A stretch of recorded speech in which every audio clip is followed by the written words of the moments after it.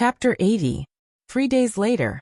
It had just snowed in Eternal Star City this morning, and the roads were muddy and dirty.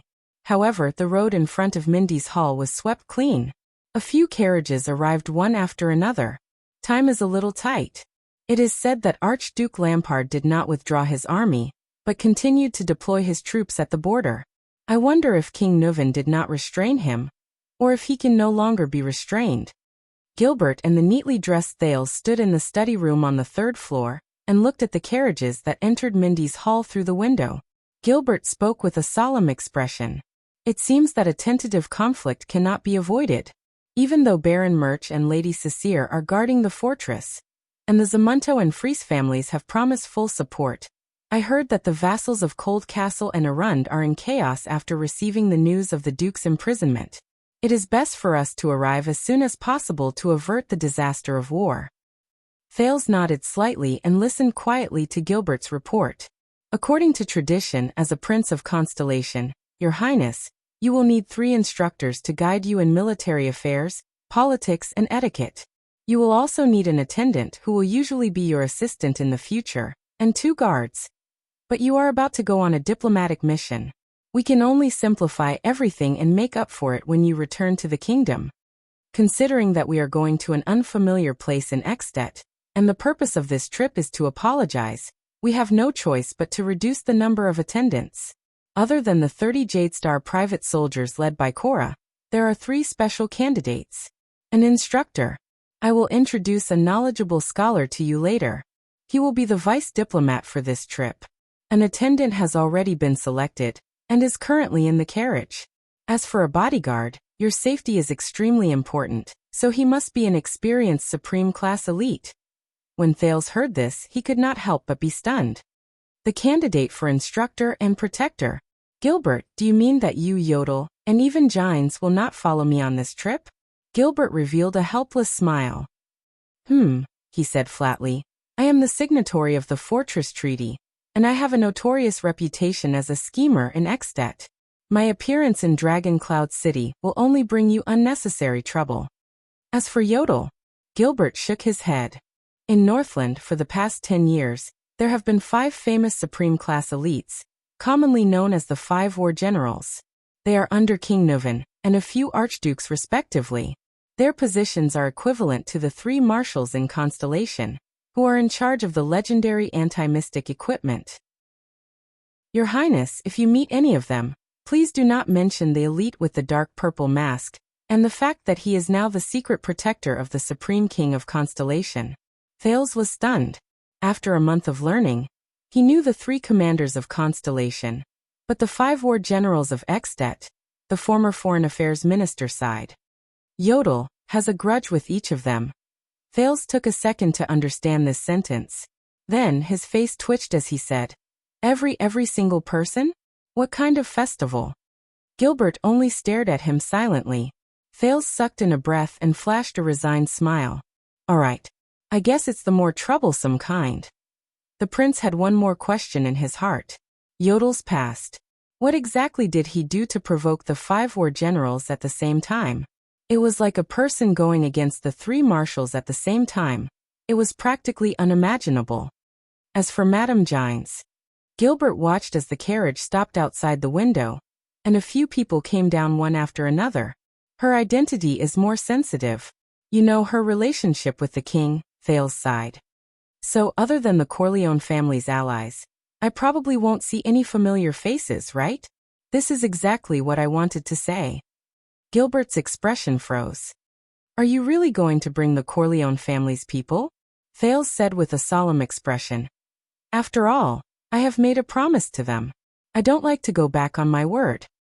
Also, even though that old witch Serena is annoying, she did use the Blood Clan's voice transmission to help me at a critical moment. It would not be an exaggeration to say that she saved my life. Thales furrowed his brows. After all, they have a Supreme Class elite and 2 Super Class elites. Serena also hopes to rely on my identity to restore her position. This is a bargaining chip that can be used. On the way to Northland, they can disguise themselves and hide among the attendants. He paused for a moment and thought of that strong and muscular figure. Also, His Majesty allowed it, didn't he? Of course, that was a promise made by a prince of Constellation. A promise made by Jadestar. Gilbert exhaled softly. However, in Constellation, with the king and our forces of power by our side, they would not dare to be too impudent. As for Extet, which is a foreign place to us, I hope that they will not bring us any trouble. After all, Yodel and I are not by your side. Gilbert furrowed his brows. You have to be careful of that old butler, Chris. I feel like I have heard his name somewhere before. Thales rolled his eyes at Gilbert. Hey, don't forget who was the one who made this alliance happen. Gilbert flashed a perfect smile and tipped his hat. Also, Gilbert, about what I told you yesterday. Thales put on a worried expression. Yes, Your Highness. Since there is no longer a need to keep your identity a secret, and Mindy's Hall has been reopened, I will send someone to Lower City District in the afternoon. It is not easy to sneak into that place. The people from the Secret Intelligence Department are more suitable than us. They will investigate the matter of those child beggars, and that female bartender. If possible, I will try my best to take care of them, even though we do not have any manpower in Lower City District. Thank you. Thales looked at the former Foreign Affairs Minister gratefully. This way, I do not have to look for Morat. But you must understand that the Black Prophet's words are not without reason, Your Highness. Gilbert was slightly hesitant, but he still raised his head and said, You are different from them after all. Also, being too close to you might not be a good thing for them. Your help might not be of any use to them, and it might even bring about disaster. Thales was silent for a while. I know. He nodded and exhaled. He turned around and adjusted his collar. Madeira, are you ready? It is time to go. A strange and faint sound of metal rubbing against each other came from outside the room. Madeira Ralph staggered into their field of vision, while stepping on a pair of strange metal prosthetics. He gave Thales a slight bow that was not quite up to standard. Gilbert's eyebrows twitched slightly.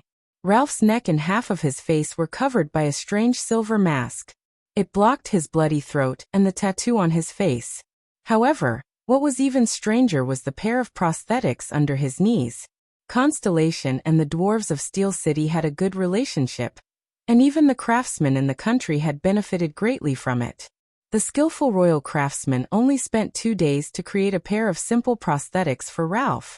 2 pieces of high-quality steel that were elastic and could withstand wear and tear were bent into the shape of an L, then hammered into the shape of a J with outstanding elasticity. The bending point was reinforced with crystal drops, and a fixed plate was made to connect the prosthetics to his knees and buckle onto his belt, allowing Ralph to walk on foot without the help of crutches. Of course, he would have to rely on his own wind manipulation psionic ability to move and dodge in battle. Thales raised his eyebrows. Not bad. It's just that the part below the knee is too eye-catching. Next time, you should cover it with pants. Madeira Ralph lowered his head and pulled out a stack of papers that were stapled together. Gilbert suddenly realized that Ralph was not hesitating, but was flipping through the sign language drawing in his hand. The clumsy Ralph found the drawing he wanted. He looked at Thales, raised his right fist, bent his wrist, and tapped it twice. Yes. Thales smiled softly. Very good. You only lack proficiency in sign language and prosthetics. Just nice, you can continue your lessons on the way. Ralph flashed a smile. He found another piece of paper and made a hand gesture. Thank you. Gilbert sighed. Since you have decided to follow His Highness to Northland, to Extet, I hope you can understand the difficulty of this trip and do your best to protect His Highness. Ralph lowered his head slightly. This time he did not need to flip through the cheat sheet. Instead, he recalled the necessary hand gestures and gestured. Gilbert, who did not understand, frowned. In the end, he could only look at Thales helplessly. Thales smiled as he answered. He said to do his best. Gilbert exhaled and shook his head helplessly. All right, at least it is a good way to send secret messages. This psionic from a gang whom they rescued from Vine Manor. No, he was a superclass. Even though he was still very inexperienced in battle, strictly speaking, he was already considered a psionic warrior. What was it that made him so convinced by His Highness? Thales waved his hand gently and snapped his fingers. Very well, let's go. At the main entrance of Mindy's hall. How have you been recently, old friend? In front of a few carriages, Gilbert extended his hand and shook hands with the skinny man who was leading the group. Very bad. The skinny man's expression was unpleasant. The administrative efficiency of Eternal Star City is far inferior to that of the frontline camp in Western Desert. I came to the capital for the documents in the Great Library, but I lost my high-grade pass a month ago, so I could only wait in the capital until now. In the end, they told me that it would take half a year to replace it. I guess you probably ran out of money for your journey. That's why you came to me. Gilbert answered with a smile. And you gave me such a troublesome task. The skinny man sighed and looked at Thales with a measuring gaze. You don't want me to give you money directly, do you? Gilbert turned his body sideways and revealed Thales' figure. This is Lord Putre Nemain from Western Desert Hills, Crowing Raven City. We used to study under the same tutor. Gilbert introduced the 40-year-old man in front of Thales, who spoke in a straightforward manner. Putre was once a bard and traveled half the world. He has a deep understanding of the geography of the continent and the customs of the various countries. He has also stayed in Northland for a long time. Your Highness, you have complained to me before that you do not understand the basic situation of the world. I think Putre will be a good candidate. He will be your vice diplomat and your instructor as you head north. Putre, this is the second prince, Prince Thales. His intelligence will shock you. Putre, the skinny man, looked displeased, but he still raised his right fist to his chest and saluted Thales. I am very happy to have the opportunity to ask for your help. Putre, can I call you that? Thales smiled and returned the salute. Of course you are the prince, you can call me whatever you want. Putre shrugged indifferently. He did not show the slightest bit of excitement and respect when he saw the only prince of Constellation. I am sorry, his temper is a little strange, but I think you will admire his knowledge and his rich experience, Gilbert said to Thales with a smile. He was not worried that his old friend's disrespectful attitude would cause the second prince to feel bad about him. Thales looked at the skinny Putre before him, then at the Highland boots on his feet. His expression did not change, but he sighed deeply in his heart. Oh fate. It's him. On the day Quide went crazy, the people from the 6th house met a skinny man wearing Highland boots at the western city gate. He had an unpleasant expression on his face, but he refused to give them any money. Hence Ryan and Kellett gave him a lesson, and took away the only card he had. It was the pass to enter the Jade Star Grand Library. At that time, Thales thought he was a scholar who had fallen from grace. Thales rolled his eyes where no one else could see. I am sorry, Mr. Putre. Your library pass is in an abandoned house in the lower city district. Gilbert brought him to the next person. It was a young man in his 20s. He had a sword at his waist, a determined expression, and a tall and straight figure. His face was ordinary, but his gaze was sharp. This is the person His Majesty and I have unanimously chosen. He will be your attendant, regardless of whether you are in Extet in Northland or in Constellation after you return. He has just returned from the Tower of Eradication a few months ago. Gilbert looked at the young man before him. His gaze was filled with complicated and indecipherable emotions. Why a Casso? Thales immediately reacted and looked at Gilbert in puzzlement. Casso? I hope this will not cause you to be disgusted. After all, nepotism. But I can guarantee that he is an elite who has been selected after going through many rounds of selection. Gilbert sighed. But he is indeed my son. The young man, Wyacasso, did not even look at his father. He bowed respectfully towards Thales. Nice to meet you, Your Highness. My sword and wisdom are yours to use. For the rest of my life, I will serve you wholeheartedly. Thales felt a little awkward. Is it really okay to use for the rest of my life? And for the rest of my life, the moment we meet? But he still nodded and returned the greeting with a cheerful expression. I will rely on you for the rest of my life, Waya. Waya lowered his head respectfully. This life and this body are at your disposal. Thales rolled his eyes in his heart again. Gilbert is obviously very good at socializing, but why is his son? Is he a little serious or dumb? But he could also feel that Waya and Gilbert did not seem to get along. Is the relationship between father and son cold? Gilbert sighed and continued forward with Thales. This time, when Thales saw the figure under the cloak, he did not need to be introduced. He already cried out in surprise. "It's you." The petite figure under the cloak turned around with her hands on her hips. "Yes," the person said in a carefree manner. She was neither respectful nor cold. Instead, she made people feel that she was sincere. "It's me." Gilbert, who seemed to be like this after meeting his son, said expressionlessly, "You should have met this person before. She is the same as Yodel. She was originally one of His Majesty's secret protectors. This time His Majesty specially transferred her out." Hey, what do you mean transferred out? Kessel can't order me around." The cloaked woman who covered her face interrupted Gilbert's words. She walked in front of Thales without any trace of politeness. In front of the dumbfounded prince, she patted his shoulder with her left hand and pointed at herself with her right thumb. "Brat, my name is Ida." "Ida?" Thales was stunned. "Ida Wang?" Asterisk thud. Asterisk while Gilbert and the others had unpleasant expressions on their faces, Ida knocked on Thales' head fiercely. "What Wang? I'm not from the Far East." As Thales grimaced and touched his head, she whistled. "Listen up, my name is Ida Rorikit Giselle." Ida seemed to have encountered some kind of obstacle. She scratched her head desperately for a few seconds. Finally, the cloaked woman put down her hand weakly and said dejectedly, "Hey, forget it. My name is too long. Sometimes, I can't remember it. You can just call me Ida." Thales stared at Ida dumbfounded. He felt that his originally serious outlook on life had been refreshed once again. But this feeling of being hit on the head is really familiar. A few familiar figures appeared before his eyes. He did not know how Jayla and the children were doing. He had only received some vague information from Morat. "Madam Ida." Gilbert's face was ghastly pale. "Next time, please pay attention to your behavior towards His Highness." Thales touched his head, which was gradually no longer hurting. He noticed that although Gilbert was dissatisfied, he had no intention of holding him accountable. So he also tacitly agreed. "This person has the right to hit the prince's head? What's wrong with that?" Ida said unhappily, "Can't I hit him? When I hit Mindy's head in the past, even Kira did not dare to have any objections." Thales' expression froze. He noticed that Gilbert did not refute her.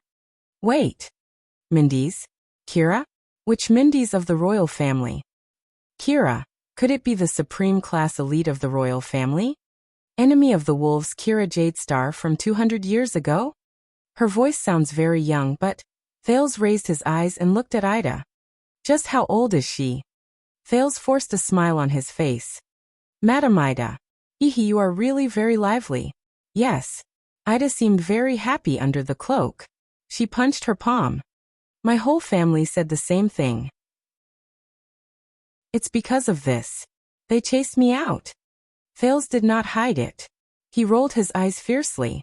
Gilbert coughed violently and attracted the attention of a few carriages. "Everyone, if there are no questions, we can get used to each other on the road. I believe that everyone knows the destination and mission of this trip. But if there are no questions, let us get on the carriages," he said loudly. "His Majesty and the Dukes are waiting at the North City Gate to send the diplomat group off." Cora nodded. The 30 Jadestar private soldiers got busy. Gilbert nodded at Thales and sent him to the carriage. The prince's attendant, Wyacasso, stared at Ralph, who had a strange expression on his face. But under Thales' smiling face, he still followed the phantom wind follower and the second prince into the same carriage. "Putre," Gilbert called out to the thin man who was about to get on the carriage. Putre turned around expressionlessly. The former Foreign Affairs Minister, Count Gilbert Casso, said with a solemn expression, "I am handing over the prince and the future of Constellation to you. You have traveled through half the world. From the naval battle of Crystal Jade City, the Bloody Year, the Desert War, the Civil War of the Alliance, the Steel and Tree Rebellion, to the Eastern Peninsula's Handel Succession War and the Night War. You have seen countless wars and chaos. You know how cruel they are, and your trip this time is to put an end to the war in Constellation." "Enough," Putre interrupted his old friend. The thin man still had a displeased expression, but his eyes shone brightly. "I will accept it. It is the same as 12 years ago." Chapter 81. Early in the morning, on the road to the northern city gate in Eternal Star City, a team of soldiers from the city defense team tactfully avoided the people in the empty space in front of them and consciously prevented others from approaching. Don't worry, I'm not stupid enough to openly kill the prince in the capital. The guardian Duke of Land of Cliffs region, Coaster Nanchester, stood tall and straight in the middle of the road. He flicked the snow on his cloak, which was covered with the symbol of the great deer antler. He said coldly, "I just want to see him." He stood in front of the continuous line of carriages and looked at the vigilant Jadestar private soldiers, waiting for their master's reply. Gilbert got off the carriage and looked at the great deer antler carriage and a few guards from the Nanchester family, as well as another carriage with the symbol of the tricolor iris flower in the distance. He frowned. "Duke Nanchester, if you want to send the diplomat group off, you can wait at the northern city gate. Intercepting them halfway is not how a suzerain of a land should behave." Coaster's expression was unpleasant as he pointed at the carriage in the distance. "It's not just me. There's also the boy with the tricolor iris flower." Gilbert quickly thought about the situation at hand. We all know that even though he's only 7 or 8 years old, he's not an ordinary child. Coaster shook his cloak impatiently. "Send the news to the second prince and let him make the decision." A tender child's voice came from the third carriage. "It's okay, Gilbert. Let me handle it." Thales pushed open the car door. Accompanied by the nervous Wyacasso and the vigilant Madeira Ralph, Thales walked to Coaster with a calm expression. Coaster looked at the child with a complicated gaze and gestured to the side of the road. Thales took a deep breath and nodded. He waved at the attendant and the Phantom Wind follower before following Coaster to the side of the road. What kind of drama is this? The vice diplomat of the diplomat group and the prince's instructor, the thin Lord Putre, got off the carriage impatiently, as if he had been disturbed from a beautiful morning. Gilbert shook his head. A fight within the kingdom. So peaceful? Putre narrowed his eyes and looked at the Duke of Land of Cliffs and the second prince in the distance. Peace. Gilbert frowned and glanced at his old friend. "It's so peaceful that I'm about to cry." Putre curled his lips and said sarcastically, "You should go to the eastern continent, to the Kirin holy capital, and see the infighting between the Chun royal family, the eunuchs and the nobles in the Mengyi dynasty. Of course, you haven't been there before, so it's normal for you to have shallow knowledge." Gilbert exhaled discontentedly through his nose. He could not find any effective words to refute him. Damn bards. Thales looked at the hostile Duke of Great Deer Antler in front of him and pondered over the other's intentions. He must have come with a purpose. But we are destined to be enemies. Be vigilant. "I didn't expect that the first person to come would be you," Thales said quietly. Coaster snorted softly. "I don't want to see you in front of so many people." Fakenhas's sarcasm is too annoying. The one-eyed dragon stared at him coldly. "Brat, I know you're very smart. I'll cut the crap and listen. I don't like no one ever dared call me a hypocrite." Thales spread his hands helplessly. "Then what do you want me to call you? Liar? Swindler? Or actor? Best actor? Sect leader you?" Coaster ignored his words. The scar on his blind left eye looked hideous. "But I can still cast aside my prejudices. In the future, the Land of Cliffs region can fully support you to become the supreme king and suppress the nobles who are eager to cause trouble, as well as the suzerains with ulterior motives. The Great Deer Antler acknowledges you as its master, and the Jadestar family will still be the royal family." Thales was stunned for a moment. "What?" Thales' eyebrows twitched. "I thought that the Great Deer Antler and I were already sworn enemies."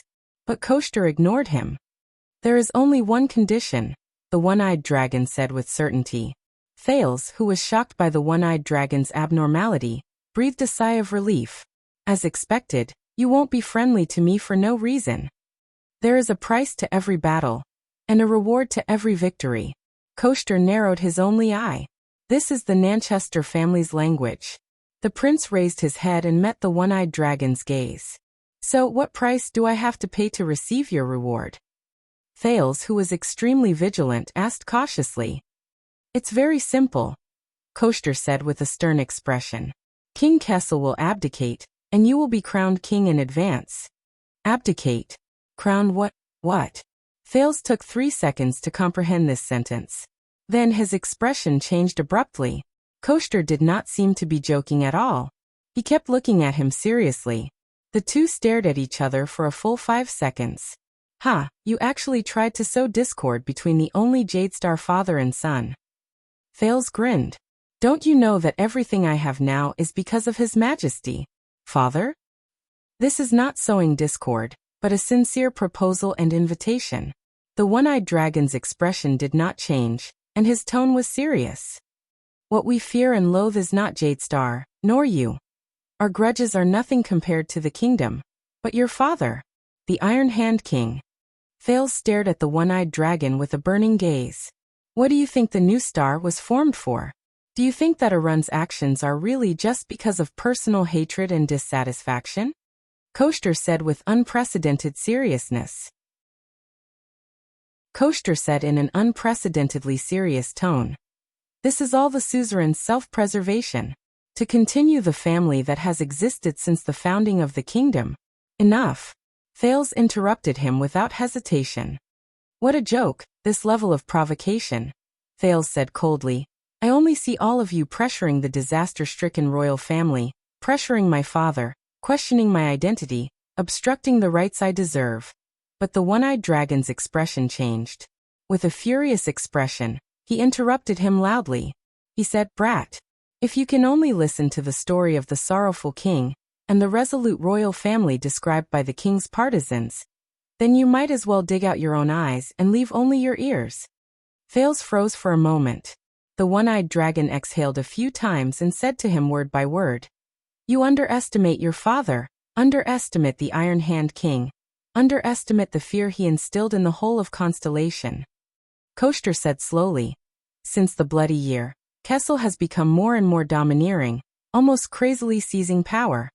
From supporting a Duchess of Blade Edge Hill, who could only survive by relying on the royal family's prestige, to indirectly controlling the two great families in the southwest, controlling the piranhas at the southwestern estuary of the kingdom, and the richest morning sunflower.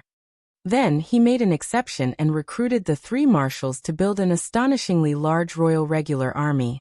Then there was the central tax bill that weakened the suzerains, the fixed conscription bill, and the border county development bill that produced a large number of new nobles. And his favorite national conference, using thousands of public opinion to force the suzerains to submit and hand over their power to the royal family. It was the same during the Desert War and the succession of the throne. The higher parliament, where the suzerains united to speak, was useless. When making decisions, only the voice of the king and the cheers in the square could be heard. He even wanted to intervene in the succession of the 6 great clans and the 13 distinguished families. Even the internal strife in the Covendier family 2 years ago had his shadow in it. Thales felt a chill in his heart. What is this? Koster said with a gloomy expression. Do you really think that when a national war is imminent, no one is willing to send troops for the king? Is it really because we do not care about Constellation's survival? Your father and his wits are terrifying. If we let him do as he pleases for 20 years, the 19 noble families, from their power, wealth, status, people, and territories, will all be devoured cleanly. We will either submit or be destroyed. Constellation will return to the system of the empire. With such a king around, how can we not panic?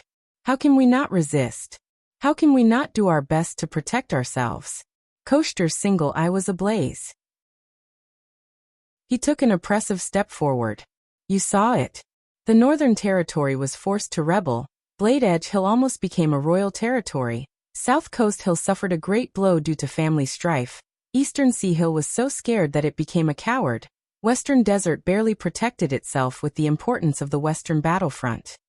His gaze was stern and solemn. As for the Land of Cliffs region, they did not want to sit still and wait for death. New Star used Extet's power to curb Kessel's royal power. This was already our last resort when we were at our wits' end. Other than raising our troops. Koster gritted his teeth. It is a small matter that we did not succeed. But if Kessel continues to act willfully. Thales stared at the Duke of the Land of Cliffs in shock. This was another version of the current situation in Constellation that he had heard. It was far different from the version that Gilbert had instilled in him. The bloody year changed him. Kessel is now like a real emperor. Koster's voice was mournful. He wants to dominate everything in this country. He treats every suzerain as an enemy. He is merciless in suppressing and plotting against them. He treats Constellation as his personal carriage, and he has no control over his horsewhip and spurs. Those who can be used will be used as bargaining chips, and those who cannot be used will be suppressed and eliminated. Those who go along with him will prosper, and those who go against him will die. Thales frowned tightly as he recalled how a few counts questioned the king's authority at the beginning of the national conference. This is not a good thing, whether it is for our suzerains, for Jadestar, or for all of Constellation. If this goes on in this ancient country, sooner or later, there will be a great disaster. Koster gritted his teeth. His single eye was like lightning. You are about to go to Ekstedt. This is not a good errand, but it will allow you to see another constellation from another angle.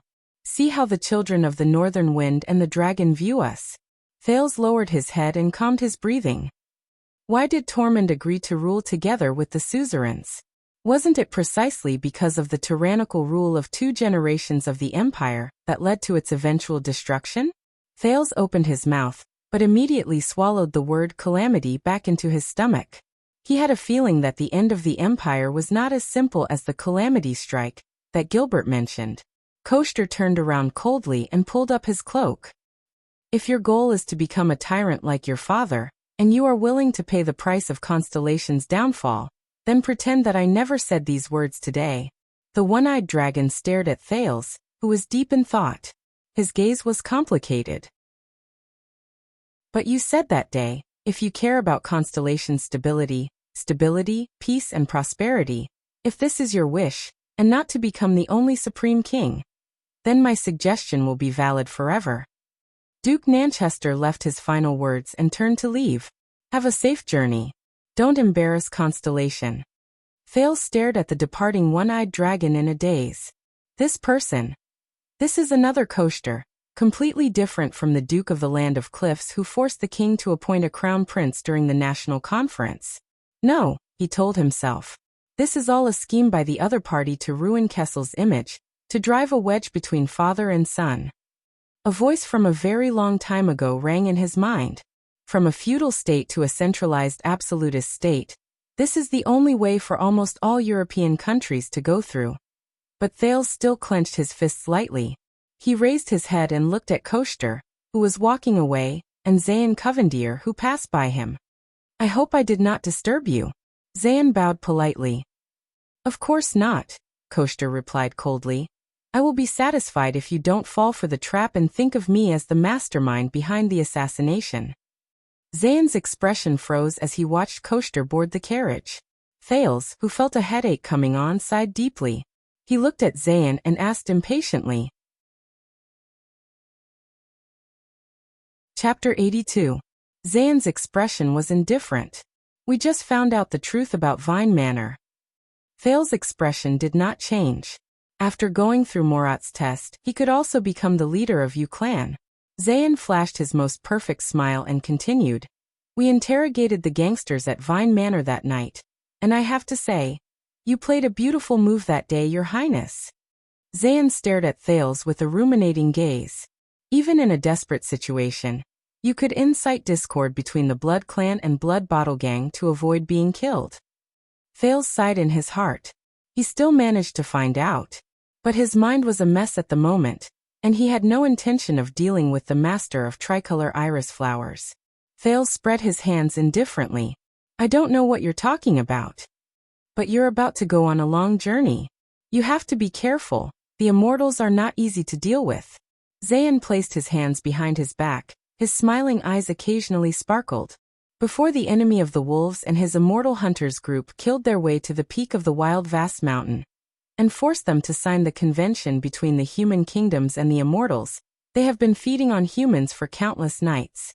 They must miss the taste of human blood to this day. In the human kingdoms, they will always bring trouble. If you are in the same boat as jackals and wolves, you will run the risk of capsizing. You're so righteous. But why did you say that? Thales scratched his head. returning the same words. Thales sighed and said, the original employer of the blood clan. Zayn stopped smiling. The two stared at each other in silence. Thales felt increasingly uneasy. Zayn's gaze shifted, and he suddenly broke into a smile. But I do owe you a favor. Thales frowned slightly. Zayn smiled and said, thank you for the day of the assassination, even though I know you had no intention of shielding me. Is he trying to be friendly? What day is it today? Why is everyone trying to be friendly to me? Is it Children's Day?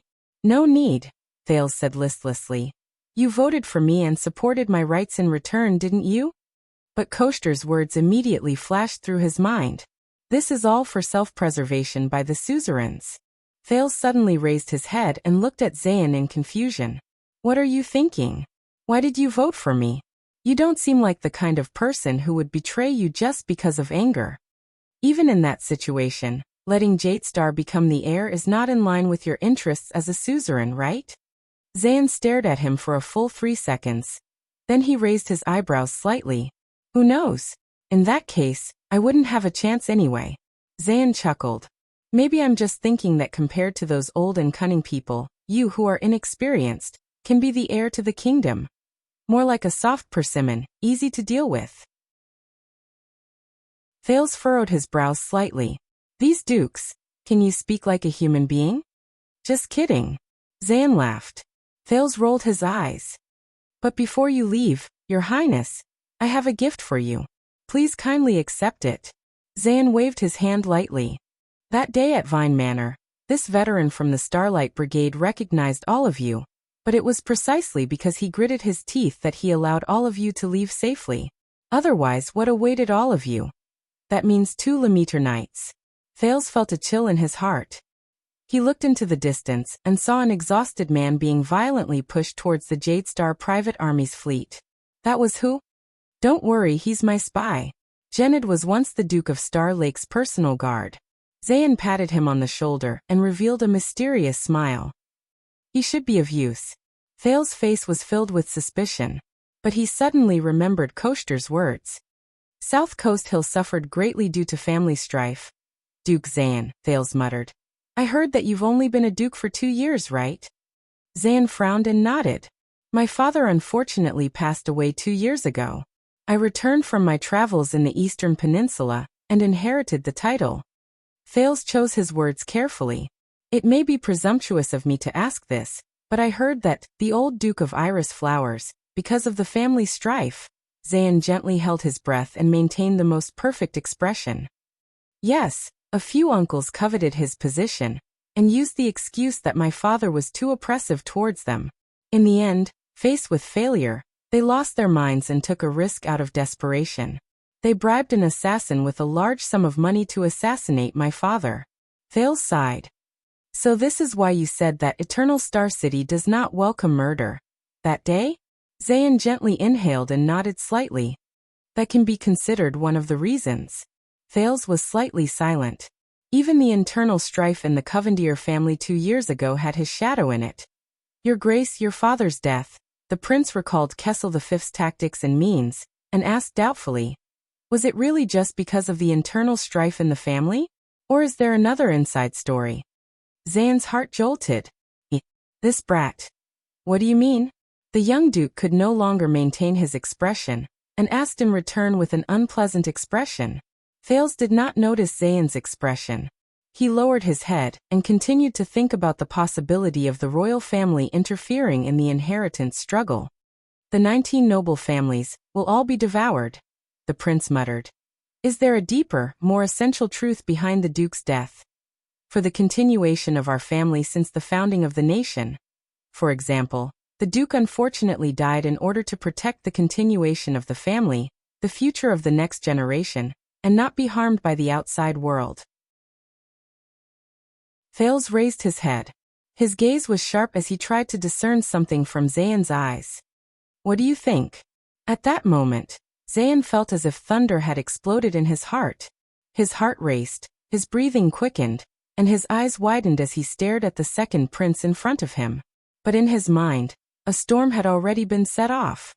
Why did he deliberately mention my father's death? The continuation of the family. The survival of iris flowers. He's a member of the royal family, so he must know. The first Duke Covendier was the first Chief of Secret Intelligence and Chief of Intelligence of Constellation more than 600 years ago, and also the person in charge of the project of world cleansing. So, the future of the next generation of Covendier. Is he talking about me or Hilly? The weather was cold, but Duke Zayn Covendier, who had excellent self-restraint, was already drenched in cold sweat without realizing it. Damn it. About my father's death, about that matter. About, Zayn clenched his fists, Hilly's identity. What did he actually know? The young Duke raised his head and looked at Thale's burning gaze. He's threatening me. Warning iris flowers. Damn it. Zayn's breathing became erratic. Thales then noticed Zayn's livid expression, and suddenly came to a realization. Asking about someone else's father's death early in the morning. Am I being a little too much? Sorry, Thales smiled apologetically. I was being too presumptuous. In his eyes, Zayn took a deep breath and forced himself to squeeze out a submissive and ingratiating smile, which was a rare occurrence for him. Usually, this was a piece of cake for him. No. Zayn felt bitter in his heart, but he immediately closed his eyes, bowed deeply, and said with difficulty, Your Highness Thales, tricolor iris flowers understands what you mean.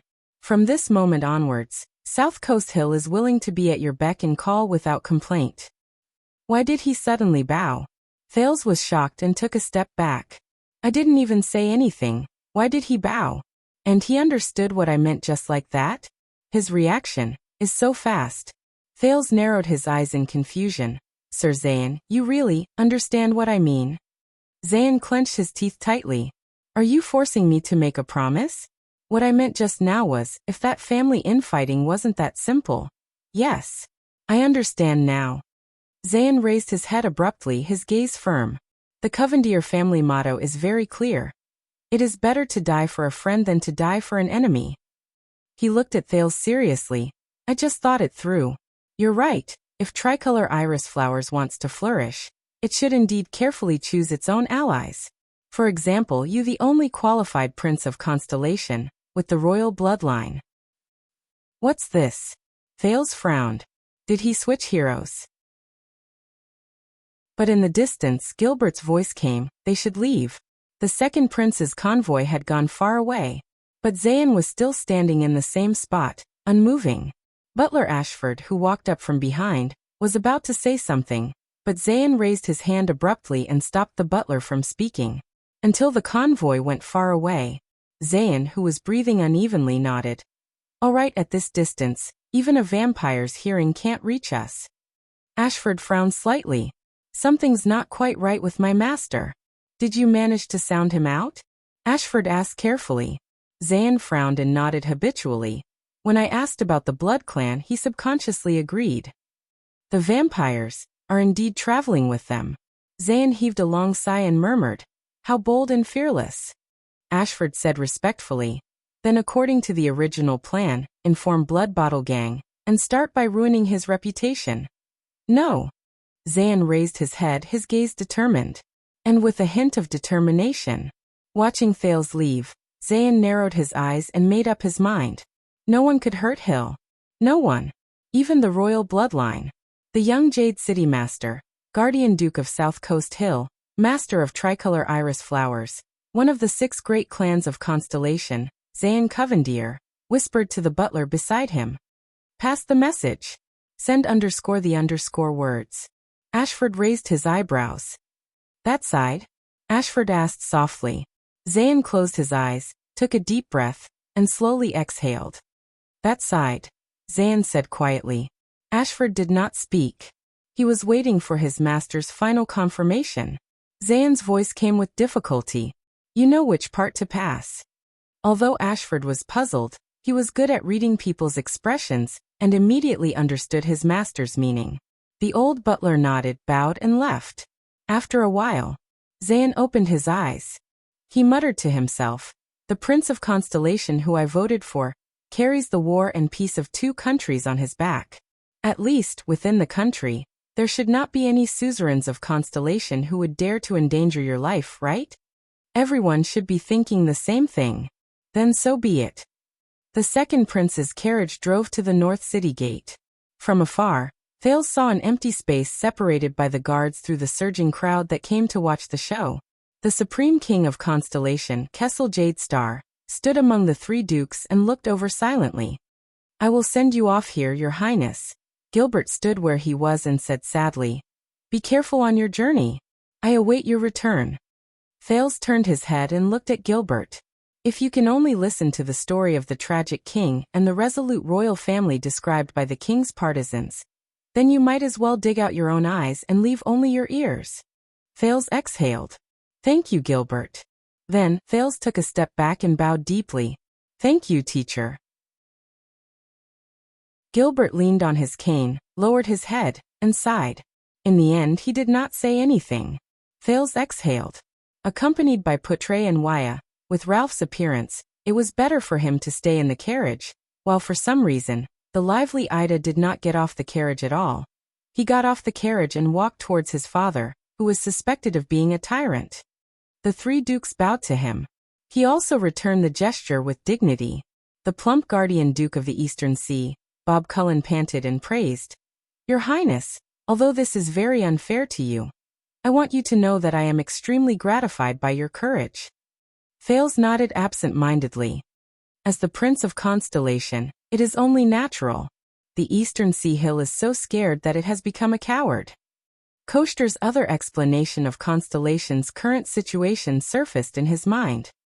He, I once hoped that my son would be as outstanding as you, your Highness. The Guardian Duke of Western Desert, the terrifying Fakenhas, continued to mock him. But looking at it now, forget it, it is too dangerous. Thales rolled his eyes in front of him. Thank you for your kind words, he said weakly. Western Desert is trying its best to protect itself with the importance of the Western battlefront. He walked in front of the young lady. Lyanna Tabark, the delicate and pretty young Duchess of Blade Edge Hill, looked at him with a cold expression. I think, we all know what kind of heavy burden it is to be the last person in the family, she said softly. But it is precisely because of this, the young lady said bluntly, but her words were sharp, that we become stronger. How much of Blade Edge Hill is the territory of the king? Lyanna gently pressed the blood moon pin on her chest and said softly, Your Highness, we are about to part. I will give you the Tabark family's language. Thales was stunned. The cold young lady bowed slightly and enunciated each word clearly. Only blood can sharpen the blade. Thales stared at the 15 or 16-year-old girl in front of him. After a few seconds, he reacted and nodded heavily. I will remember it, and dare not forget it, he said. Asterisk thud. Asterisk the king's scepter was propped on the ground. The three dukes, Cullen, Fakenhas, and Lyanna, all retreated tactfully. Thales took a few steps forward and bowed gently. You underestimate your father, underestimate the Iron Hand King, underestimate the fear he instilled in the entire constellation. You have met Kia, Kessel V said quietly. Thales nodded. Very good. Then you will know what kind of path we, you and I, are walking on. Kessel looked at him coldly. The bloody year changed him. Our enemies are everywhere in this world. Kessel sighed and said quietly, one careless move and we will be doomed. He treats every suzerain as an enemy. He is merciless in suppressing and plotting against them. He treats Constellation as his personal carriage, and he has no control over his horsewhip and spurs. Thales inhaled. In Kessel's eyes, there was such determination in his gaze. Go on your way, young Jadestar, Kessel said slowly. Bring glory to your country, bring glory to your family. Live for Constellation. Thales raised his head and nodded lightly again. Behind him, Gines Bajkovic could not help but take a step forward. Boy. The female official seemed a little awkward. But Gines still took a deep breath and said with complicated emotions, Remember to practice your sword. Remember to practice your sword. Thales flashed a smile. Yes, Madame Gines. After Poutre and Waya bowed to the king, the latter gave them a few words of encouragement. Thales knew that the time to depart had finally arrived. However, at this moment an unexpected person walked to his side with a cane. "Your Highness," Morat Hansen said with a hoarse voice and an unpleasant smile on his face to the vigilant Thales, "when you reach Ekstedt, please help this old man pass a message to an old woman." With a bad impression of the Black Prophet, Thales asked in bewilderment, "Which old woman?" Morat grinned. "You will know when you see her." Thales furrowed his brows deeply. On the city gate, which Thales did not notice, a masked figure slowly disappeared into the air. Hence, the fleet of carriages with the double cross-shaped stars flag and the 9-pointed star flag slowly set off. All the way north. Thales leaned against the wall of the carriage and exhaled. Why do you think that when everyone said goodbye to me, it was as if they were bidding farewell for the last time? Will King Nuvan really kill me? He did not expect an answer from Waya. But the second prince's attendant, Waya Casso, who had been looking outside the carriage, actually raised his head slightly with a complicated expression. "Your Highness, in the Tower of Eradication, my teacher once taught me a sentence." In the next second, Waya said something that made Thales' eyes brighten. Until a long time later, Thales would still occasionally think of it when he could not sleep at night. Waya Casso said softly, "That's right. Treat every farewell as a final farewell. Treat every second of your life as a chance to survive. This way, we will not miss out on our lives." Recently, some readers in the book comment section suggested that the protagonist is too much of a Virgin Mary. I think I need to respond. The following is my response. Oh, that is my response. Chapter 83. Your Highness, you are really well loved among them. The subjects have not forgotten that it is Constellation and the Jade Star royal family that ensure their prosperous lives. The one who spoke was Baron Lamore. As the suzerain of 4 local villages, his castle stood at the center of the 4 villages. To the south, one could see the Central Territory's Renaissance Avenue, which was covered in yellow fallen leaves. To the north, one could see the birch forest unique to the Northern Territory. This was the 4th morning of their journey north to Ekstedt. Along the way, they stopped a few times to resupply. If everything went smoothly, they would enter the Northern Territory this afternoon and reach Broken Dragon Fortress tomorrow night. Baron Lamore might only be in his 30s, but his obesity was comparable to that of the old Duke Cullen. The Baron was smiling so widely that his eyes could not be seen. He spoke enthusiastically to the second Prince of Constellation, Prince Thales Jade Star, who was surrounded by his smiling subjects of various sizes. The subjects are looking forward to your arrival and feel honored. The continuation of the Jade Star royal family is really a great favor from the Sunset Goddess. Baron Lamore stroked his belly and said with a smile, "I believe that in the future, under your Highness' rule, Constellation will be even more prosperous and happy than it was in the past. At the end of the day, we are the descendants of the Empire." Thales walked in the clean and spotless village, where even the snow stains had been swept away. He maintained the most basic smile and waved at his subjects, who were dressed in bright and beautiful clothing. Waya, Cora, and 5 Jade Star family's private soldiers stood by his side, nervously separating him from the crowd. Behind them was Ida, who was obviously lethargic from the way she walked. "It is best that we leave immediately, Your Highness," Cora, the leader of the Jade Star private soldiers, said with a serious expression. "This is really not a good idea." "Indeed." Waya stopped a squire. "Your mission is an envoy, not an inspection. You are just passing by." Thales nodded. In an inadvertent moment, he made a few gestures that no one could understand. "How is it?" Waya looked at the prince's gestures and frowned. He looked at the other direction of the village in displeasure. As expected, Ralph's figure appeared in a secluded spot in the distance. He racked his brains and made 2 gestures at Thales. "The ones behind are fake. Everything. Fake." Sigh. Thales' heart sank. He looked at the child who was 7 or 8 years old who was closest to him. She was about his age. The child's skin was dark and he was so thin that he was just skin and bones. He was wrapped in a set of thick clothes that clearly didn't fit him. His small hands were hidden in his sleeves, and he couldn't take them out at all. His eyes were filled with fear and cowering, but he still forced himself to reveal a fake smile. The muscular man with numb eyes waved his rough and deformed hands strenuously. A timid woman with a headscarf wrapped around her head was wearing clothes that did not match at all. Her top was clearly closer to the style of the king's city. An old man in his 60s, wearing a funny cloak that seemed to be used by nobles to shelter themselves from the rain, was shivering in the cold in a corner where no one else could see. Also a spotless village where all the citizens lined the streets to welcome them. Thales sighed and looked at Baron Lamore with a smile. Did they take him for a fool? So there was a Potemkin village in this world. The supply should be complete. Thales then made a gesture that no one else could understand towards Ralph in the distance. He shook his head and said softly to Wyatt and Cora, "Let's go." Wyatt even glared fiercely at Ralph in the distance, who had a dark expression on his face. He then followed Thales with Cora. He was the second prince's attendant.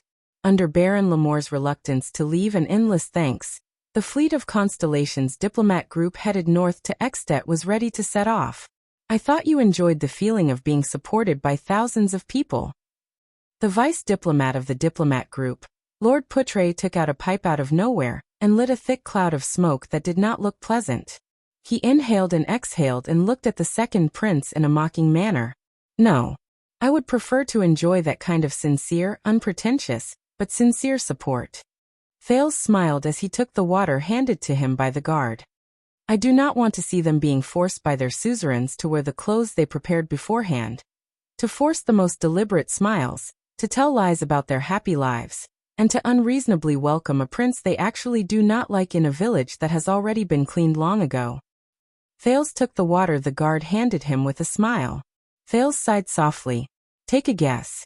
How many of them have smiles on their faces, but are actually filled with hatred towards me, the prince who suddenly arrived? None. Unexpectedly, Poutre denied his words. If I have to pick one, it's probably only that fat baron. Thales raised his eyebrows. Don't think too highly of yourself, future king. Poutre exhaled a mouthful of smoke in disdain.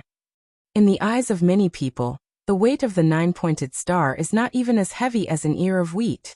If an ear of wheat can feed them, what can the nine-pointed star do? Oh, there are still benefits. Poutre chuckled. For example, the suzerains can feed them a full meal and distribute some unwanted clothes to welcome a certain heir of the nine-pointed star who passes by in a dignified manner. Thales' expression was solemn. Before he got into the carriage, he cast one last glance at the village at the junction of the Northern Territory and Central Territory. He could not help but say, "This is the intersection point of Renaissance Avenue and the Birch Tree Forest. The specialties of the Northern Territory and the goods of Central Territory all pass through here. There is no shortage of land and hunting forests, but the people here are still so poor. Is it because of excessive deductions, land problems, or heavy taxes? Let's change the words. Baron Lamore is one of Count Talon's vassals. He delivers taxes to the latter and responds to conscription. The Talon family is a distant relative and supporter of the Jadestar royal family. To put it more accurately, the rulers of the territory are too loyal and patriotic."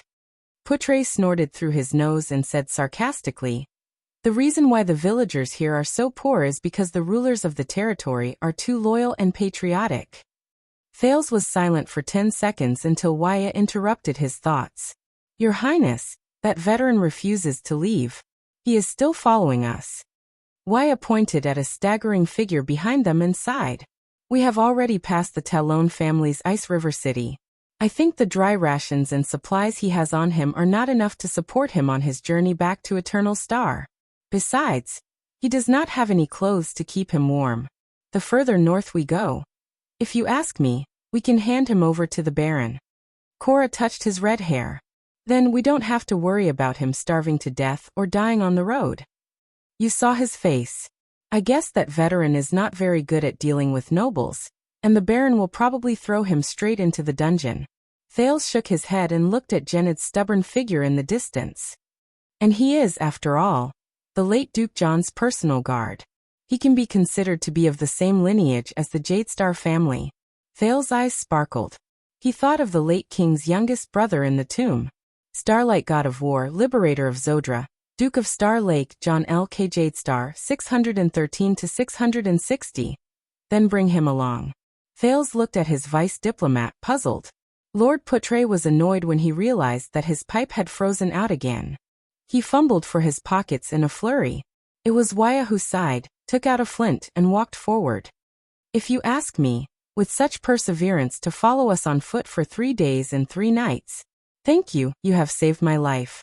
If he is not the most loyal subordinate, then he is the most dangerous enemy. Putre lit his pipe and looked at the carriage at the back of the caravan, which contained a coffin. He said disdainfully, no matter which one it is, you have a reason to bring him in and place him under your observation and control. After all, you have everything in this filthy caravan, don't you? Thales frowned and pretended that he did not hear Putre complaining to him about the blood clansman's traveling companions. Loyal subordinate and dangerous enemy. I do not want to take the risk to bet on either possibility. It's hard to say. Putre took a deep breath of his pipe and closed his eyes in comfort. Sometimes it is also possible for both to be true. Thales rolled his eyes in resignation. Your Highness, that veteran? Waya asked tentatively. Thales muttered to himself for a while before he suddenly strode towards the veteran from the Starlight Brigade. Ralph followed behind him without a word. Waya was stunned for a moment. He quickly caught up to the second prince and cast a displeased glance at the Phantom Wind follower. After he passed him, he subconsciously took a step forward and became the person closest to the prince. Waya felt that his status as an attendant was being seriously threatened by the silver-masked man who needed prosthetics to walk. For example, the sign language that only he and the prince could understand. Veteran. Thales called from afar. What is your name? Genid, who was shivering with his arms crossed in the cold, raised his head. When he saw the 9-pointed star embroidered on Thales' clothes, his eyes brightened. He remembered the time when the languid middle-aged Duke walked out of the barracks for the first time and bumped into him. Duke. Genid, he said while shivering. Still not willing to give up, is it? Thales narrowed his eyes. But you know it is impossible for me to let you follow us. You were sent here by Zayn Covendier, and I don't trust him. Genid was stunned for a moment before he quickly explained. I am not with them. I was captured by them. I don't know why they sent me here. But it has been 3 days. Why are you following me? Thales interrupted him and stared straight into Genid's face. Give me a reason to believe you. Genid stared at Thales in a daze. That's true. I am not the Duke after all. He won't believe me. If it were the Duke, he would probably smile mysteriously, pat him on the shoulder, and generously ask him to collect a portion of food. Then he would leave behind a sentence of, I will be watching you, and leave with a peace of mind. But it is precisely because of this personality of the Duke that the veteran, who was in his 30s, gritted his teeth and raised his head. On the way here, I heard from those who imprisoned me that Your Highness, you are going to Extet? To use your own life to quell the anger and hatred of the Northlanders? Thales stared at him without saying a word. Genid crossed his arms and trembled as he said, Please let me follow you, follow the 9-pointed star. Thales did not speak.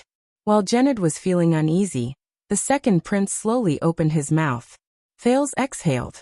I heard that you were once a member of the Starlight Brigade. You were Duke John's personal guard, my father's uncle? Genid's gaze darkened. Yes. And I have failed him. Thales said coldly. If it is for the loyalty of your comrades in the Starlight Brigade, you can always return to the capital and serve my father and King Kessel. I have already served him for 12 years in the capital. The travel-worn Genid panted laboriously and looked at Thales. And now, I have nowhere else to go.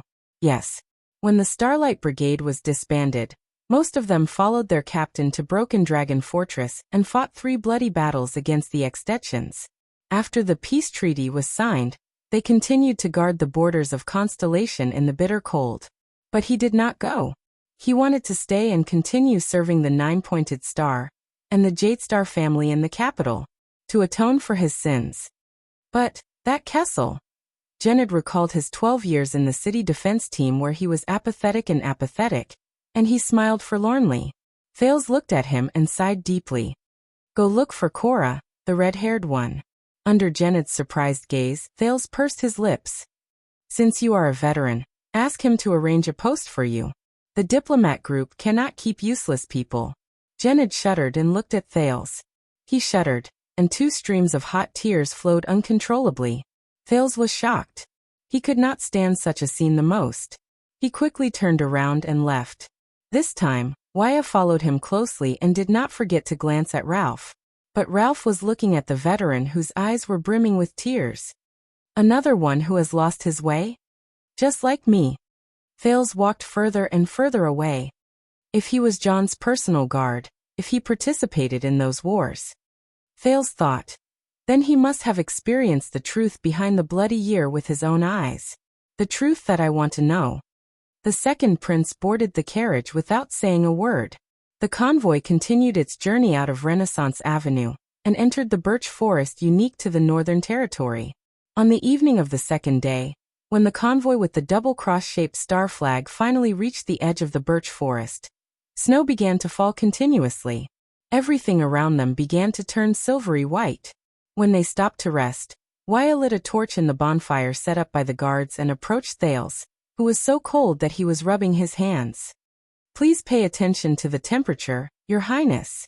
From now on, unlike the capital, unmelted snow will become the norm. You've been here before?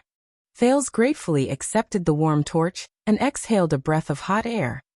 Not only have I been here before. Wyatt chuckled. The Tower of Eradication is in the southwest of the border between Extet and Camus Union, in the mountain range to the north of the Great Desert. At that time, the Desert War was fierce, and the road to Western Desert was blocked. I could only take a detour from the Northern Territory to Extet and report to the Tower of Eradication. Thales, whose interest and curiosity had been piqued, was about to inquire further when Poutre walked over. It's a little colder than usual this year. Broken Dragon Fortress will only be colder than here. Lord Poutre picked up a handful of thin snow on the ground.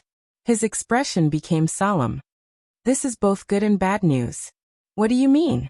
Thales, who did not know much about the Northern Territory and Extet, humbly asked the vice diplomat, who was obviously knowledgeable but had never pretended to speak to him. The good news is that the day before the bitter cold, which is unique to the north, will come earlier than usual. No matter how good the Extetians are at fighting in winter, it is impossible for them to mobilize a large number of troops to deploy into battle formations or besiege the fortress when the water is frozen. Their supply lines will collapse due to the bitter cold. Poutre muttered. The bad news is that if Lampard wants to take down Broken Dragon Fortress, these 2 days will be his last chance. Thales felt a chill in his heart. Yes, Your Highness.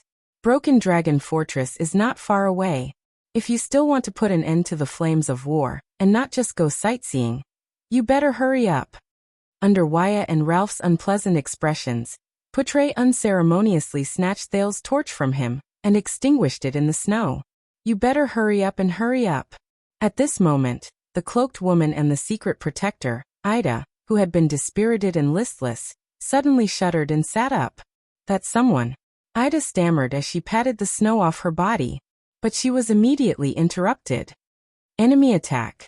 In the distance, a loud and angry voice shouted. It was the veteran Janet's voice. Thales stood up abruptly. Wyatt and Ralph, who were beside him, were faster than him. One of them unsheathed his sharp blade, while the other shielded him behind himself. Cora. Poutre shouted calmly. Formation. Cora roared. The 30 Jadestar private soldiers shouted, unsheathed their swords, and formed a wall with their shields. They surrounded Thales and formed Constellation's famous astral formation. But Thales, who was firmly protected between 2 people, the attendant and the phantom wind follower, looked around in confusion at the birch tree forest in the evening. Where are the enemies? In the next moment he no longer had to be confused. Shadowy figures strangely appeared behind almost every tree in the surroundings in an instant. There were at least 20 of them. Thales felt a chill in his heart. He had seen this kind of body movement that suddenly appeared. It was like a frame skip in an animation. The Jadestar guards lit their torches as if they were facing a great enemy. They were teleported to a few key points in the circle formation to provide illumination. The light from the torches illuminated the surroundings. Figures dressed in luxurious clothes and armor, both actually appeared on everyone's body at the same time. Appeared one by one from the dark forest. There were men and women, and every one of them was tall and handsome. But everyone's gaze was sharp as they stared at them coldly, as if they were looking at prey that was bound to die. Poutre also drew a sword and held a torch as he shouted calmly, "Who goes there?" Under the astonished gazes of all the constellations, a graceful figure slowly walked forward in a dignified and quiet manner. It was a woman. It was the first woman that Thales saw after he transmigrated. She was so beautiful that she was suffocating. How should I put it? She's breathtakingly beautiful. She was dressed in a well-tailored black gown that perfectly accentuated her figure. Her face was gentle, her hair was silvery, and her purple eyes looked as if they were sparkling with tears. She was an endearing sight. If she were in Red Street Market, she would definitely be an existence that only nobles of Duke level could meet. The adorable beauty, whose age could not be determined, slowly opened her cherry mouth. Her face was clearly an endearing sight, but at that moment, she was like a robot as she said coldly, "Good day, everyone. I am Katerina Van Corleone. My enemies like to call me the Weeper." Everyone's breathing froze for a moment. The first thing Thales did was to look at the carriage with the black coffin behind him. He was shocked and bewildered. Corleone? Katerina? Weeper? Isn't that? But everything before his eyes was still going on.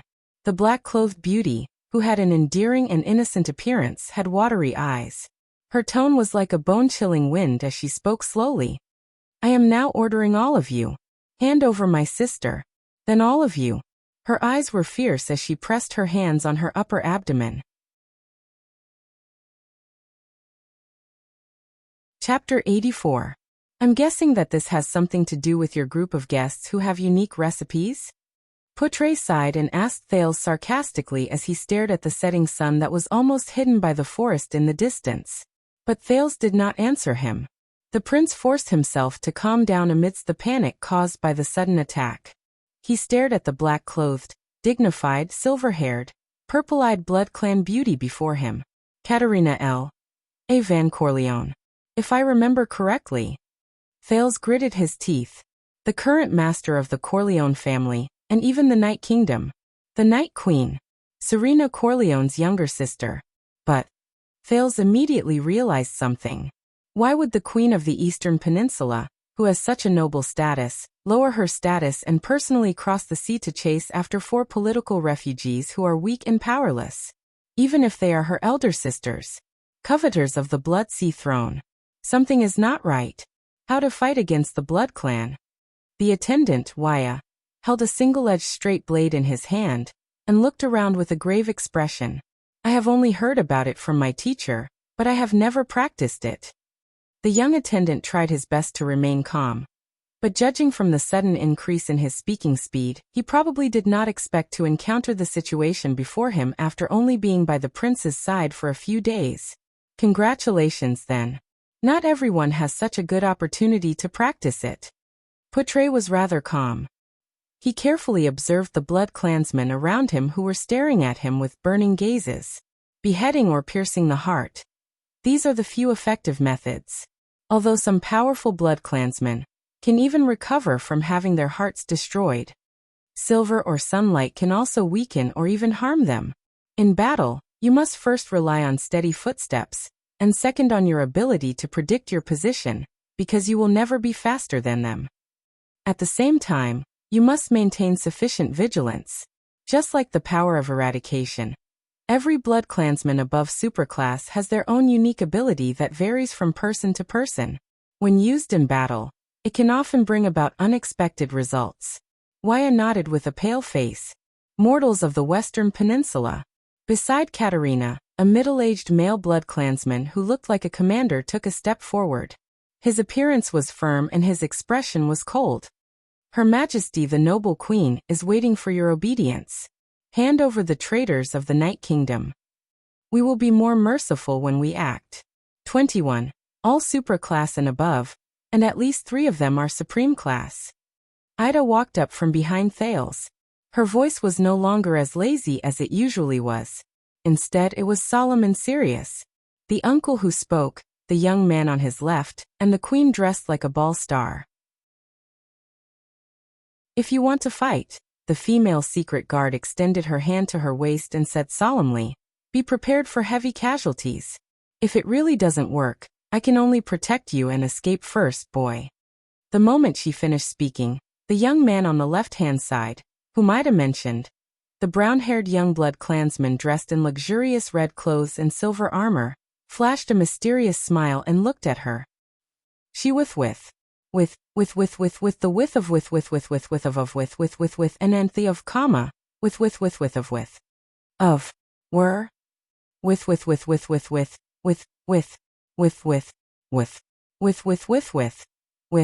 with. Simon, the middle-aged blood clansman said slowly, these are all soldiers. When they cooperate with each other and form a battle formation, their power cannot be compared to that of ordinary adventurers. Very humorous, Hestad. Simon chuckled. Soldiers? In this world, what soldiers can compare to our sacred blood army? Sacred blood army? Thales clenched his fists in secret. The words of the golden-haired blood clansman, Istrone, surfaced in his mind. Even if your enemy is the supreme king of Constellation, with the support and protection of our sacred blood army, he will definitely not dare to make things difficult for you. Katerina did not move at all, letting her two commanders negotiate. Only her beautiful eyes swept over the crowd. Her gaze was filled with eerie coldness. The 30 swordsmen of eradication were all elite fighters. Even so, many of them could not help but look at their leader, Cora. Steady, Cora ordered sternly, but he was drenched in cold sweat as well. During the past 4 days, our scouts and sentries have never slacked off, ensuring that there are no threats within a few kilometers around us. Cora looked at the figures surrounding them in the thicket. He whispered in disbelief. Vampires can only travel at night. How did they manage to keep up with us? Watch your words, mortal. I don't want to hear that title again, the middle-aged blood clansman commander said coldly. Thales furrowed his brows. They are here for Serena Corleone, who is in the convoy. That's right. At this juncture, whether it's Constellation or Extet, no one has a reason to take my life. Even the ambitious ones who are passionate about war would at least have to wait until I leave Constellation's borders and enter Extet. Only then would my death be able to better incite the atmosphere between the two countries to go to war. As for Serena, Thales glanced at the carriage with the black coffin from the corner of his eyes. Cora, you don't have to lower your voice anymore. Under the tense situation, Thales, who was wondering if he should send someone to check on Serena's carriage, could not help but let out a long sigh. I am certain that every single one of them can hear us. The moment he finished speaking, Katerina's gaze suddenly swept towards him. Thales was so shocked that his skin crawled. We have waited long enough. The middle-aged blood clansman, Hestad, exercised his wrist and said nonchalantly, where are the traitors of Night Kingdom? Thales breathed rapidly, but there was already a huge storm raging in his mind. My dear and heartless sister, they still came. A familiar and childish voice rang. Under everyone's gaze, Serena Corleone, who looked to be only 6 or 7 years old, walked down the carriage with a cold expression, accompanied by Chris and Istrone. Katerina's purple eyes were fixed on her older sister. Following the appearance of the 3 blood clansmen, the blood clan warriors, who were originally standing like statues, moved as if they had come to life. Many of them seemed to be surprised by Serena's infant figure. When Hestad and Simon saw Serena's appearance, they both furrowed their brows. The former even glared fiercely at Chris. Beside Thales, Ralph, on the other hand, looked at Chris and Istrone warily. He had not forgotten the old grudge between them. It seems that your injuries are not light, Your Highness Serena. The seemingly young Simon smiled and said, You can't even maintain the basic figure of an adult. Serena ignored him. Step by step, she walked into the crowd and stood beside Thales. The middle-aged Hestad said coldly, Your Highness Serena, please return to the blood-forbidding prison and serve the rest of your sentence. A thought flashed in Thales' mind. A heinous crime? Sentence? What sentence? Isn't Serena a loser in the fight for the throne? He looked at the silver-haired lowly who was about 6 or 7 years old. "Oh, my dear Marquis Hestad Corleone." Serena raised her eyes and stared deeply at Hestad. "May I know if there are any changes to my sentence? Your original sentence was eternal life." Hestad put on a stern face, as if he hated the little girl in front of him. "Because of your atrocious escape from prison and theft, your sentence was increased by 10 years. So the current sentence is... It is eternal life plus 10 years, he said coldly. Escape from prison and theft? The doubts in Thales's mind grew deeper. Beside Serena, Istron's eyes were burning with anger. He could not help but speak. Is there a difference? Katerina still stared at Serena with a burning gaze. Hestad Simon as well as Luke, Dni Bruton Isala Caesar. Serena looked around and pouted. You have brought out almost half of the Corleone family's power in the Sacred Blood Army. Aren't you afraid that the situation in the country will become unbalanced? The archdukes from the other 6 families who are eager to make a move? If I can capture you and bring you back, Katerina spoke slowly. Disgust actually appeared on her alluring face at that moment. I will not be afraid. Thales sighed sadly. Why is my luck always so bad? Now that things had come to this, they could only negotiate. What they wanted the most was Serena. Their biggest disadvantage was that they were in an unfamiliar land, but just like in the past, Thales' terrible luck once again took effect before he could react to it. Crybaby, Serena said scornfully. Why don't you try? Katerina's pitiful expression suddenly turned cold. No. Thales furrowed his brows. He turned his head and looked at Serena. Is this old witch recklessly provoking her opponent? This situation. Is she crazy? As you wish. A fierce look appeared in Katerina's eyes. Her voice deepened again. Ugly-faced woman. This time, it was Serena's turn to change her expression. In the next moment, the black-clothed beauty, Her Majesty Katerina Corleone, raised her dainty chin. Her purple eyes flickered with a terrifying color as she swept her gaze across the diplomat group. She opened her cherry lips slightly. My knights and knights, Thales shuddered. He raised his hand abruptly and shouted, Wait! However, a fierce look appeared in Katerina's eyes. That alluring voice containing a cold, murderous intent spread. Kill them all. Thales' mouth had just widened. No, wait. The 3 Supreme-class Blood Clansmen opposite him were still standing in their original spots. The 18 Blood Clansmen around them instantly disappeared behind the trees. Astral formation. Prepare for battle.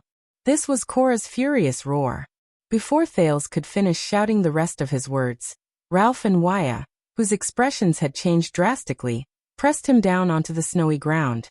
In the next moment Thales, whose face was buried in the snowy ground, immediately felt that the originally quiet birch tree forest was like a pot of boiling oil. Countless sounds of explosions rang out. Countless sounds of weapons slashing and shields colliding could be heard. Sounds of flesh being torn apart by sharp claws. Sounds of blood spurting out when arteries ruptured. Sounds of bodies falling heavily. Sounds of bodies being dragged on the snowy ground. Sounds of anxious shouts, nervous reminders, angry roars of indignation, and pained screams. The sounds of the Blood Clansmen's figures flying back and forth. All of them echoed in this sparse forest at the same time. Thales spat out a mouthful of snow from his mouth. Lying on his stomach on the snowy ground, he gritted his teeth and raised his head in fear and nervousness. Asterisk swoosh. Asterisk Waya's single-edged blade flashed before Thales' eyes like a cold light. It forced a Blood Clansman who had broken through the gap to retreat. Ralph activated his psionic ability in tacit understanding. Strong gusts of wind blew him far away. Aida's figure leaped across the air. The Blood Clansman's head immediately flew off. However, this was only the scene beside Thales. Under the protection of the person beside him, Thales turned his head and looked around. His pupils instantly dilated. In other places, the Jadestar family's private soldiers were facing a disaster. Blood sprayed everywhere. Falling severed limbs. Heads flew through the air. Blades dyed red. Bodies that fell to the ground powerlessly. Soldiers who were dragged away from the defense line by the Blood Clansmen. No. Thales widened his eyes. It was not that he had never seen a battle before. However, this was the quickest chaotic battle he had ever seen, where the situation was one-sided. In less than 10 seconds, 8 or 9 of the 30 Jade Star family's private soldiers had fallen. The Blood Klansmen's figures constantly disappeared and reappeared in the air. Every time they moved, it represented an extremely dangerous attack. It's too fast. Careful, steady. Asterisk grip, asterisk my hand. Asterisk clang. Asterisk above. Be careful above. Asterisk thud. Asterisk this is straight ahead. Ugh. Asterisk ding. Clang. Asterisk they're on the left. Asterisk clang. Swoosh. Asterisk damn it drag him back. Asterisk bang. Asterisk he can't be saved. Be careful behind. Asterisk clang. Asterisk no. Don't you dare. Korra stood at the front line and formed a circular formation with his companions on both sides. He gritted his teeth and slashed at the Blood Klansman who suddenly appeared. However, the blade slashed at the air and did not have any effect at all.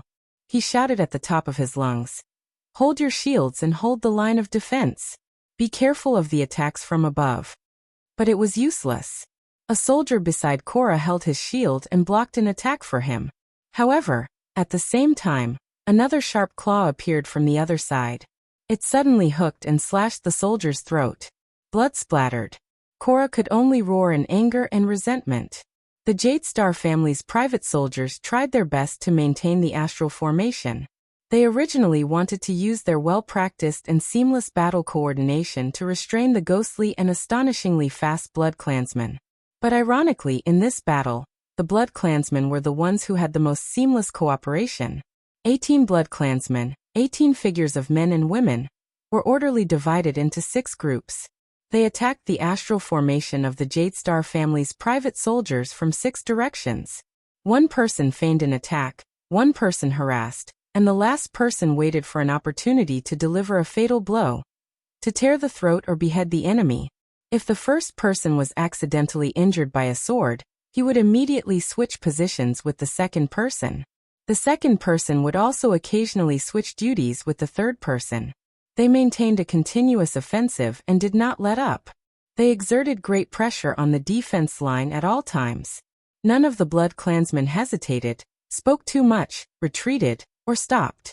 Compared to the irrational and uncooperative blood slaves they encountered before, these were. Thal's skin crawled as he thought. The true elite warriors of the Blood Klansmen. Sacred Blood Army. Only Supreme Class elites like Chris and Ida could not be at a disadvantage in this chaotic battle. They could even gain something from it. Another soldier's pained scream was heard. No, this cannot go on. Why? Why was her order to kill us all? And not hand over Serena? Thales turned to Serena and said angrily, we could have solved this through negotiation. But Serena only stared back at him coldly. She said kill them all. The casualties of the soldiers were still increasing. Thales' skin crawled as he watched the Jade Star family's private soldiers fall one by one.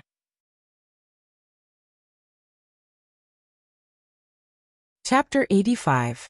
Abandon the shields. Many warriors looked at the person who spoke, puzzled. It was Janet, the veteran of the Starlight Brigade. Trust me, the Starlight Brigade has also fought against the so-called mercenaries of Grand Banquet Hill. Janet shouted at the top of his lungs as he fought. The veteran of the Starlight Brigade roared in a voice that even drowned out Korra's. Abandon the astral formation. Abandon the shields. Stay close to each other. Use your legs to pin the person closest to you. Don't look with your eyes. Hold your swords with both hands and stab in the direction of the tremors. Conserve your strength when you attack. Make sure you are agile. Korra turned his head and looked at Janet, puzzled. While he hesitated, another soldier's abdomen was torn open. Don't hesitate, do as he says. The old butler of the Blood Clan, Chris Corleone, grabbed a Blood Clan warrior in midair. Even at the risk of a deep wound on the side of his abdomen by another warrior, he wanted to dig out the other party's heart amidst the other party's angry roars. He said coldly, you are facing the army with the least number of people in the world, but the most experience. The Sacred Blood Army. Many of them have been fighting wars for hundreds of years. The classic old battle formation won't work. Enough. Cora was still hesitating, but Putre blocked an attack in a disheveled manner and roared furiously. Anyway, in another minute, we will all be dead. Listen to that guy for once. Asterisk thud. Thud. Clang. Asterisk the Jade Star private soldiers threw down their shields and pinned each other's legs according to Jened's instructions. They held their swords with both hands, no longer believing in the scene before them, and formed their formation again. The effect was immediate. The number of casualties immediately decreased. The Blood Clansmen's ghostly and swift attacks in groups of 3 could no longer display their previous effects in the face of the nimble soldiers who threw down their shields and the extremely stable formation of their lower bodies. On the contrary, the Jade Star private soldiers, who counterattacked by relying on the tremors instead of sight, began to gain some results. In the distance, Simon frowned. Among them, there are veterans who have been through war. Hestad stared at Chris' figure. Also, don't forget Chris. That guy used to be a member of the Sacred Blood Army. It's time for us to act. Simon turned to Her Majesty the Queen. There are already 4 casualties. No, fighting is one thing, war is another. Katerina shook her head, still expressionless. Even Supreme-class elites cannot remain unscathed in a chaotic battle involving more than 50 people. We still have to deal with those 2 Lemeters. I'd rather be more conservative than waste your strength. After all, we are stepping on a foreign land. Besides, Katerina muttered, we still have to protect that thing back to the Eastern Peninsula. My relatives in Grand Banquet Hill have been drooling over it for a long time. Thales breathed a sigh of relief when he saw that the battle around him was no longer as brutal as before. However, Serena, who was beside him, suddenly tugged at the corner of his shirt. You want to stop this fight, don't you? Serena smiled mysteriously. Simple. Serena pointed at Katerina in the distance. Just ambush that crybaby. Chris can help too. He's very confident. Then we can sit down and negotiate. Thales panted and looked at Serena, then at Katerina. Besiege way to rescue the besieged? Although he knew that this was a ruse that was mixed with personal grudges, Thales also understood that this was probably the only way. One of the soldiers collapsed, gasping for breath. He no longer hesitated. Ida. Thales roared furiously. He looked ahead at the cloaked figure who was fighting with ease. Take down that queen. Ida understood what Thales meant. My duty is to protect you. Ida replied coldly. Thales said angrily without hesitation. Our men are dying. Stop them. Ida glanced at him, her mouth twitching under the cloak. I beg of you. Thales stared at his supreme-class protector. Ida snorted softly. In the next second, the secret protector took out an exquisitely crafted machete from under the cloak. With the help of a birch tree beside him, he leaped into the air. He pounced towards Katerina. The exquisitely crafted machete drew a brilliant flower in the air. As if she could predict the future, she struck down 3 Blood Clan warriors who pounced to intercept her. Ida broke through the obstruction and continued to dash towards Katerina. However, a powerful arm appeared out of thin air and grabbed Aida's right shoulder. Madam! Simon, who appeared in the blink of an eye, laughed happily and said, You are my. However, before he could finish speaking, he felt Aida's shoulder sink and she instantly broke free from his grasp. Simon's expression changed.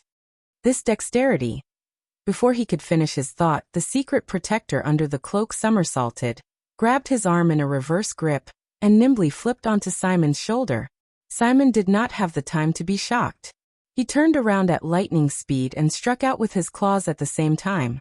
However, Aida's entire body twisted and moved like a boneless spirit snake, causing Simon to only be able to futilely grab at the air. Ida tapped her foot on Simon's shoulder. Instead, she used the force of Simon's turning to leap up easily. As if she was passing through obstacles, she sprinted towards Katerina without stopping. Simon's expression was extremely unpleasant. He was broken through and could not even stop her for a second. Even Katerina furrowed her brows as she watched Aida's movements and leaps. Her dexterity was simply extraordinary.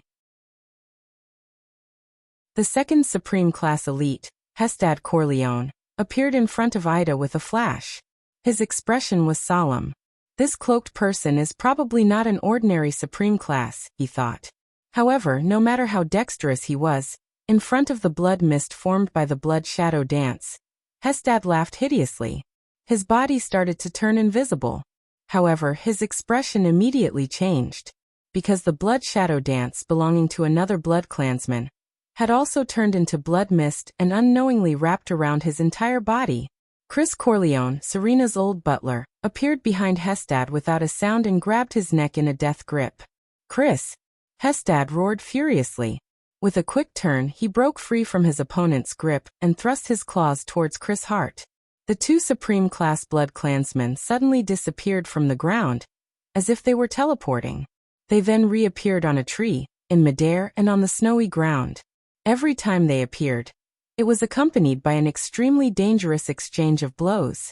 Hestad, old friend. Chris replied expressionlessly. What a nostalgic old time. The two Blood Clansmen instantly turned into mist at the same time. Like two entangled tornadoes, they swept up into the sky. In front of Ida, the path to Katerina was no longer obstructed. Thales thought of something. What's left, as long as Ida can subdue Katerina, or even gain the upper hand in the battle, then there will be a chance. However, in the next moment, Thales felt Serena, who was beside him, gently hugging his waist like a lover. This way no one will come and disturb you and me, she said softly. Thales, who was fully focused, was about to impatiently shake off this senseless old witch. However, his brain suddenly thought of something. Serena. You. Me. Why did the words she said suddenly stop leaking? Thales turned his head in shock and looked at Serena in disbelief. The silver-haired, red-eyed Princess Serena Corleone was looking at him with a smile. You found out the moment I exposed myself? As expected of my ally. I can finally speak normally. This past month, I've been working so hard to pretend. What an overly smart brat. Thales watched all of this with an empty mind. What happened? Before he could figure out the cause and effect, he sprawled on the snow-covered ground and lost consciousness. In the chaotic battle, Ralph stepped on his sore knees. He was still not very used to this pair of prosthetics. He used his hidden blade to parry a Blood Clansman. At this moment he, who was unusually sensitive to wind, frowned. He turned his head and saw that one of the carriages in the convoy suddenly moved. The horse pulling the carriage started to run as if it was startled. It moved into the distance. Ralph frowned deeply. He recognized that it was Serena's carriage. What's going on? He turned his head, wanting to inform the others. However, he immediately realized that he was a mute. Ralph let out a helpless sigh. At this moment, in the chaotic battle, a strange ball suddenly fell from Istrone Corleone's sleeve. The ball was covered in strange patterns and runes, and it was still rolling around. The sharp-eyed Putre noticed the orb. His expression became extremely unsightly. Everyone get down. Everyone was stunned for a moment. Putre roared angrily. It's a wizard's alchemy ball. Only Waya's expression changed drastically. He instinctively wanted to pounce on Thales. But when he turned his head, he did not see Thales' figure in the chaos. Where's the prince? Extreme uneasiness rose from the bottom of his heart. The next moment, a violent light and explosion spread from the center of the ball. When Thales woke up, he found himself on a speeding carriage. He immediately recognized that it was Serena's carriage, which carried the black coffin, because he was leaning against the folded black coffin. Thales struggled to raise his head, but found that his hands were tied behind his back. The prince looked at the front of the carriage in shock and bewilderment. There, Rolana Corleone held a horsewhip and flashed him a sinister smile. What's going on? Thales questioned her in shock and anger. Don't worry, ally. On the other side of the carriage, Serena, who had ulterior motives, looked at him with a smile. The most exciting part is just about to begin. It's time to reverse the situation. The 6 or 7-year-old little girl said with a smile. My road to regaining my throne. Her expression suddenly changed, and she spat unhappily. They've caught up so quickly. As expected of a crybaby who holds a grudge. What? Thales was still sorting out everything in front of him. Asterisk thud. Asterisk as if someone had smashed the roof of the carriage with a hammer, the carriage suddenly shook. Thales was shaken so much that he fell to the ground. But an even greater tremor followed. This is? Thales looked out of the carriage in shock and bewilderment. He saw that the horizon under the setting sun began to tilt. Asterisk bang. Asterisk the carriage crashed into a birch tree and flipped over on the snow-covered ground. The dizzy Thales bumped into the carriage, and his face was swollen. He shook his head, gritted his teeth, and struggled to get his hands tied behind his back. He could not feel JC's dagger by his waist. In the damaged carriage, he wriggled out like a caterpillar. This is too much. What grudge do these two horses have against you? Serena's childish voice came from not far away. Thales struggled to flip out of the carriage and fell on the snow-covered ground. He was immediately grabbed by a strong hand. Thales raised his head and saw that Rolana was grabbing him. She stood beside Serena and looked at the other side as if she was facing a great enemy.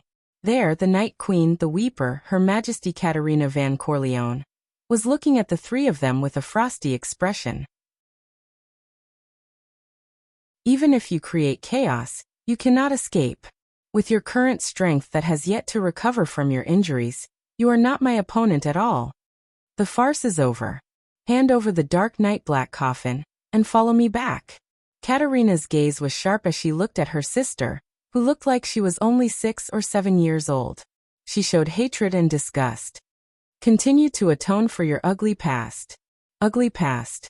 Thales looked at the adorable Serena, who was blinking her eyes. A chill ran down his spine. What ugly past? What past? Oh, I do not know what crime I have committed. Serena did not seem worried at all. She giggled and said, I have always done the right thing. The right thing? With an expressionless face, Katerina repeated Serena's words. However, Thales only felt that the Night Queen's mood was even worse. For the first time, the frosty Katerina's eyes shone with hatred and fury.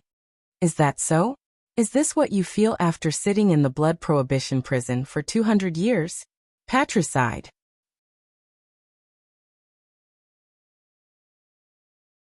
Chapter 86.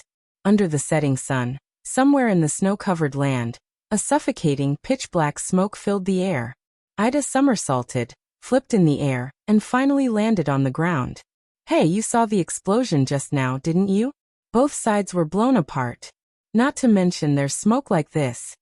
Looking at the thick black smoke that filled the sky, she raised the exquisite machete engraved with beautiful patterns in dissatisfaction and shouted behind her. Can you not be so annoying? Can you not be so annoying? Let's go home, okay? A figure suddenly appeared, stirring up the smoke around it. The Supreme Class Blood Clansman, Simon Corleone, appeared in the air with a cold expression. All right, he said in a deep voice. But before that, one of us has to fall first. The seemingly young blood clansman disappeared in an instant. Ida stomped her foot in annoyance and swung her machete like flowing water. The blade collided with the sharp claws. Clang, clang, clang, clang, clang. Within a second, 5 sparks flashed in the air. Do you not understand human language? Ida said angrily. I just somersaulted above your head. The secret protector gracefully spun around and dodged the blood clansman's attack, as if she was performing a beautiful dance. But the wind howled. The blood clansman used his absolute advantage in speed to catch up to Aida's dreamy body movement. Somersaulted? You just insulted the dignity of a blood clansman marquis. Simon's face was full of murderous intent as he appeared in front of Ida. Please wash away this humiliation with your blood. Ida sighed. So you're another paranoid person who spouts a lot of nonsense for the sake of honor, dignity, and whatnot. She massaged her neck and exercised all the joints in her body. She said helplessly, all right, based on my experience, I have to kill you first before I can leave. Simon's eyes shone with anger. Ah, it seems that you have a hard time understanding this kind of obsession, woman. Without the dignity of a powerhouse, without the pride of a powerhouse, let alone the obsession of a powerhouse, how did you become a supreme class? Cut the crap. Ida exhaled under the cloak and threw the machete into the sky. She nonchalantly caught it with her other hand. Show me your true form, little brat who lives on blood. Ida chuckled. Simon's expression changed. He ignored the little brat that the other party mentioned. You actually know the true form of vampires? The young-looking blood race count said coldly. It looks like you've met a Supreme Realm blood race member before. Humph, not accurate. Ida raised her exquisite machete and smiled confidently. Tell me in detail. I've killed a Lamita blood kindred. Simon's pupils shrank. Ida whistled and continued to laugh. It's still in its true form. 2. As soon as he finished speaking, Simon roared furiously. His claws instantly turned into countless afterimages as he blocked Aida's every direction. Die. In the exchange of blows that could not be seen with the naked eye, the sound of metal and sharp claws colliding could be heard. Then, they converged into a loud noise. Boom! A blinding light flashed. Ida let out a muffled groan while Simon howled in pain. The two figures separated in the air and landed on the ground. It's a blade blessed by the sunset goddess. Simon's expression was cold. He looked at his claws, which were sizzling with white smoke. It was as if they were burning. He clenched his fists tightly. All the blood in his body gathered in his hands. Old skin fell off and new flesh grew, rapidly healing his injuries. Simon immediately raised his head and looked in front of him. There, the cloak that covered Aida's head and face had fallen off from the middle. Her full appearance was revealed. When Simon saw her face clearly, his entire body trembled. He was slightly stunned at first, then he threw his head back and laughed. I knew it. How could a mortal have such an elite? So you're not human at all. The young blood race looked at Ida. He looked at her tight face, smooth contours, silver pupils, hair that was almost bright white, and a pair of slightly swaying pointy ears. Ida stared back at him coldly. Simon's hands transformed again into claws that were as sharp as divine weapons. You're neither a mortal nor an immortal. He flashed a ferocious smile, but his heart was filled with fear. You're an immortal, elf. In the smoke-filled forest, a voice called out to him. It was his teacher. Be careful, Wyatt, be careful. Your power of eradication is not a classic power that has been tested by the predecessors in the river of time. It is a product of modern times, and it has not even appeared for 100 years. After an unfortunate rebellion, the Tower of Eradication had a new enemy. The Scions realized that to fight against this enemy, we had to reform our power. We had to reform our Northland sword style, which was developed from the legacy of knights, and included the martial arts of Nada, the Red Dirt, and the Far East clans. In the end, we achieved great success in the Battle of Eradication, the power of eradication. So for 100 years, under the relentless research of generations of science, a new type of power of eradication came into being. The power you possess is the product of this reform. Compared to the thawing of glaciers, the death of sword cleansing, the glory of the stars, and the Pegasus music, these famous powers of eradication that have been passed down for thousands of years, it is still far from being perfected. But as the Saint of Swords Yunaro from the Far East said 400 years ago, even if there are 10,000 changes, they are still inseparable from the origin of the sword.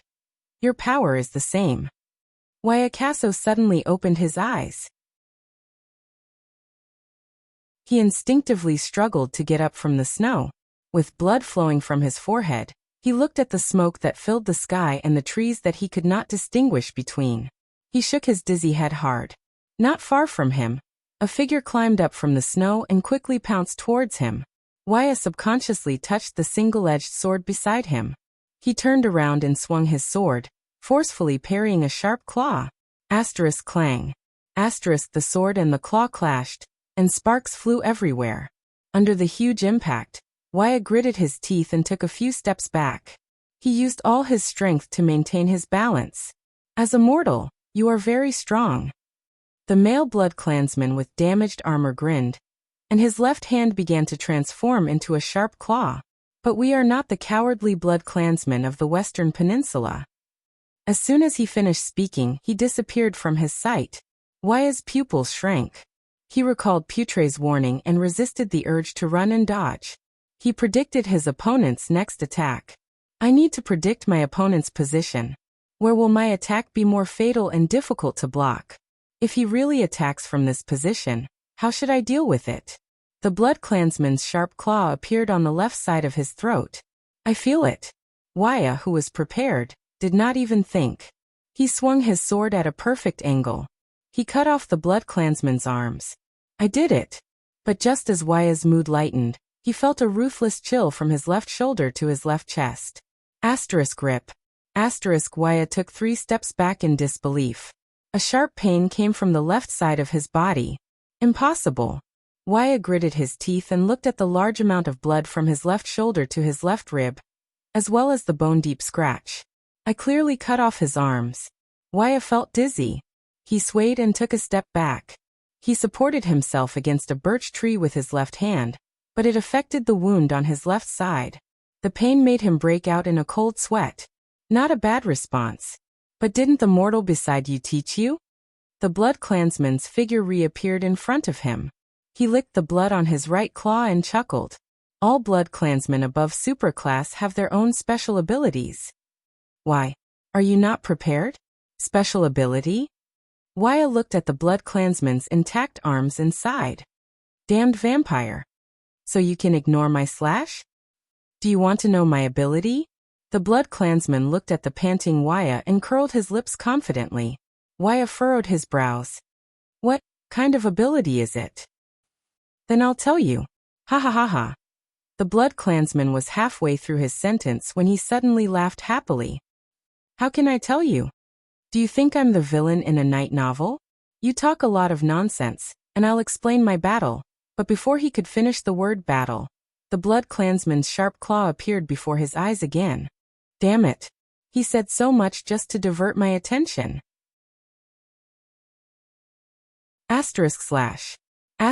Waya roared furiously and swung his sword. But because he was too slow, the blood clansman tore open another huge wound on his back. Waya panted anxiously. He swung his sword at the blood clansman's head, but he only slashed the air. What exactly is his ability? Why can he ignore my sword attack? The blood clansman revealed himself again and said coldly, The last attack. The next time will be the last attack. Feeling the intense pain in his body, Waya shut his eyes with difficulty. Aren't you going back to take a look? Chris tore off a piece of tattered clothing on his body, revealing a face as thin as a corpse's. His bulging muscles did not match his appearance at all. He looked at the smoke that filled the air, and said coldly to Hestad, who was in front of him, There's no need for that. The alchemy ball is mainly made up of smoke and light. Hestad took off the armor on his left shoulder that had been shattered in the battle just now. It's obvious that your master is playing some trick again.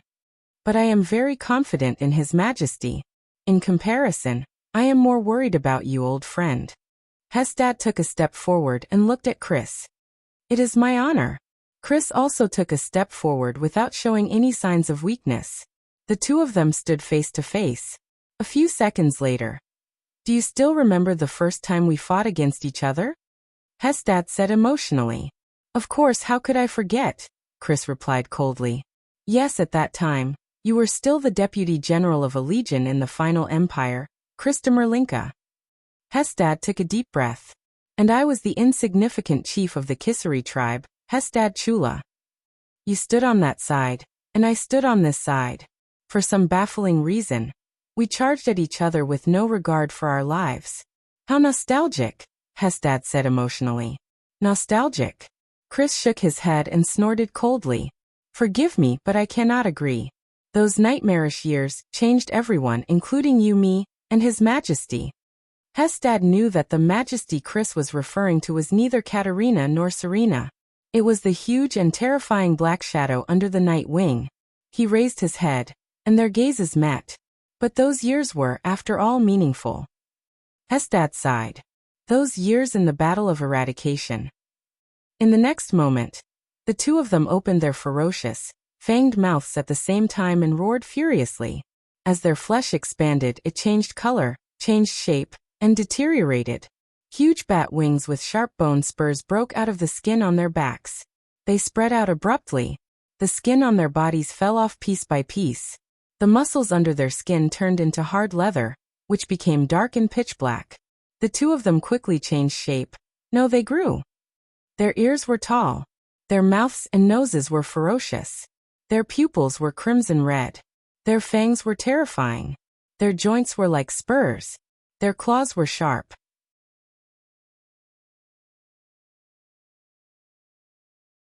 Chapter 87.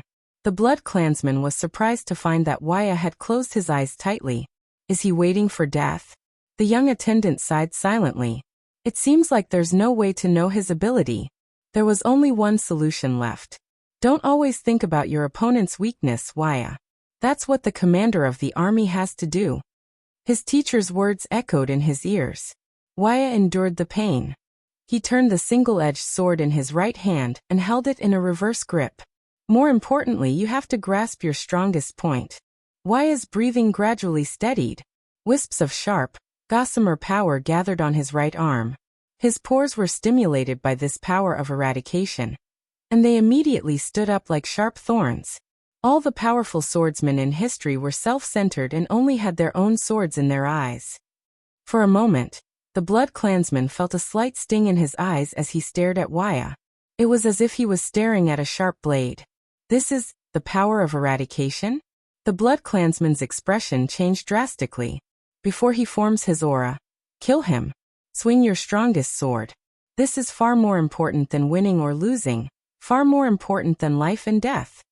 His teacher said with a smile in his memory. Waya took a deep breath. It was as if he had practiced thousands of times in the tower. The power of eradication scraped his body like a blade. He saw it. Amidst the unbearable pain, he saw the sharp sword intent radiating back to him in this part of the world. It was the enemy's killing intent. It was like a beam of light in the darkness. It was so dazzling. He saw it. The Blood Clansman roared and pounced. His sharp claws grew. Die, mortal sword-wielding creature. You have no chance to use your power of eradication. Waya, understand your power of eradication. No matter what the other party does. No matter how strong the enemy is. No matter what the outcome is. It's a power that walks on the edge of madness. His teacher sighed at that time. I only need to ensure my strongest attack. That's enough. And an inauspicious name. She picked up the sword and carved a few words. The Blood Clansman smiled ferociously and instantly attacked him. It was over. The edge of no return. His teacher said desolately. Waya opened his eyes suddenly. He had already swung the sword in his hand. The sword was unstoppable. It was incomparably sharp. Pfft. Blood spurted. Waya fell to his knees in pain. The vampire tore the clothes on Waya's right shoulder and fell to the ground.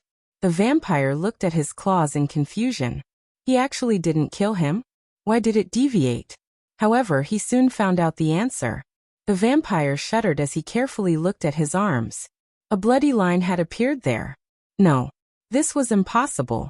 With my abilities, it's impossible for him to hit me. Plop.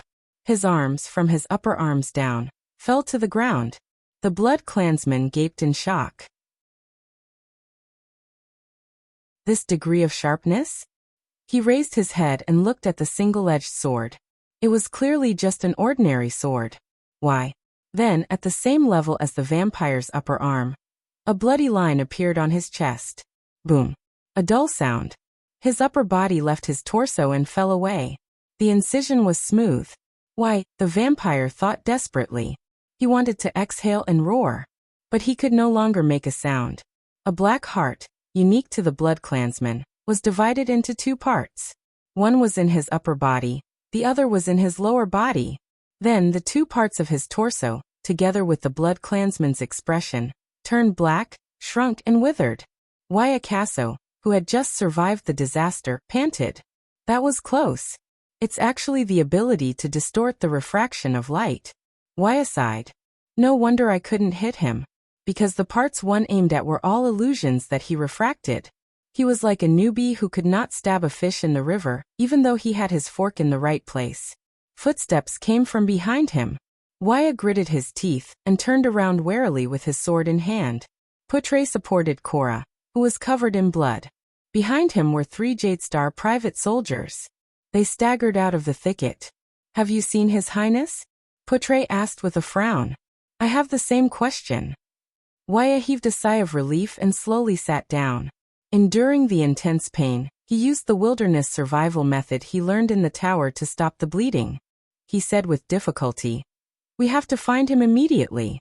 We have to be prepared for the worst." A few private soldiers took Cora. Putre patted away the snow water on his body and straightened his collar. He pondered for a while and looked at the setting sun. He said, "The prince is in danger, and we only have these people in front of us. It's dusk now. The smoke emitted by the alchemy ball is too strong. We can't locate the prince." Cora struggled and said, "My lord, put me down and go find his highness.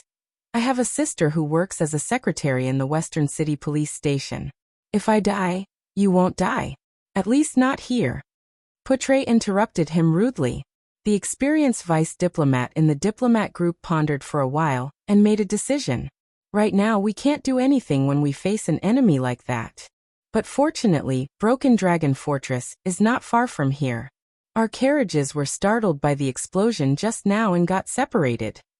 Putre raised his head and looked at the three private soldiers. His gaze was firm. "The three of you go in 3 different directions and follow the ruts to find the carriages. After you find them, don't hesitate. If you have a messenger crow, send it to Broken Dragon Fortress and use the most urgent, 7th class emergency signal. Then, untie the reins of the horses and gallop to the fortress at the fastest speed to ask for help. For the prince's safety, the mission is number 1. If you encounter a vampire, avoid him if you can. Are you finally ready to show your trump card?" Ida smiled nonchalantly and shook her pointy ears. Simon gritted his teeth and took off his luxurious coat.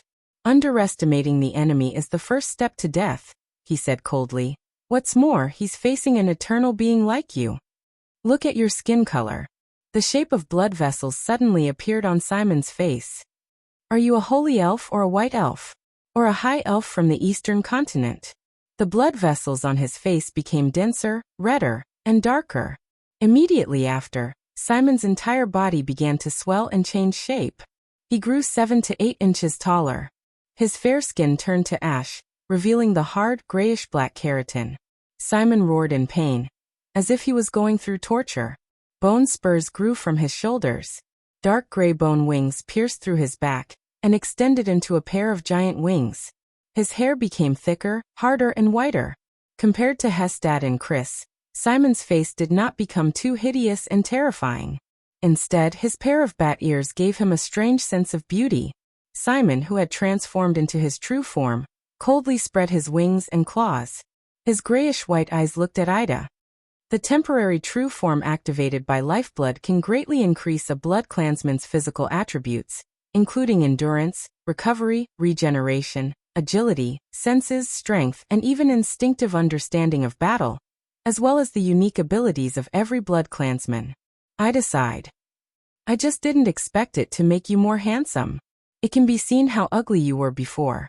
The moment Ida finished speaking, Simon's wings trembled in his true form. He instantly appeared in front of the elf at a speed that surpassed all senses. Boom. First, there was a sound of air being torn apart that almost burst the eardrums. Clang. A loud, sharp sound appeared out of nowhere.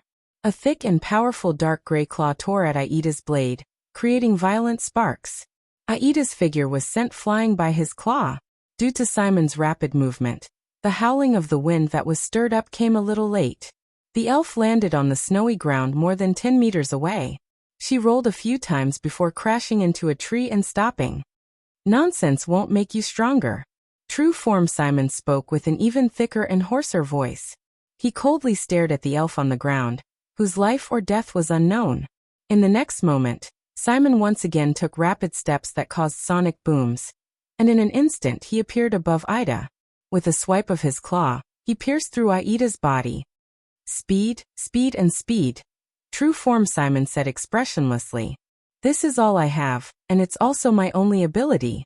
Before Istrone Corleone advanced to supreme class and transformed into his true form, no one in the entire Night Kingdom could rival his speed that surpassed the speed of sound.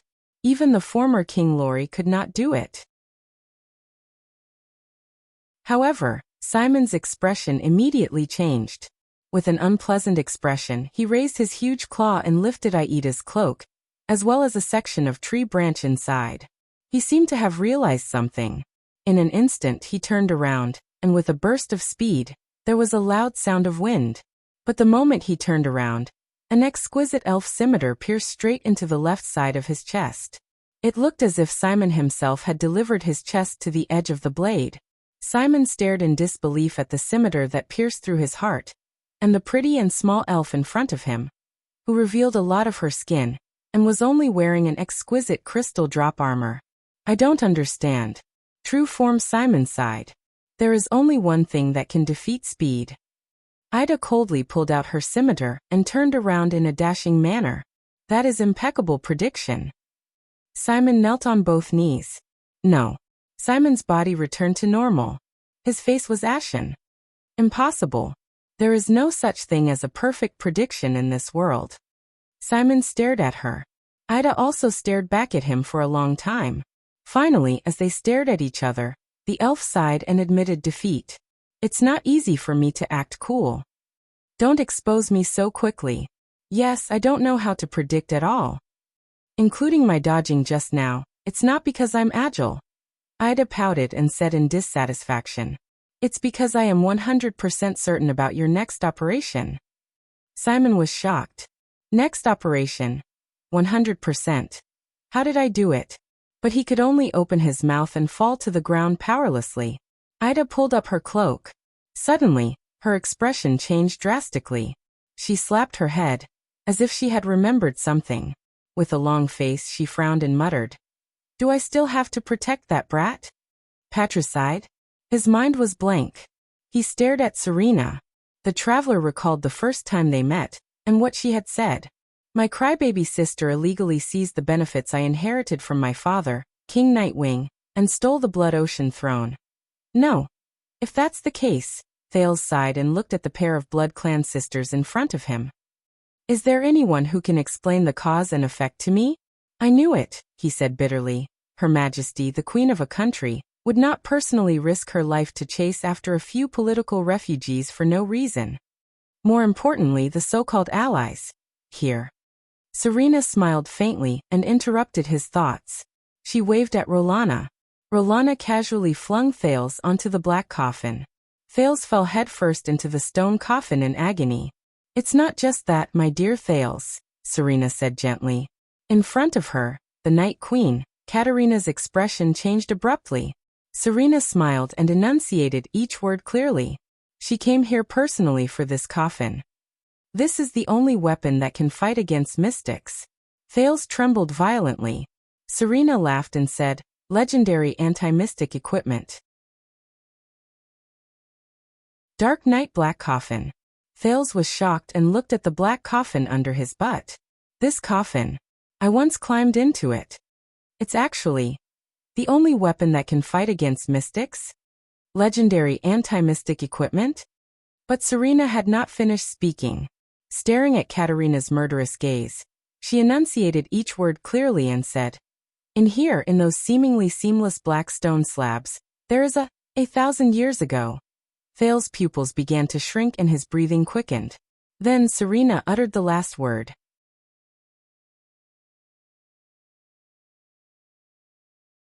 Chapter 88. Thales' brain paused for 3 seconds before he regained his ability to think. Inside a mystic? What a joke. Thinking of the air mystic in his human ball, Thales felt a lingering fear in his heart. He exhaled. Fortunately, it is sealed. Katarina Corleone looked at Thales' reaction and furrowed her brows deeply. Serena, who was all smiles, licked her lips and shook her head. You misunderstood. Thales raised his head in confusion. This mystic is not sealed, but imprisoned. The seal is permanent. As for imprisonment, Serena looked at Thales' unpleasant expression. She pointed at the black coffin under his buttocks and chuckled. She chuckled and said, it can be released at any time. As soon as she finished speaking, Thales lowered his head in disbelief. He looked at the black coffin under him and felt its cold temperature. Released? The next moment his face was filled with terror. He jumped up like an ejection seat at lightning speed. If Gines were here, She would probably be very pleased that her training had finally paid off. He hurriedly jumped down from the black coffin and fell on the snow-covered ground. He just wanted to get as far away from the black coffin as possible. Are you crazy? Thales roared at the giggling Serena in confusion and resentment. You actually kept a mystic who can be released at any time. For a whole month. Serena smiled nonchalantly. This is nothing. The Corleone family has guarded this secret for more than 600 years. Otherwise, why do you think Her Majesty the Night Queen would travel thousands of miles to come here? Why did she even bring the elite Sacred Blood Army? This is the Corleone family. This is the promise Father made to the Bloodthorn Empress. It concerns the survival of the Corleone family and the Night Kingdom. Thales listened to these words in a daze. His brain automatically started to work. More than 600 years. A suspicious number. Bloodthorn Empress? What a familiar title. That's not right.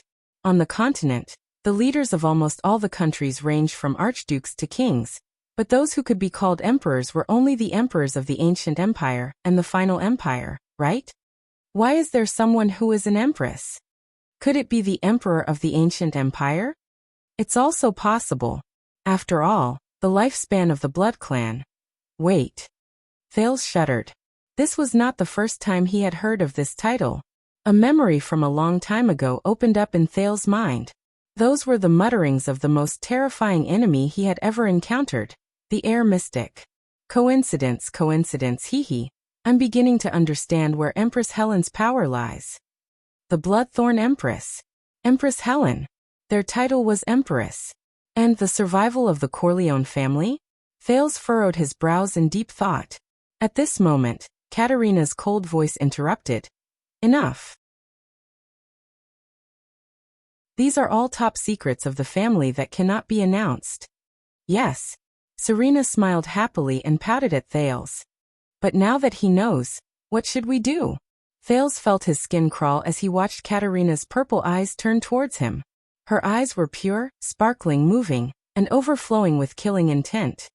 You seem to know what mystics are, the queen said coldly. How unfortunate. Thales shuddered.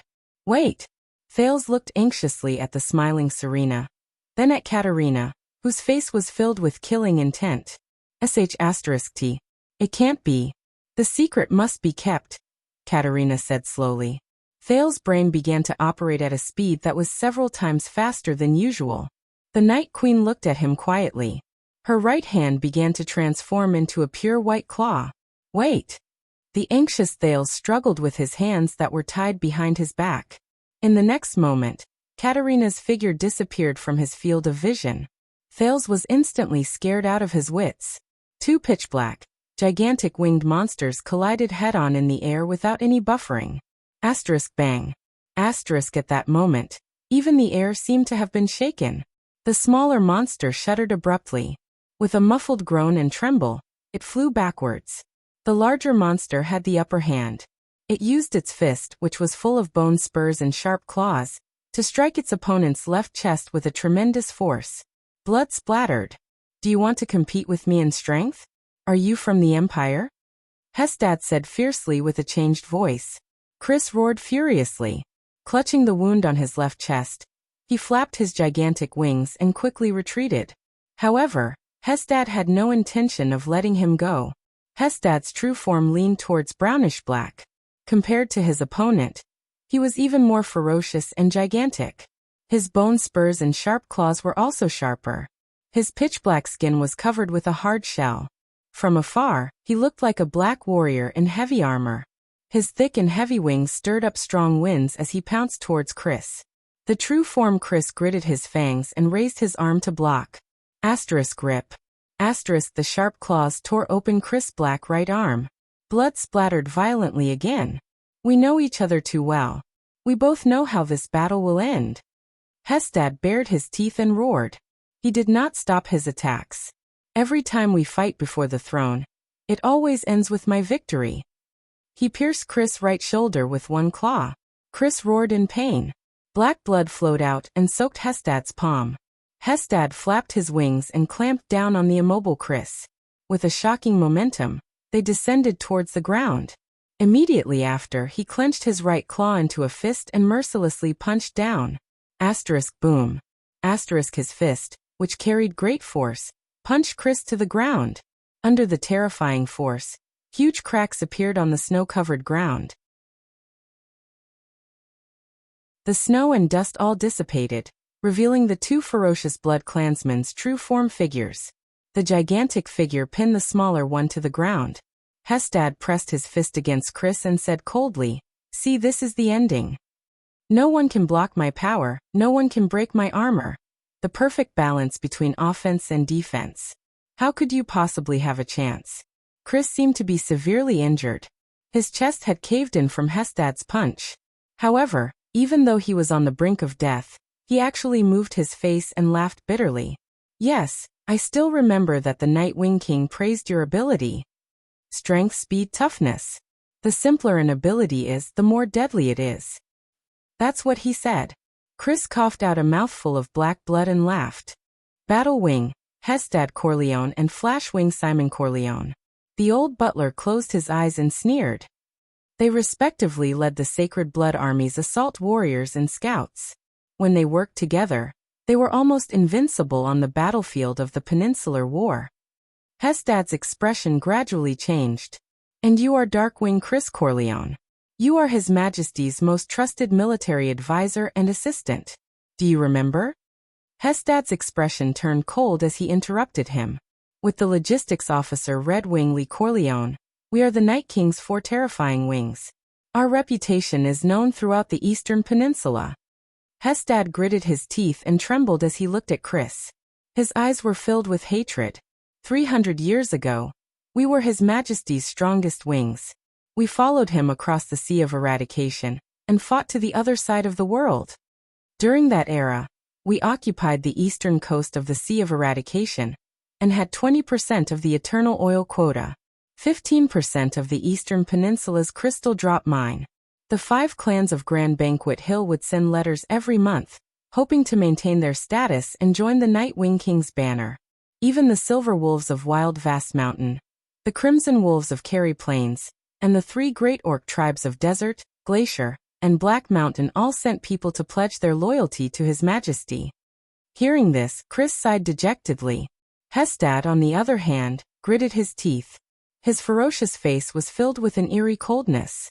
During the Peninsular War, even the 2 poles of the Eastern Peninsula like Mane of Night and Honbul did not dare to underestimate the Night Kingdom and His Majesty's power.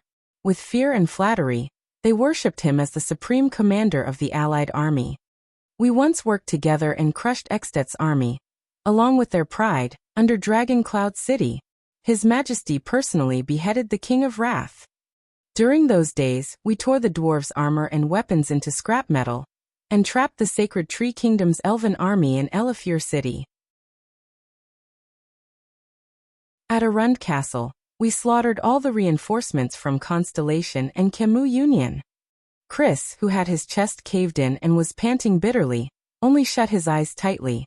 "At Prestige Orchid Snowfield, we gathered behind His Majesty's flag, and together with Chara, Kaplan, and Midir, the 3 most outstanding heroes in the history of the Western Peninsula, and even in human history, we launched the most epic battle in the world after the Battle of Eradication. From the Battle of Eradication, that hellish battlefield, we lived and died together with His Majesty, for a whole 400 years.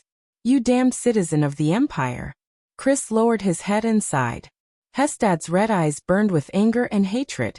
"But after His Majesty left, you betrayed the Corleone family. How dare you, Chris Corleone?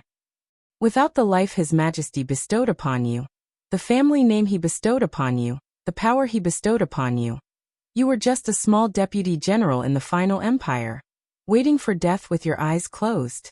Chris de Molinka. Without His Majesty, you are nothing. How dare you betray him and seek refuge with His Majesty's murderer? How dare you?"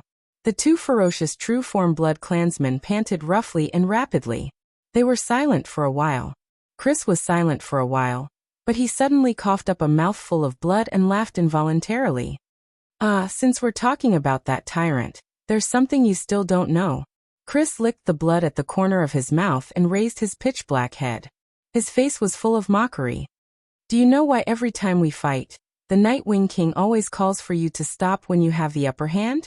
Hestad pulled the other party closer to his ferocious face and said with a smile, "Is His Majesty afraid that a weakling like you will be crushed by my fists?" No. Chris's expression was fierce. He is afraid that if we continue fighting, you will be killed by me. Hestad was stunned for a moment.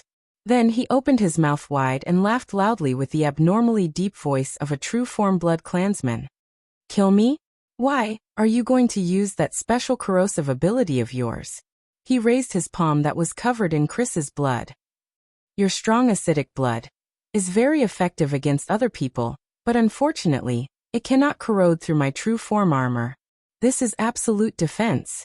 Chris was restrained by Hestad. He did not reply and only laughed. Hestad felt a slight chill in his heart. What's going on? What trump card does he actually have? But Hestad still clenched his fist and aimed it at Chris's head. His hundreds of years of military service made Hestad Corleone decide that he would no longer hesitate for the sake of his former comrade. He was prepared to completely take the other party's life. How long was 0.1 seconds? Thales would tell you that it was enough for him to close his eyes and roar out a word. Hence, the moment the murderous Katerina disappeared, the prince closed his eyes and roared loudly, "Covendier!" The rapid wind blew past his face. Thales shut his eyes tightly and breathed heavily. Ha! Ha! He opened his eyes slowly. Katerina's black, terrifying, sharp claws were an inch away from his face. What did you say? Katerina narrowed her beautiful, mesmerizing eyes and said slowly, "Escaped. I escaped this disaster." Thales panted uncontrollably and said nervously, "It's Covendier. Was it Zayn Covendier who told you that Serena was in the convoy? You know quite a lot, huh?" Katerina snorted softly and spread her claws slightly. "Then all the more reason for you to die." Thales, who saw that his life was at stake, felt his skin crawl. He could not be bothered with the cadence of his speech.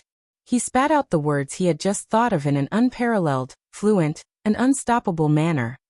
He definitely did not tell you that this convoy is actually an important diplomat group from Constellation to Extet, and that there is also the only bloodline heir of the Constellation royal family among them. Then if you kill me, you will get into a lot of trouble, right? After Thales spat out these words, he continued to pant. He sat down paralyzed with his forehead drenched in sweat. Katerina's purple pupils quivered. Jadestar royal family heir. Could it be 12 years ago? She mumbled, but she immediately thought of something. The Night Queen slowly retracted her claws. Asterisk clap. Clap. Clap. Asterisk applause came from the side. As expected of my ally. Serena, who had been watching from the side for a long time, applauded enthusiastically. It's just that, Serena grinned. Prince Thales, how can you be so sure that she did not purposely come to kill you? Katerina's gaze became fierce again. She turned towards the Lolita-like Serena. To ensure my safety, from the second day onwards, I no longer wore any 9-pointed star emblems and symbols. Oh yes, you can find a 9-pointed star pin in the left pocket of my shirt. Thales sighed. Katerina took out the pin from his pocket, and immediately furrowed her brows. And this? Her Majesty the Queen never revealed any intention to kill anyone. She said kill them all. Even the war between the two sides was instigated by you, Serene. Thales smiled bitterly and said, You're right. Thales smiled bitterly and said, I just figured it out. The 20 of you, a group of elites with sensitive identities and abilities, crossed the sea to come here. Without the support of the local forces, how could you easily enter the border? As for the Constellation nobles who are connected to the Corleone family, and can even provide their family's ships, only Covendier is left. Hearing this, Katerina exhaled slowly. Looking at the 9-pointed star pin in her hand, her gaze turned cold. Damn Covendier. The friendship between the Corleone family and the Covendier family, the Bloodfong family and the tricolor iris flower has come to an end, she said slowly. Thales finally breathed a sigh of relief. It seemed that in front of this powerful queen, his life was temporarily saved. Katerina held the pin tightly in her palm and muttered, Covendier's people only told us that the Corleone family's trader was in the convoy heading north. They only said that it was a supply convoy from Constellation to the Northern Territory, but they didn't say that it was the second prince's diplomat group. It looks like they did it on purpose. After we got off the ship, we stayed in their base. We didn't even know that Constellation had a new heir. Thales's expression changed and he said angrily, "It's such a big thing, and the whole of Constellation knows about it. Don't you want to confirm it yourself?" But Katerina did not answer. She only turned her head and no longer looked at him. She seems a little embarrassed. They can't confirm it. Serena chuckled from the side. Katerina's forces and supporters are all in the Sacred Blood Army. She is 100% the queen of the army. Chris has always been in charge of the Corleone family's contact with Covendier, the spies in the Western Peninsula, and the communication channels. But when he suddenly turned against us and stood on my side. Under Katerina's unpleasant expression, Serena spread her hands happily. Katerina became blind and deaf to all news about Constellation. Thales came to a sudden realization. That's why you chose to come to Constellation to seek refuge. But he suddenly thought of something and turned towards Katerina. Your Majesty Katerina, he used honorifics. Duke Covendier, when did he reveal Serena's whereabouts to you? Katerina stared at him coldly. After a while she still spoke. We just arrived at the Western Peninsula a week ago and entered Eternal Star City 6 days ago. And 4 days ago at noon, Covendier informed us that he found the traces of the Corleone traders. Katerina's expression was gloomy, but her lovable appearance made her look like a sulking, adorable beauty. Their condition was that in order to prevent the news from being leaked and thus harm Iris Flower's reputation, we must kill all of Serena's companions. From the children to the elderly, leave no one alive. Serena's entire body trembled. If I knew you had such an agreement, I would not have to go through so much trouble. But she immediately came to a realization. But that's right. If that supreme class woman was around, I believe that you would not have been able to kill him. Thales lowered his head and sighed. When did the Duke of Iris Flowers have the intention to kill? Even if I could sever all ties with the Corleone family and draw a clear line with them after this, I would definitely leave some traces and cause endless trouble in the future, would I not? Zane. Why did he do such an obviously unwise act? That morning, when Zayn met me, after testing me with a few words, now that I look at it, it was to find out Serena's whereabouts. His attitude suddenly became extremely strange. Also he brought, Thales' eyes brightened. It's that veteran, isn't it? Thales raised his head and asked slowly. He was probably unknowingly planted with some sort of tracking method. You do not need to chase after our convoy, because Zayn knows that Gened will definitely do his best to follow behind me. You only need to chase after this veteran. The distance is so far, so no matter how many scouts and sentries my guards set up, they will not be able to detect your presence. As long as you are far away from the Central Territory, away from the suzerain's fortress that you run into every few days, and into the sparsely populated birch forest, Thales concluded with a sigh, you will be able to make your move. Katerina's eyes brightened. For a mortal, especially a mortal of your age, you are very smart and have quick reflexes. Right, I think so too, Serena interrupted with a smile, but she was glared at by Katerina and Thales at the same time. All right, since I did not achieve my goal, Serena spread her hands in resignation, then revealed her small fangs. I can only do it myself. In the next moment, Serena's small hands turned into sharp red claws. She bared her fangs and pounced towards Thales at lightning speed. Thales shuddered, but his hands were tied behind his back. He could only kick his legs with all his might and retreat on the snowy ground. Boom. The snowflakes exploded and scattered. The ice-cold snowflakes pounced on Thales' face, stinging him so much that he closed his eyes. Thales opened his eyes and saw Serena's small red claws a few feet in front of him. This time, however, she was held tightly by Katerina. Since just now you have been trying your best to lure me into killing him, Katerina said coldly. Even at this stage, do you still harbor any illusions about the throne? Little Serena grinned. Why can't I? I am the first in the line of succession. I am one rank ahead of you, who are the second. Very well. Katerina raised her other hand and said coldly. Anyway, I no longer harbor any hope of capturing you alive. Then I will directly change my line of succession.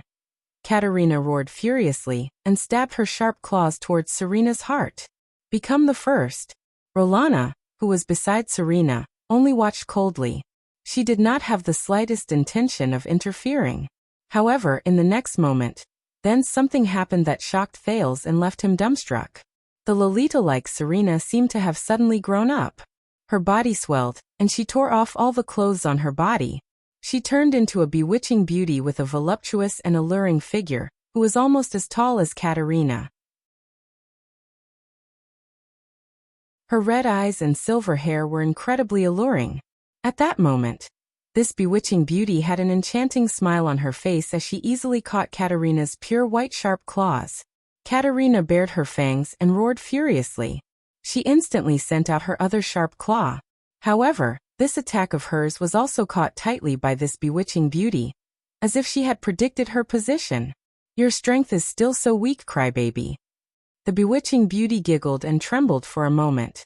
Thales trembled violently. Ugly-faced woman. Katerina said furiously and hatefully. You are a natural-born impersonator. You. When did you regain your abilities? Thales looked at the bewitching beauty with red eyes and silver hair before him, and cried out involuntarily in shock. This is impossible. You only sucked my blood twice. Oh, about this. Under Katerina's solemn gaze, the adult version of Serena was naked, but not at all embarrassed. Blinking her intoxicated gaze, she sent him a seductive smile. Oh, about this. Your blood is more nourishing.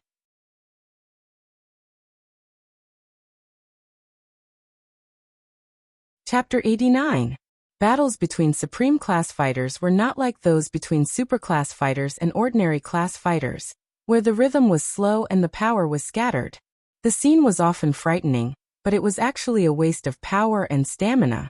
On the contrary, almost every Supreme Class fighter was a terrifying existence who could control their power to the finest detail. They could release and retract their power at will. Hence, the battles between them were usually just right. They were simple and direct. They saved energy and time, but they were highly effective and deadly. To them, as long as one side made a slight mistake in their control, the other side's instant reversal was a common occurrence. Like now. Hestad pressed Chris onto the ground expressionlessly. He clenched his right claw tightly into a fist. His power slowly increased as his terrifying muscles contracted in his true form state. He aimed his fist at Chris' hideous head. Chris chuckled. Old friend, it is my honor to fight alongside you, or to be your enemy, Hestad said plainly. The next moment he threw a punch. The force was boundless. It was so great that it was difficult to block it. Only 0.5 seconds had passed since his fist fell from the air and touched the tip of Chris' nose. In this 0.5 seconds, Chris suddenly bared his fangs and roared furiously. The bone wings on his back pierced through the snow-covered ground. The sharp spikes on the tips of the wings went straight for Hestad's eyes. A futile struggle. The battle-seasoned Hestad sneered in his heart. Then he unleashed the battle instincts he was most familiar with. His strong true-form body twisted swiftly. He released his left hand that was clamping down on Chris, and his right fist punched downwards without stopping. Chris seized the moment Hestad released his left hand and punched the ground with both fists. His heavily injured body rose violently and charged towards Hestad. Hestad's terrifying right fist brushed past Chris' hideous left cheek and left ear. The strong wind mercilessly scraped away his skin and flesh, bringing with it a frightening patch of black flesh. Asterisk thud. Asterisk Hestad's fist landed on the ground. Snow flew everywhere. Half of the heavily injured Chris' face was scraped off. He roared and used the recoil force to bend his arms into elbows and hit Hestad's armored chest with all his might. Hestad watched his old friend's counterattack calmly. His chest pushed against Chris' arms. The muscles on his waist and legs contracted, and his bone wings spread out to maintain his balance. He absorbed part of the impact and diverted part of it. He only slid 2 inches backwards on the snow-covered ground, and Chris' attack was neutralized. Chris frantically flapped his skeletal wings, but he could no longer make Hestad retreat. The struggles of a trapped beast, the gigantic Hestad said coldly. Before Chris could react, Hestad roared furiously and clenched his claws into fists. His arms exerted force toward the center. Hestad's pair of heavy punches, which had an astonishing momentum, came from the left and the right, heading straight for Chris' head, which was pressed against his chest. Chris' reaction was extremely fast. He swung his elbows backward in an instant and hit Hestad's upper arms. Before Hestad's fists could land on his head, he exerted his strength. Under Chris' interference, Hestad's fists missed the latter's head by a hair's breadth. A pair of fists covered in bone spurs smashed together 2 inches behind Chris's head. Bang! The huge explosion even caused Chris to lose his hearing for a second. Fortunately, he had the powerful recovery ability of a vampire's true form. His body immediately mobilized the blood in his body and gathered it at his brain to heal his damaged ears. But the battle was not over yet. Hestad did not care that he had missed an opportunity to kill. He abruptly tightened his arms and trapped Chris in his embrace. "Do you prefer this way of dying?" Hestad said coldly. The muscles in his arms instantly tightened with great force. His terrifying arms strangled Chris' upper body and tightened even more. "After I crush all the bones in your body, I will mercifully dig out your heart." Asterisk crack, crack. Asterisk the sound of bones cracking could be heard inch by inch. Chris hissed in pain, but he could not break free from Hestad's embrace of death. Hestad laughed loudly and hugged Chris tightly as if he was hugging a comrade. Just like when they were young, they would hug each other without any ill feelings after winning a difficult battle. However, the glorious past had forever disappeared in the wind. Crack! Chris's bones were still shattering. "Before you die, repent to His Majesty." Hestad's arms tightened even more. At this moment Chris, who was in extreme pain, revealed a smile with difficulty. "Time," he said in pain, "is up." Hestad was stunned. What time? He did not want to waste time. He prepared to continue exerting force in his arms and directly crush Chris in his embrace. But Hestad discovered to his surprise that the strength in his arms was actually becoming weaker and weaker. "What's going on? Why is my strength disappearing?" Hestad began to lose feeling in his arms. He furrowed his brows tightly and decisively let go of Chris. In the next moment, Hestad looked at his arms. His eyes were filled with disbelief and shock. Impossible. There was no other reason. Half of his arms had already been corroded by Chris's black blood without him realizing it. "My true form armor. It's impossible for it to be corroded." Hestad clenched his teeth tightly, trying to understand this impossible scene. Hundreds of years of battles have proven this point, haven't they? Chris panted laboriously on the ground and laughed brokenly. "Haha, unstoppable power and unbreakable defense? Have you heard of the story of the spear and shield in the Far East?" Hestad took a step back in shock. "What? When did he?" His arms were still being corroded. "Your fists are both sharp weapons for striking and hard armor for withstanding impacts." Chris swayed as he stood up. "They are sharp and hard, coupled with the increase in your strength, which is comparable to that of the great dragon, your terrifying battle instincts, and your unparalleled control over your strength. They are indeed. But what happens when they stand against each other?" With an unpleasant expression, Hestad headbutted Chris back to the ground. "No, no." But Chris swayed as he stood up again. He smiled and said, "The fists you hit the back of my head. When they collided, fine cracks that even you did not expect to appear. Perhaps after this battle, they will repair themselves. But for my blood, these fine cracks are already enough for it to seep into your so-called unbreakable true form armor, and corrode the flesh and tissues that are completely unprotected." Chris placed his hands on Hestad's arms with difficulty. The black blood on half of Hestad's arm immediately flowed faster, and quickly seeped into his body from Hestad's wound. Hestad gritted his teeth. His body swayed.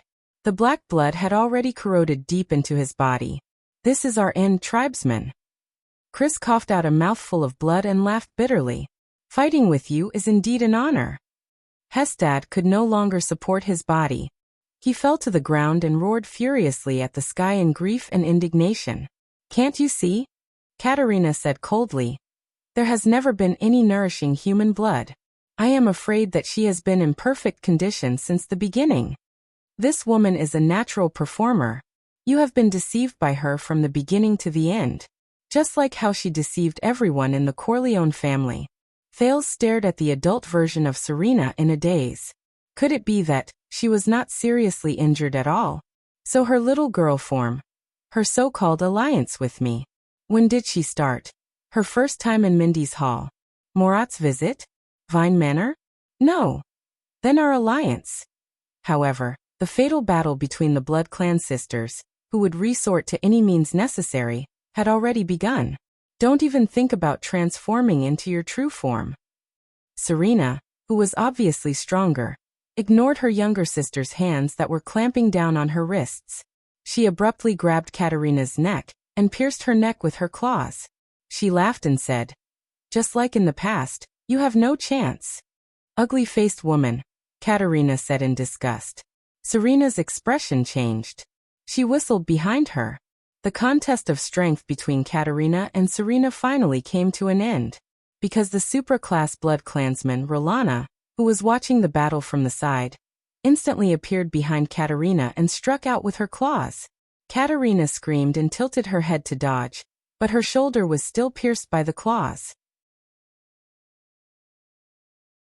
Serena tightly grabbed onto the injured Katerina. The two of them disappeared from the spot at the same time, then appeared in midair not far away and violently crashed into and broke two birch trees. Asterisk bang. Asterisk the snow and dust dispersed, revealing Serena's naked figure. She laughed softly and said, "How does it feel to be continuously attacked and not be able to transform into your true form?" Rolana's expression was cold as she appeared beside the two sisters and held Katerina in a tight grip. Serena laughed maniacally. Facing Katerina, who was obviously being suppressed, she punched her younger sister's face with the speed of the wind. Asterisk thud. Asterisk Katerina spat out a mouthful of blood and leaned to the side weakly. Oh no. It was obvious that Serena's side's attitude towards him was no longer that of an ally like before. As of now, the Night Queen was his only hope. Asterisk thud. Asterisk Serena's second punch landed on the Night Queen's face. "Do you miss this scene, Kat?" Serena smiled happily and fixed her eyes on Katerina's gentle and beautiful face. "Sister's love." Katerina's eyes brightened. With a turn of her body, she easily scraped Rolana, who was behind her, down with a speed that the naked eye could not follow and the angle of her sharp claws. She even left a deep scratch on Rolana's chest that revealed her bones. But she had no time to care about Serena, who was in front of her. The patricide's punch landed once again. Asterisk boom. Asterisk this was the third punch with an even greater force. It blasted Katerina onto the snowy ground. Thales watched the battle anxiously. At the same time, he searched the remains of the carriage for something that could scrape off the rope. However, with his eyesight he could not catch the Blood Clansman's terrifying extreme speed at all. He could only see the scene where the three of them skipped frames. It was not that he did not think of taking advantage of the chaos to escape, but he also knew that on the snowy ground at dusk, he could not escape the Blood Clansman's pursuit with just his short and small legs, no matter which side it was. Rolana crawled up from the ground and hissed. On the other hand, Serena smiled cunningly and walked forward. But in the next moment, a strange sound came from where Katerina was. Ugh. Serena's expression changed drastically. Ugh. Ah. When Thales heard that sound, he suddenly felt his entire body tremble. He could not help but feel as if the entire world was spinning. Ugh. He could not even maintain his balance while sitting on the ground. He swayed and fell. He could not stand up anymore. Thales was extremely flustered. What's going on? Ugh. Thales struggled, but his consciousness was blurry. It was as if he had lost all sense of direction. When he stretched his hand to the left, it would reach to the right. When he raised his head towards the sky, he would drill deeper into the snowy ground instead. After twisting about randomly, he finally shifted his gaze to the battlefield. He shifted it to Katerina. Her purple eyes had now turned pure black, and an ominous black liquid seeped out continuously. Rolana, who was beside her, was also like Thales. As if drunk, she fell to the ground, gritting her teeth and cursing. Thales was shocked. Katerina is crying? He instantly remembered Katerina's nickname, the Weeper. Though, is this her ability? Black liquid flowed from Katerina's eyes. She let out strange and mysterious whimpering sounds. She slowly stood up and looked at her older sister. Tears of the bloody night. Serena swayed her body and said furiously, "It can actually be used without a true form?" Under the strange crying sounds, Serena struggled to hold on. She wanted to punch her younger sister's chest before she fell. Thud. Thales watched in astonishment as Serena's fist was firmly clamped down by a sharp white claw with bone spikes on it.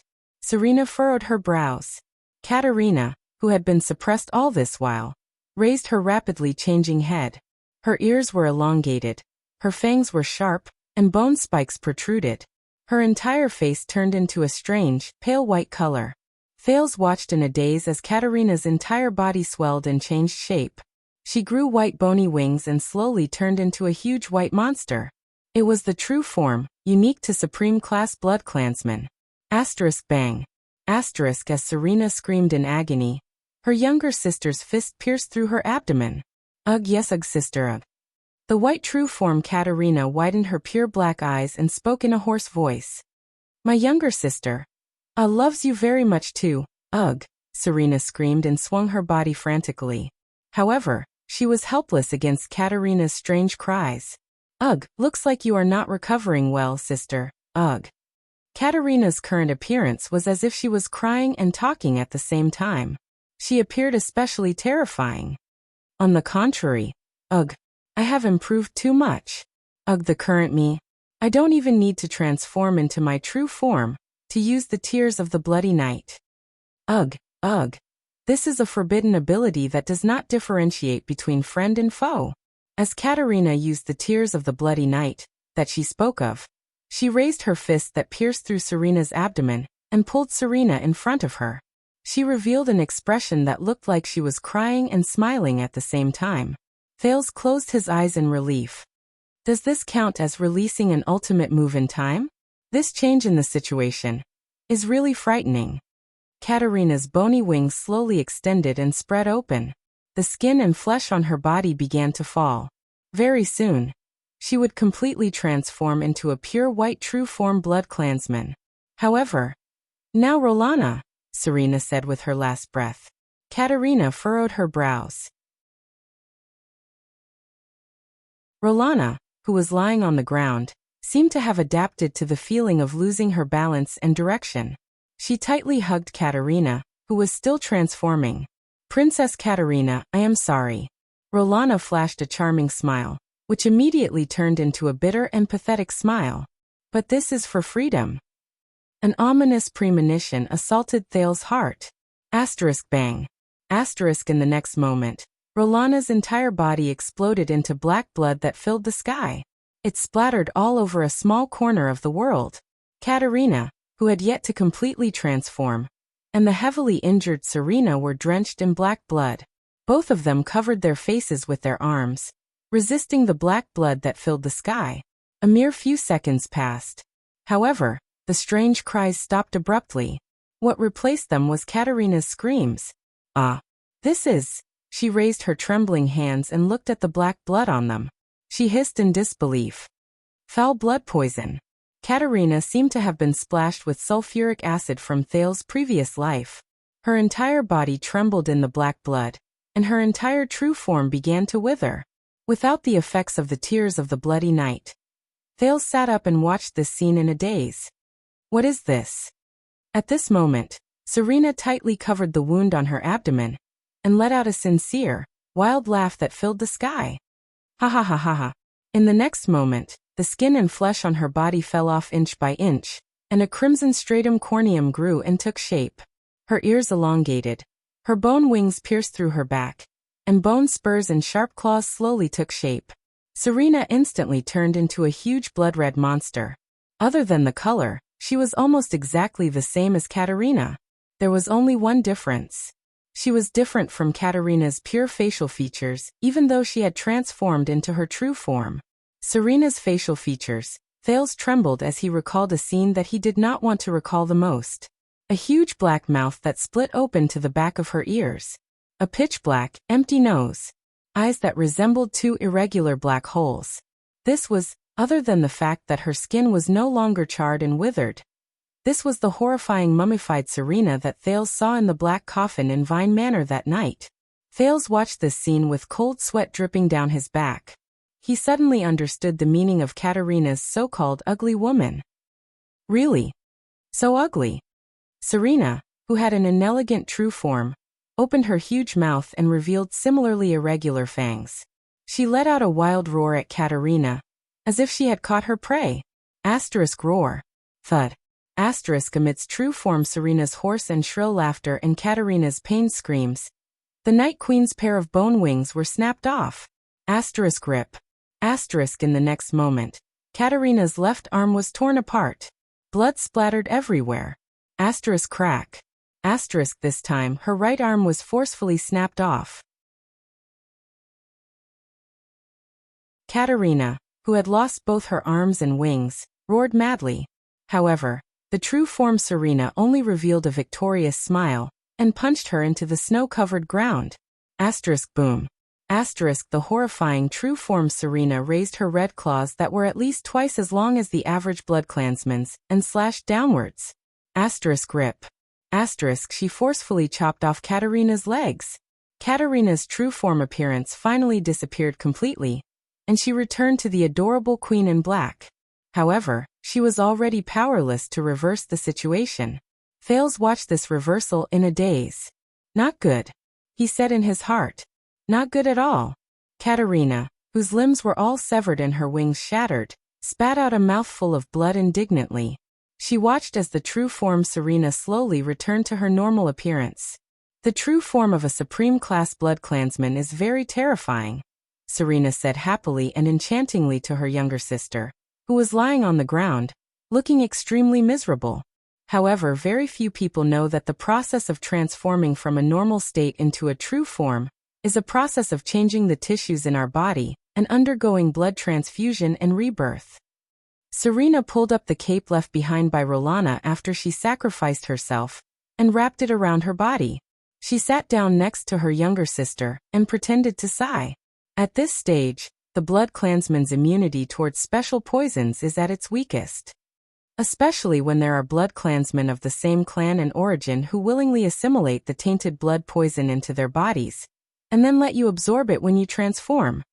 Isn't this a very genius idea? You know, I've always had a headache over that so-called forbidden ability of yours. Thales found a sharp wooden fragment, and desperately cut the rope that tied him behind his back.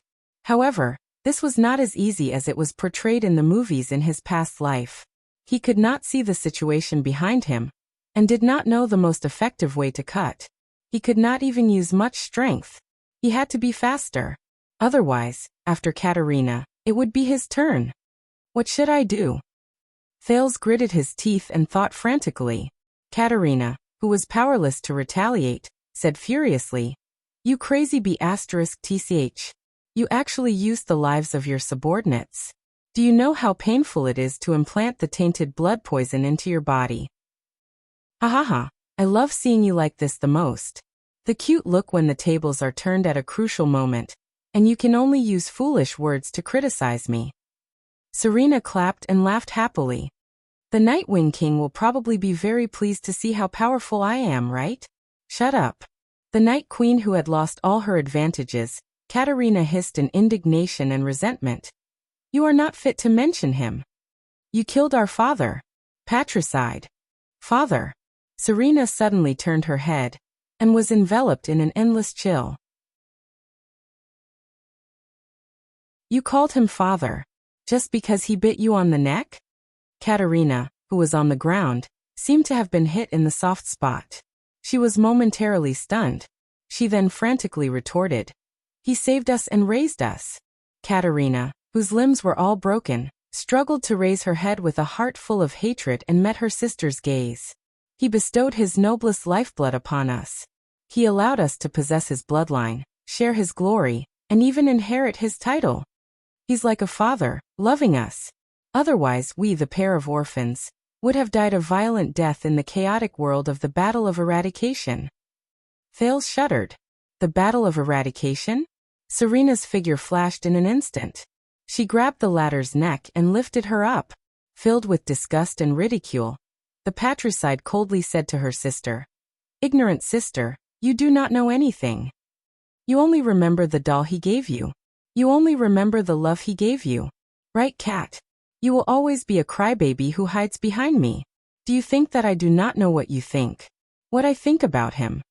Katerina's gaze seemed to have been frozen by something. She looked at her sister with a face full of suspicion. Serena spoke coldly. "Every time that man returns to the castle, you are the first fool to pounce on him and act coquettishly. If there is any ignorant maid or knight who shows even the slightest bit of love for him, you will mock and ridicule them, secretly suppress them, and have the people below isolate them. Weeper? Half of your tears are because you are afraid of me, and the other half is because you like him." Katerina trembled violently. "Yes, I know," Serena sneered. Serena sneered and said, "Cat, you do not only admire him, you worship him." Katerina struggled and revealed a look of disbelief. Under Thales' extremely shocked gaze, the patricide enunciated each word clearly. "You still like him and desire him. You love him deeply." Katerina trembled as she looked at Serena. She could not speak. At this moment, Serena laughed maniacally in a deep and mysterious manner. "You fell in love with the person who gave you a second life, the powerful and terrifying Nightwing King, did you not?" "No." Katerina's brows struggled, as if she was immersed in an unbelievable pain. "Is that not the case?" Serena said coldly. "You wish that you were his wife, his lover, and not his daughter." Watching this scene, Thales was stunned. "This is serious Oedipus complex?" Thales lowered his head and sighed. Unfortunately, his life and death were still in the hands of this queen. He struggled to stand up. "Really? Why? Every time in the end, it's always me alone. To save the world?" The heavily injured Katerina roared madly. Serena's gaze was cold. She stretched out her crimson claws and gently scratched Katerina's fair face. "And your ugly and shameless feelings, let it end here." At this moment, "Wait a minute." Serena furrowed her brows slightly and turned to look at Thales. Thales leaned against the wreckage of the carriage and struggled to get up from the ground. He furrowed his brows tightly and looked at the ferocious-looking Serena. Under Serena's gaze, he walked towards the black coffin. The legendary anti-mystic equipment. The Dark Knight Black Coffin. "I heard that there is a mystic here?" Thales Jadestar panted and flashed a bitter smile. "And the kind that can be released?"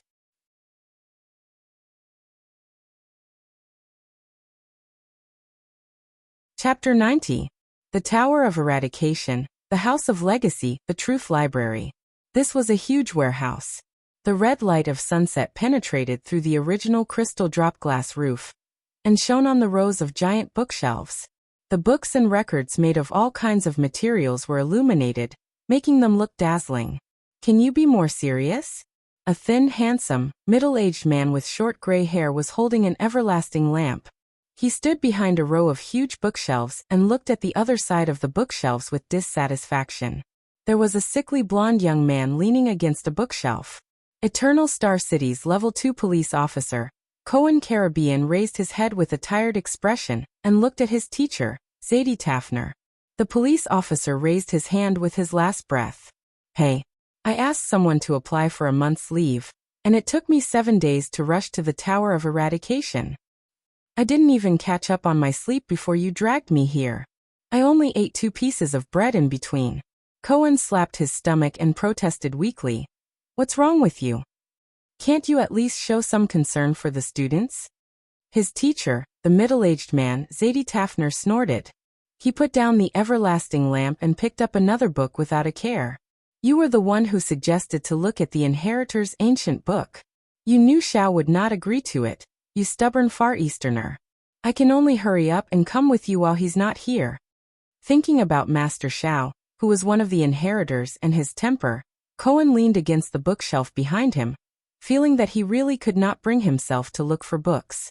He said helplessly, "Xiao, didn't he give up the right to inherit the Far East's #1 sword sect to come to the Tower of Eradication? I thought he wouldn't be so conservative after doing such a thing." "How would I know? Xiao's inheritance has all sorts of strange rules. In any case, I still haven't figured out the operating rules of those sects.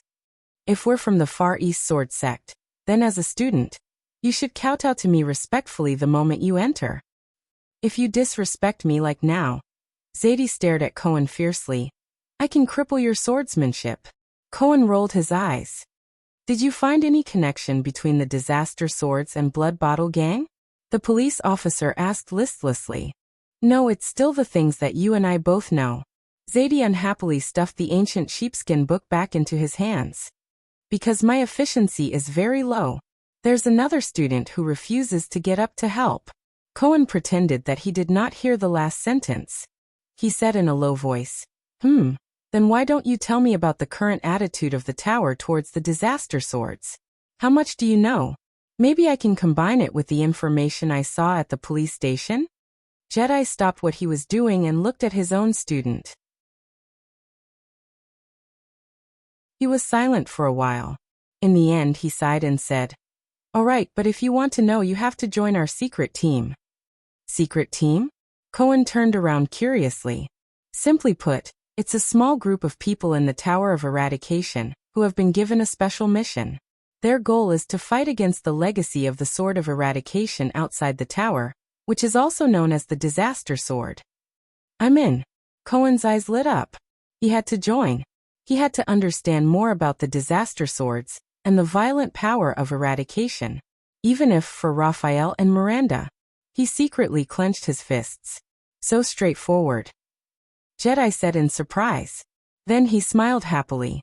"All right, this team has Chartier and me. Now there's one more." Cohen opened his mouth wide. "You guys. There are only 3 of us? A team of 3? To fight against the Disaster Swords?" Cohen looked as if he had been tricked. He looked at his teacher in disbelief. "You must be joking, right? What's wrong with 3 people? After all, we are a secret team. We have an official name." Jedi slapped his thigh and said with an unfathomable look, "Xiao calls us the Purgers." Cohen's expression froze. "Purgers? Purging traitors?" Then Raphael. "But Chartier thinks that based on the blood debt that Crassus committed, it's better to use the name Avengers." Jedi leaned forward with a serious expression. "And I think that based on the importance of our mission, we should be called." Cohen subconsciously wanted to cover his ears, but Jedi had already spat out the words. "Kill Crassus, rebuild the Tower of Eradication, revive the extraordinary swords, and save Errol's Jedi team." Cohen looked at his teacher with disdain. "Haha, I'm joking. The atmosphere is too serious." Looking at Cohen's expression as if he had eaten **T, Jedi laughed and patted his shoulder. But then he sighed. "But unfortunately, until now, our knowledge of that violent power of eradication is limited," Jedi said disappointedly. "After all, what we felt when we fought against them was not the full picture of their power of eradication." Cohen also became solemn. "Is there no result at all?" Jedi looked at his student. After a few seconds, he pursed his lips and said seriously, "No, there are still results. At least we know that the violent and crazy power of eradication that originated from the Disaster Swords Crassus. Actually, it's to imitate a mysterious and terrifying power from ancient times. Look, Serena, why don't we sit down and have a good talk?" Thales smiled as he looked at the despairing Katerina and the smug Serena. He said, "There's no need to be so violent." "Oh," Serena raised her eyebrows and threw Katerina away. Bang. The latter crashed into a nearby tree and struggled to raise her head. Serena gracefully walked towards Thales. "Let it out." Serena looked at the black coffin and flashed a seductive smile. "How? Kick it with your legs." Thales' heart started beating uncontrollably. "Calm down." At least she let go of Katerina. "This is my only chance. I must seize it." The dark night black coffin can only be opened with the key that the king carries with him, And the blood of a direct member of the Corleone family. Serena giggled. In other words, my blood and Katerina's blood. In the distance, Katerina raised her head strenuously and looked in his direction indignantly. Her limbs were healing, but it was extremely slow, not to mention being reborn. This battle between sisters. She thought in despair. There's no hope of turning the tables. Is that so? Thales took a deep breath. Rolana and the others must have told you how Ralph and I escaped from the dungeon in Vine Manor, right? Serena narrowed her eyes. I have a special psionic ability. Thales trembled as he tried his best to weave his own story to make it seem more believable. It can break all shackles. Why don't I try it on this coffin? Thales touched the sharp wooden shard in his hand behind his back, feeling anxious. He did not manage to cut the rope, but it should not be a problem for him to cut himself, although the side effects of that power might be a little big. However, without the assistance of his hands, would his losing control still work? Thales laughed bitterly in his heart. I can only try to kill you with my gaze. Serena's steps got closer and closer. So it's your psionic ability. But why do you think I tied your hands? Serena lowered her head and laughed coldly. I asked Rolana everything. Your psionic ability can only be activated when you cut yourself with fresh blood. This is a condom for you, Your Highness, she said softly. Thales' heart trembled. Did she notice this a long time ago? Serena continued to walk closer. That's far enough. Thales shouted. Don't come any closer. He had calculated that even if Serena flashed over from this distance, she would need at least a second or more. It was enough time for him to use that on the coffin. I have a wooden shard in my hand. Thales turned his body sideways and revealed a wooden shard. Then he carefully and quickly turned back. Panting slightly, he said, It's enough for me to cut my own hand. Do you really want to meet that mystic? He kicked the black coffin behind him. Do you want me to knock on the door for you first? Serena's eyes were cold. This brat. Is she betting on whether I dare to take the risk? My dear Thales. In Thales' vision, Serena stood still on the spot. She suddenly smiled brightly and spread her hands. You must have misunderstood. I don't plan to hurt you at all. To me, a living heir of Constellation is more useful than a dead heir of Constellation. Isn't it? We have an agreement. With each other's help, you will one day be crowned king, and I will be restored to the throne. Have you forgotten? I am still engaged. Thales frowned. This old witch. The ugly-faced witch. Let's work together. The Navy of Eastern Sea Hill and South Coast Hill, together with our natural geographical advantage at Seaviewing Cliff, can turn the Southern Sea of Eradication, which is rich in eternal oil, into Starry Night Alliance's inland sea. Serena extended her right hand and slowly clenched it into a fist. Constellation and Night Alliance, sharing benefits, helping each other, and deterring opponents on their respective continents. Your Extet and Kimu Union. Our main of Night and Hanbol. Serena looked straight at Thales. This was my initial idea. Don't believe her. In the distance, Katerina spat out a mouthful of blood and said hatefully, Only the craziest demon would dare to form an alliance with this bitch whose heart is as vicious as a snake and scorpion. Asterisk thud. Asterisk Serena smiled coldly. She casually threw a snowball at an extremely fast speed, knocking Katerina out. Thales took a deep breath.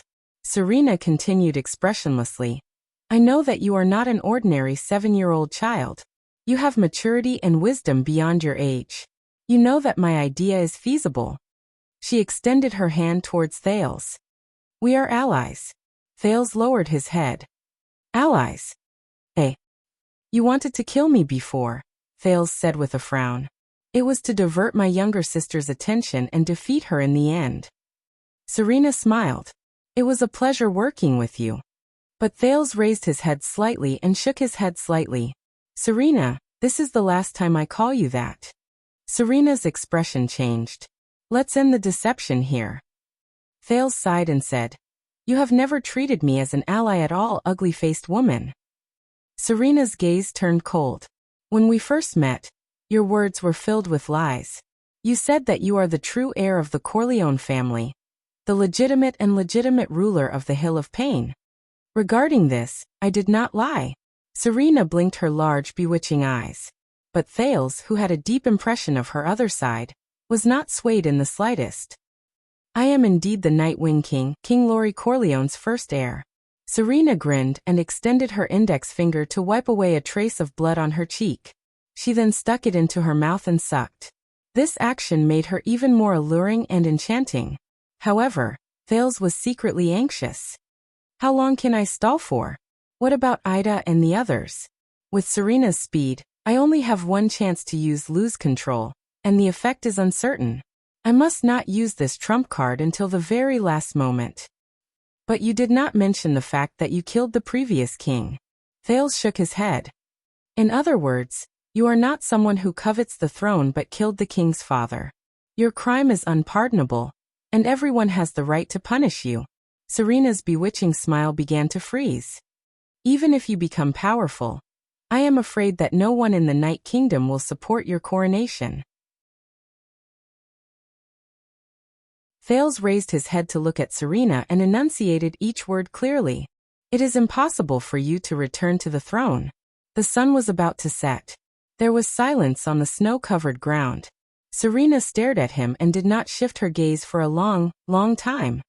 I have had enough of you. Serena's smile disappeared. Her voice was extremely cold. Self-righteous mortal. You are right. Even if I kill Katerina here, the Sacred Blood Army that is loyal to her, as well as the clans behind the warriors, such as Castigan, Sullivan, Loraloa, and those who covet the Blood Ocean throne, will not allow me to be crowned. So your real enemies are the opposers who are practically everywhere in the entire Night Kingdom. Thales shut his eyes tightly and exhaled. So, you need the power of a country to destroy those opponents that you cannot defeat. Originally, I only wanted to borrow your power to intercept Katerina, but the assassination of the ex-det diplomat group gave me a great revelation. Serena nodded with a frosty expression. The death of the heir triggered a war between countries. After all, the King of Constellation made a sacred oath in front of everyone. If you die, then the person who will avenge you will be the next king. Thales sighed. The next heir of Constellation died due to the Night Queen's shameless interception, and the latter disappeared without a trace. Serena shook her head and sighed. How many ambitious people do you think will attack the Night Kingdom at all costs? Or at least make a related oath just for the throne of Constellation? After all, it will only take a week to cross the Sea of Eradication from Constellation's south coast hill to the Night Kingdom. War will cleanse the opposers of the Sacred Blood Army, and give me a more obedient Night Kingdom. Serena took a step forward fervently. And the true heir of Corleone will turn the tide at the last moment. So this is the purpose of the alliance. To use Constellation to cleanse your opposers. Thales looked at Serena's expression and said quietly, the Starry Night Alliance is a complete scam. You don't understand, childish brat. Serena sneered. The alliance is to fight against the enemy. Thales glanced at the unconscious Katerina. No, Serena said coldly. I mean to ally with your enemy and betray him at a critical moment. Betrayal is the true meaning of an alliance. Thales furrowed his brows deeply. So that's how it is. This is her logic of survival. The Starry Night Alliance. Thales' first diplomatic attempt in his life had completely failed. In the days to come, Thales could not help but think of this scene when he sat at the negotiation table countless times. At the same time, he vigilantly thought of the true meaning of an alliance. Many historians were surprised at how the Starry Night Alliance could be so stable between two incompatible races during that era. However, only a few people knew that the first Starry Night Alliance only lasted for slightly more than a month before it ended in failure. As expected, a cute, capable, yet arrogant and childish lowly vampire who had lived for hundreds of years suddenly appeared. She had red eyes and silver hair, called me brother in a coquettish voice, and even fought to marry me. Thales sighed. This kind of trick. I was thinking too much.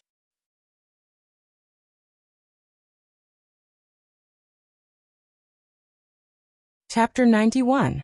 They, the heirs of the disaster sword, want to imitate a type of power of eradication? Cohen raised his eyebrows. Imitate?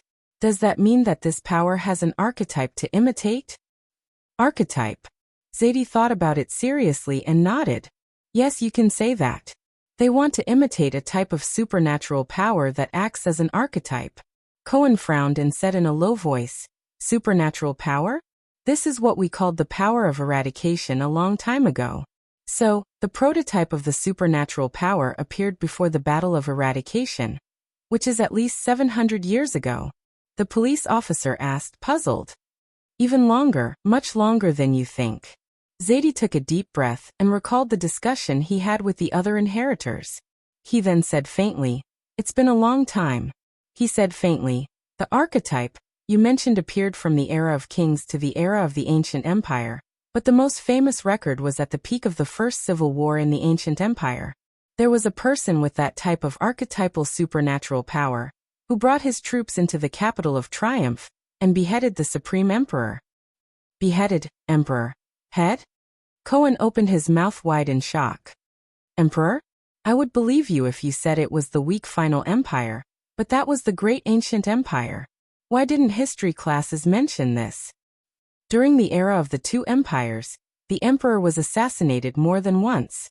There were 2 successful cases. As for why you as a noble don't know. Zadie smiled proudly. Firstly, due to a well-known reason, there are not many historical records of the 2 empires left in Constellation. If you want to find the most complete historical records, you have to go to the main Knox dynasty's Rise and Death Pavilion, or here, the Tower of Eradication's Truth Library. Secondly, the Jadestar royal family is the descendant of the Karas royal family. Even if they knew about this, do you think the Supreme King would be happy to put, the emperor was beheaded by the army, in the book? Back to the main topic. Zadie sat down cross-legged. This was Xiao's cross-legged sitting method, compared to his other kneeling method. Zadie felt that this Far Eastern sitting method was more like a master's. He patted his sword. I heard that the person who killed the emperor relied on this mysterious archetypal supernatural power to defeat almost all the opponents of his era. Even the wizards had to be careful when they met him. All the opponents? Cohen asked in surprise. What's so powerful about this prototype? I'm not sure. Zadie frowned. It was recorded in Crassus' own notebook that the biggest characteristic of that kind of supernatural power is that it has no characteristics. Nothing special? Zadie spread his hands and said irresponsibly, anyway, that's what Crassus wrote 100 years ago. That's not right.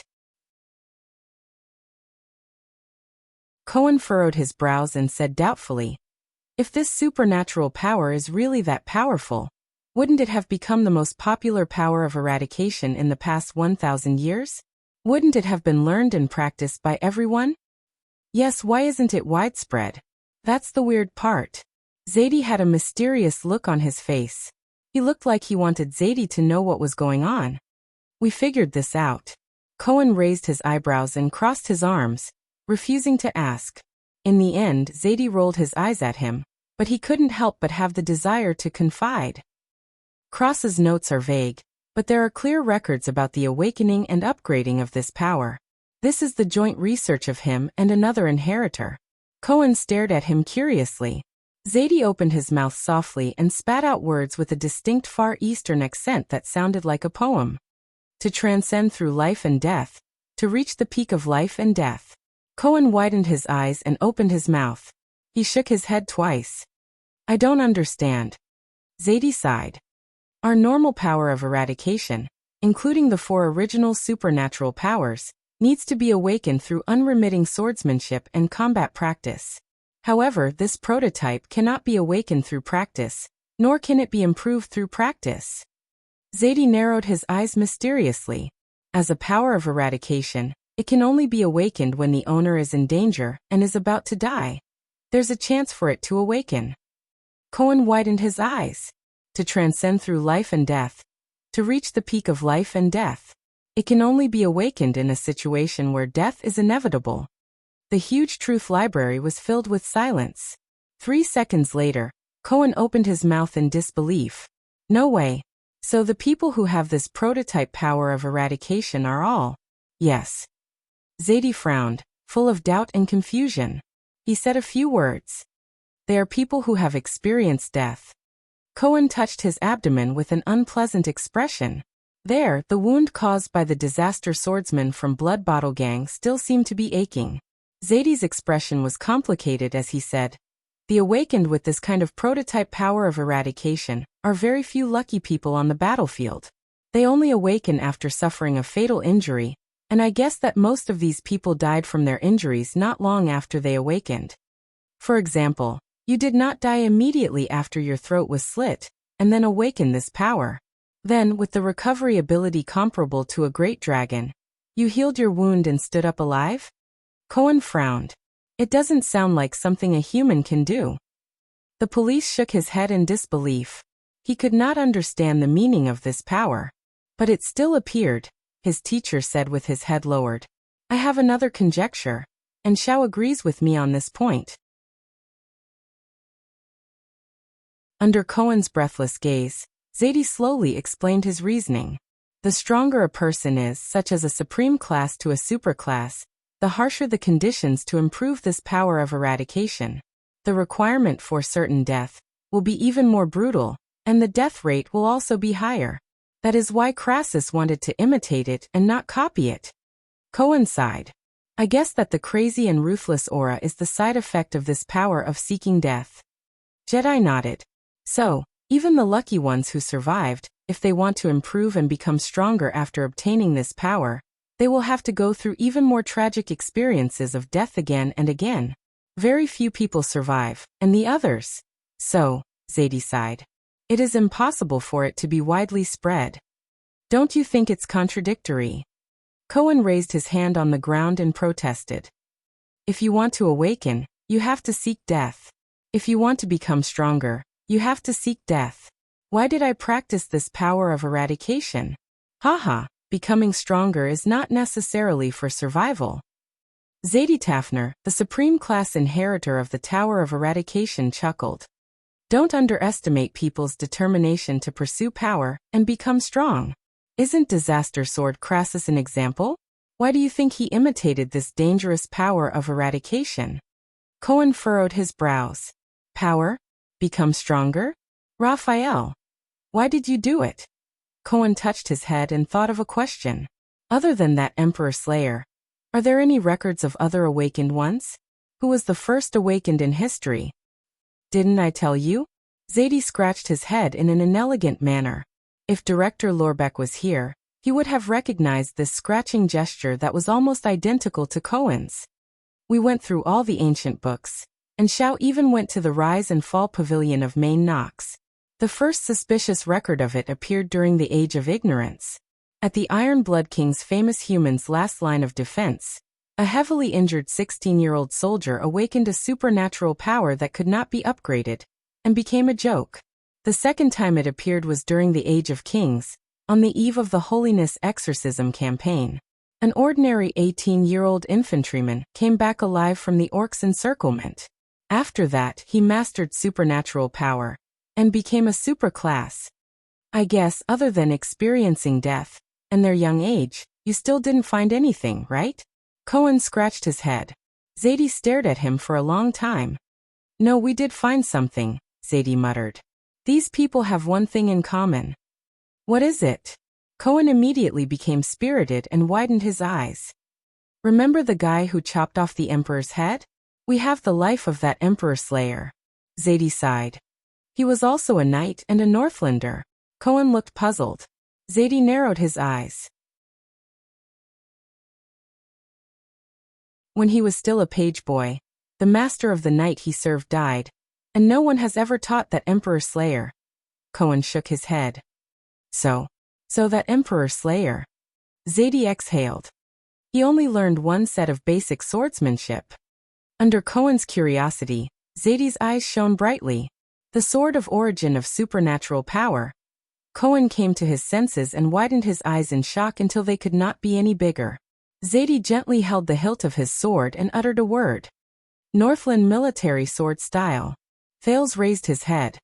If I die here, the war between Extet and Constellation will definitely break out, he said calmly. constellation will not be able to take care of itself, let alone invade across the ocean. 200 years in prison have taught me one thing. The vampire gently tightened the cloak on her body. Her curvaceous figure was even more distinct and alluring, but her tone was a little creepy. Power in your hands is the greatest wealth. Don't underestimate the temptation of power, Serena said calmly. It can make people go crazy. Do you know how many casualties this will bring? Thales asked calmly. Yes, precious lives, bloody sacrifices. Serena sighed, seeming to be sorrowful. But as the Far East said, a great general achieves his achievements on 10,000 corpses. Thales raised his head and his gaze was firm. Life is not a toy that you can play with, ugly woman. Don't call me that, I will be angry, Serena said softly. Thales ignored her. You don't have that qualification. No one has that qualification. But Serena did not continue to talk to him. She only said slowly, I finally succeeded. Thales was puzzled. But in the next moment he understood. He suddenly realized that he could not move. Thales was so frightened that he broke out in cold sweat. What's going on? Thales wanted to use the wooden piece to cut open his hands behind his back, but even his fingers were stiff. Usually, halting vision only needs a few seconds to deal with weak people. Serena walked up to him without a care in the world. Under Thales' astonished gaze, she took the wooden piece from his hand. But you are indeed the descendant of the emperor. It took me so long to stop you. Compared to my sister, this is not an ability that is practical in battle. Serena sneered. Why do I have to talk so much nonsense? Do you think you are the only one who is stalling for time? Serena said coldly. Every second I talk to you makes me sick, brat. Thales looked at Serena with a pale face, but his neck was extremely stiff. Serena smiled faintly. Are you ready to welcome your death, second prince? Are you ready? How could this be? Thales was slowly able to move, but he had lost his greatest trump card. He felt extremely remorseful. If I had just... No. He suddenly came to a realization.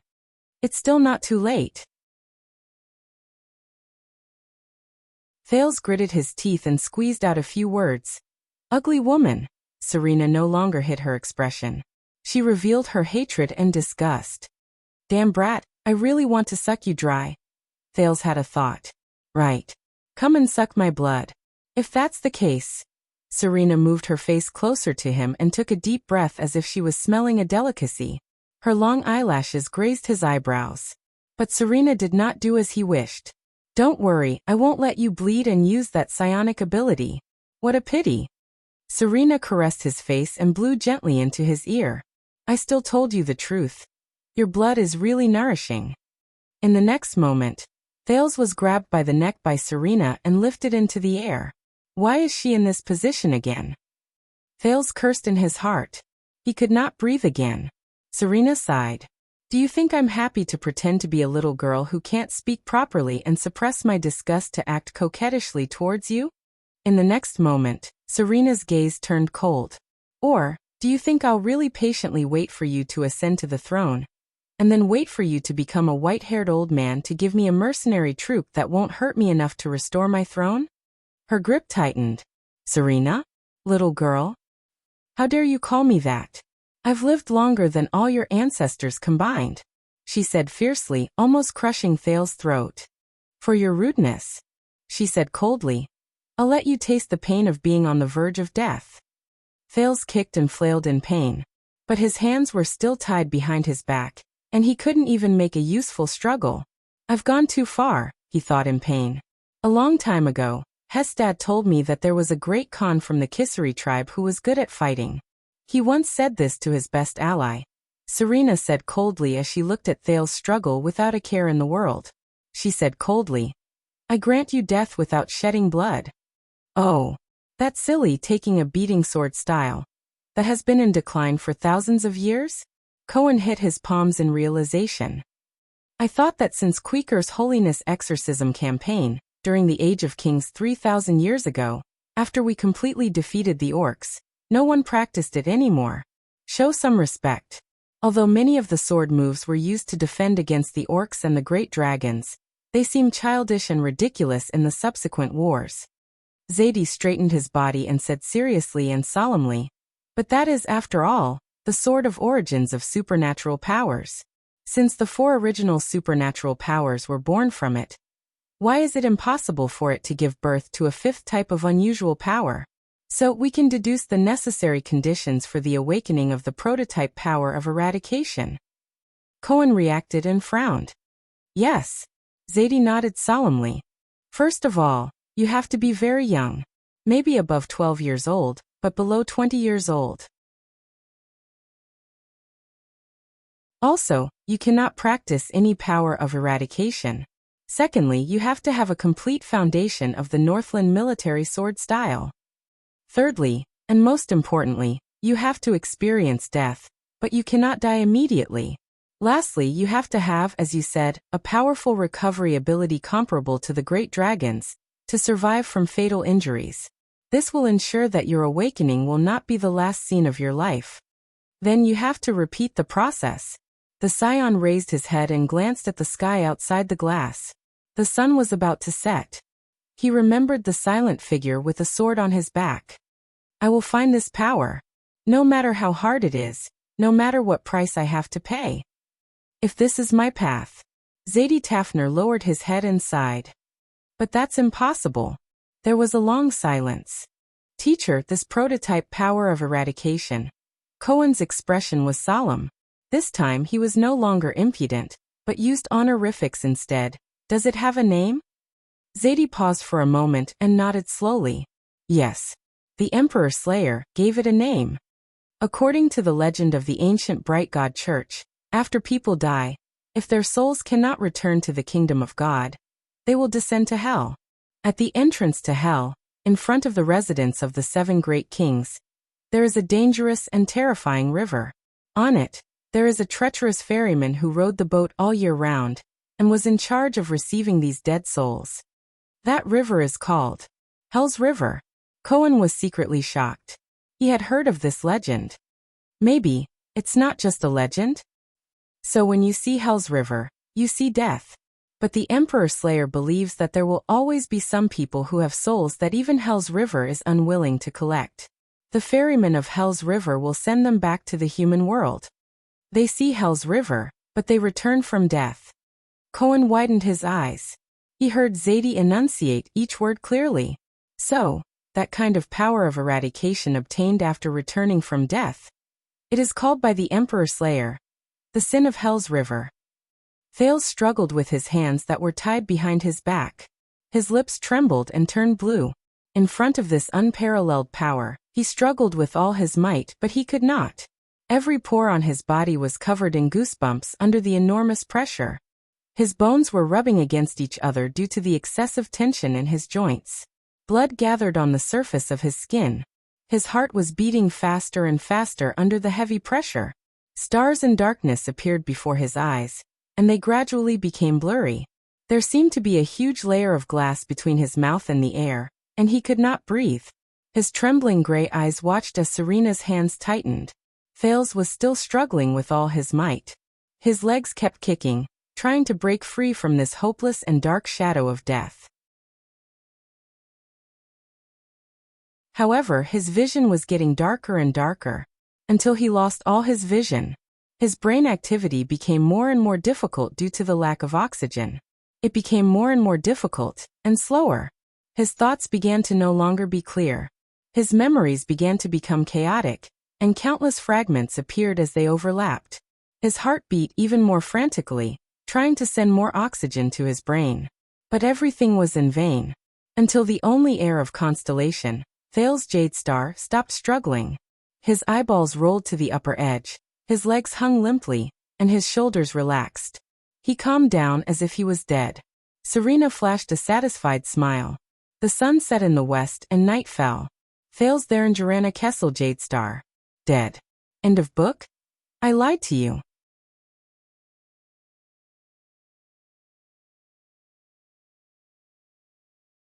Chapter 92. Under the Rising Moon. Ralph anxiously galloped through the birch forest after nightfall.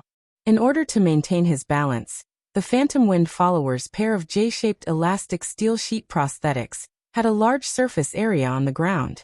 Walking on flat ground always felt strange, but to his surprise, the wide surface area made it easier for him to move forward in the snow, especially when he was riding on the wind. It was as if he was walking on flat ground.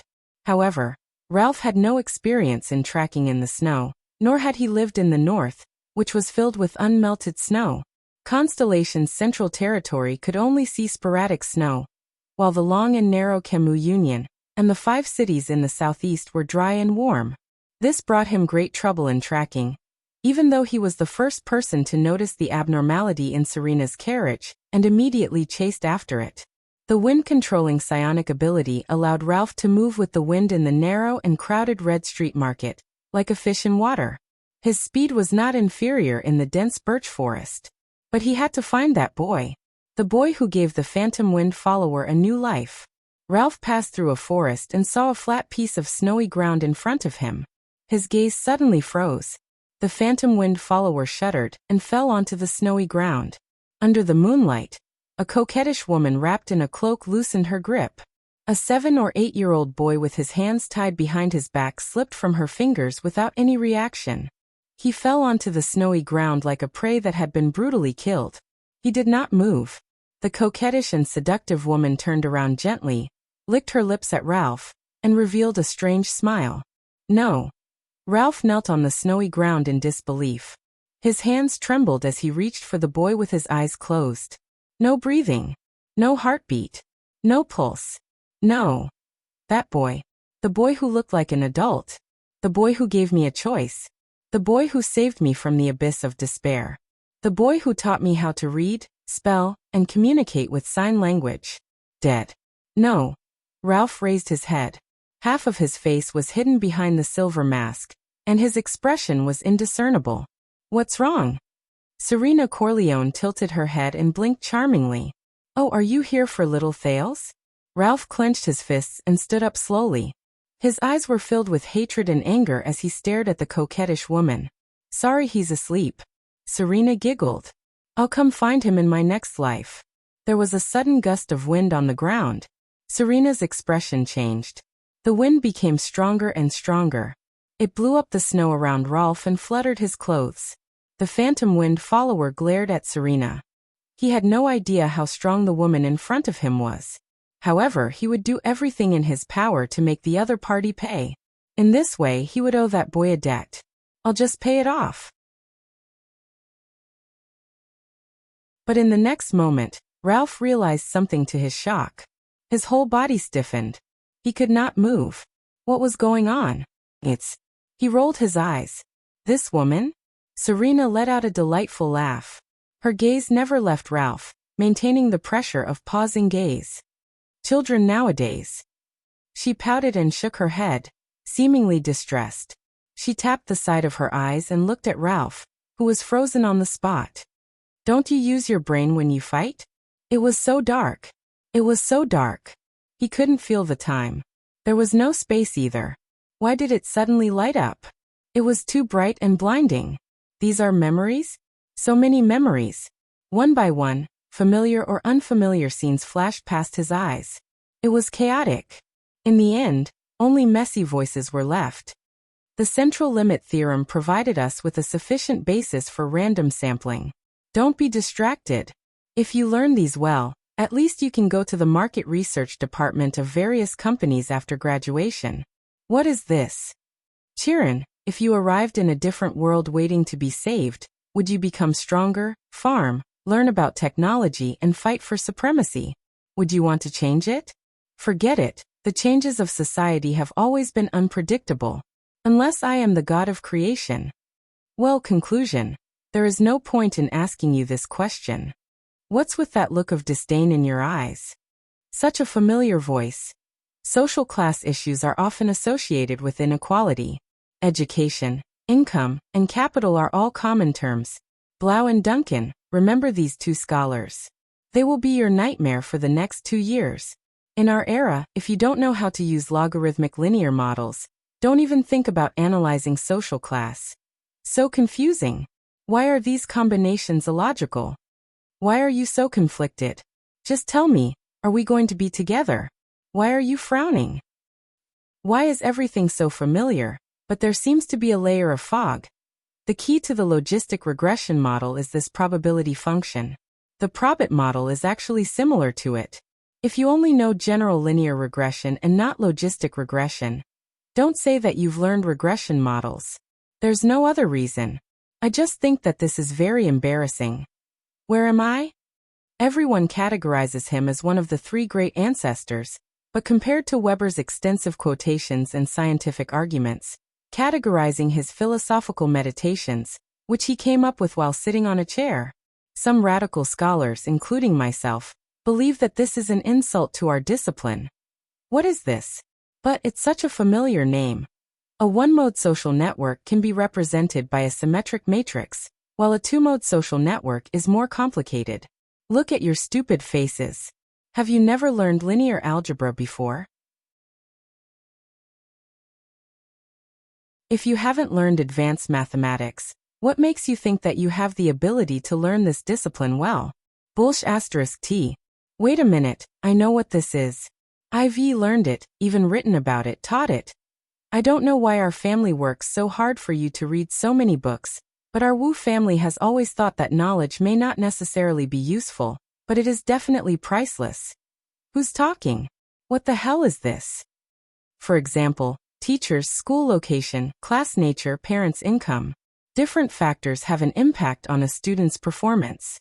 Some are at the individual level, some are at the class level, and some are at the school level. If we don't distinguish the effects of different levels and simply assume that they are effective in the same dimension, the conclusion that what has the greatest impact on a student's performance is unconvincing.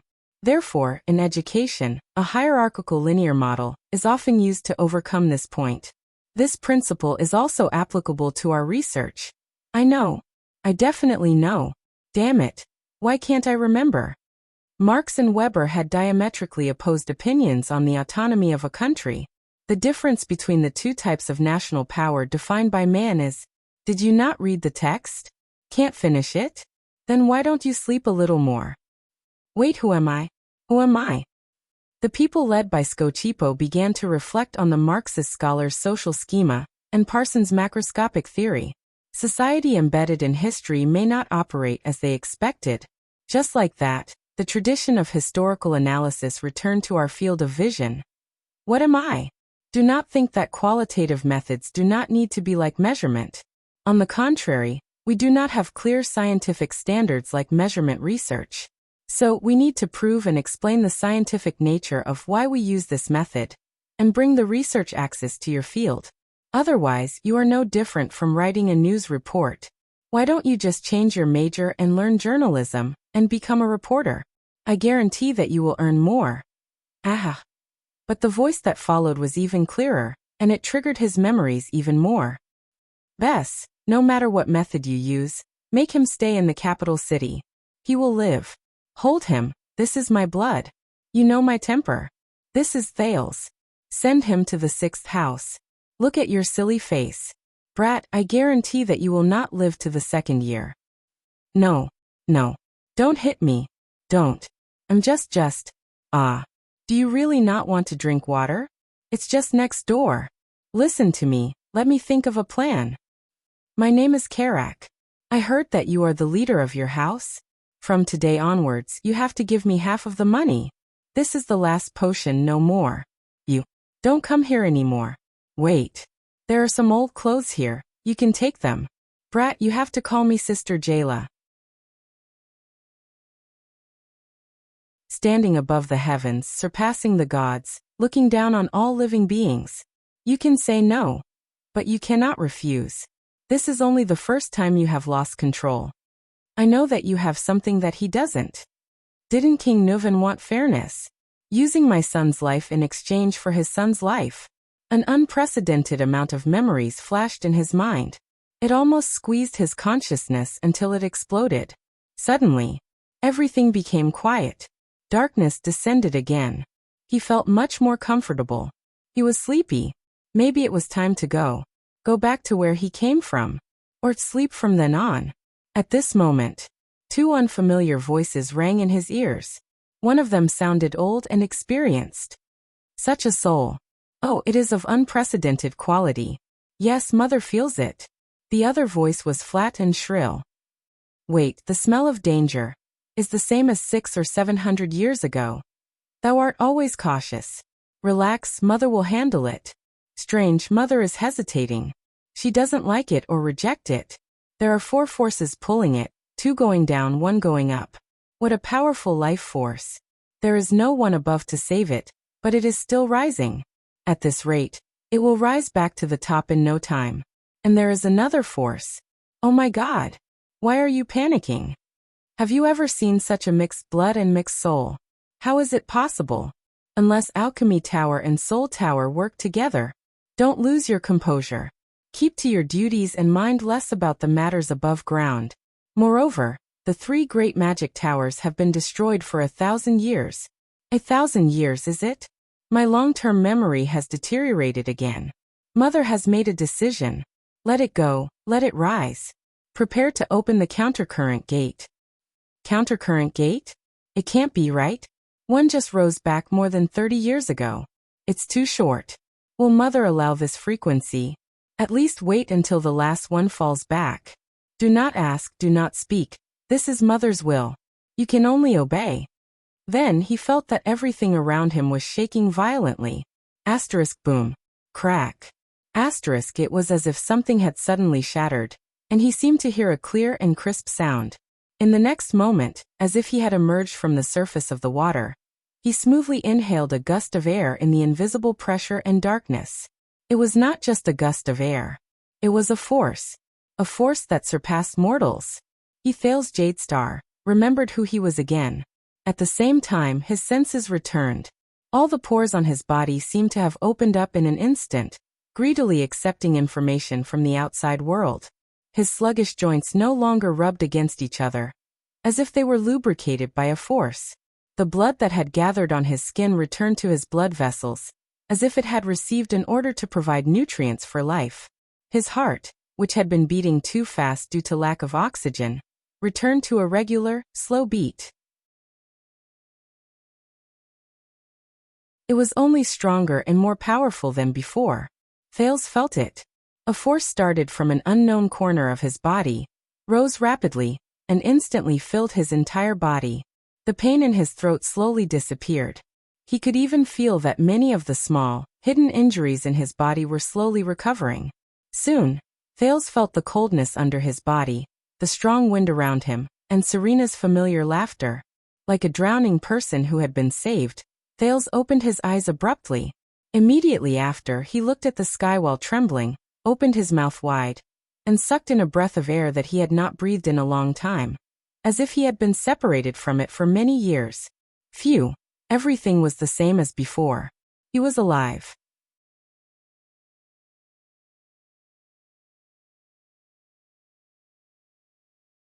Chapter 93. On the snow-covered ground under the moonlight, Serena laughed maniacally and raised her deformed sharp claws. Looking at Ralph, who was struggling in the halted vision, she shook her head gently and said, "If you didn't see this scene, perhaps you wouldn't have to die. After all, I need enough witnesses from both sides to spread the word about everything that happened today." But because of the Blood Clansman's extraordinary hearing, the complacent Serena suddenly shuddered. Ahem. Want to spread the word? The words of the person involved are more convincing than the witnesses. Ahem. Serena Corleone turned her head in disbelief. It can't be. A voice that the two of them were very familiar with rang out on the empty snowy ground under the moon. Isn't it? Say, ugly-faced woman. Under the double shock of Ralph and Serena, Thales Jadestar, who was supposed to be dead, coughed violently and turned over while panting. He climbed up from the ground with his hands tied behind his back. In a world that you do not understand, there is a bardic poem that goes like this. Thales stood up with difficulty and quickly thought about the current situation and the solution. He slowly said, "What cannot kill you makes you stronger and stands higher."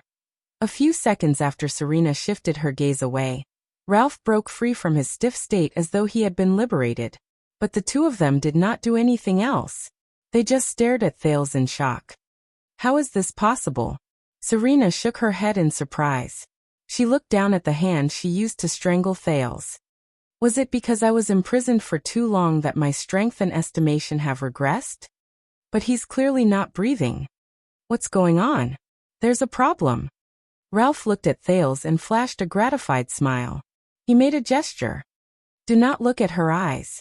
Thales returned a powerful gaze and nodded slightly. The silver-haired, red-eyed female blood clansman gritted her teeth and turned to glare at Thales. Damn it. Thales showed a smile that he had not shown for a long time. He deliberately avoided Serena's gaze and did not give her a chance to activate her ability. The prince clenched his teeth and pressed them against the tip of his tongue. Was I too nervous and scared just now, so I did not think of biting the tip of my tongue?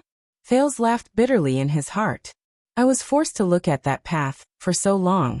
First target, Dark Knight Black Coffin. Was he really going to release that mystic? A strange expression flashed across Asda's face. But Thales only hesitated for a second before he prepared to attack. But just as Thales was about to bite the tip of his tongue and activate that taboo, something happened to his body. A strange wave surged out from his heart, surging up his chest, neck, face, and finally to his eyes. His blurry vision became clear, bright, and clear in an instant. The Serena before him became clear.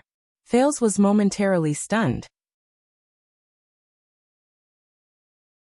What is this?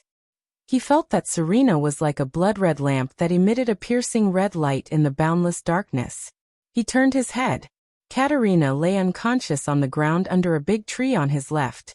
She was panting unconsciously, and a dim white light flashed in her eyes. Am I seeing things? Thales blinked in puzzlement as he looked at the scene before him.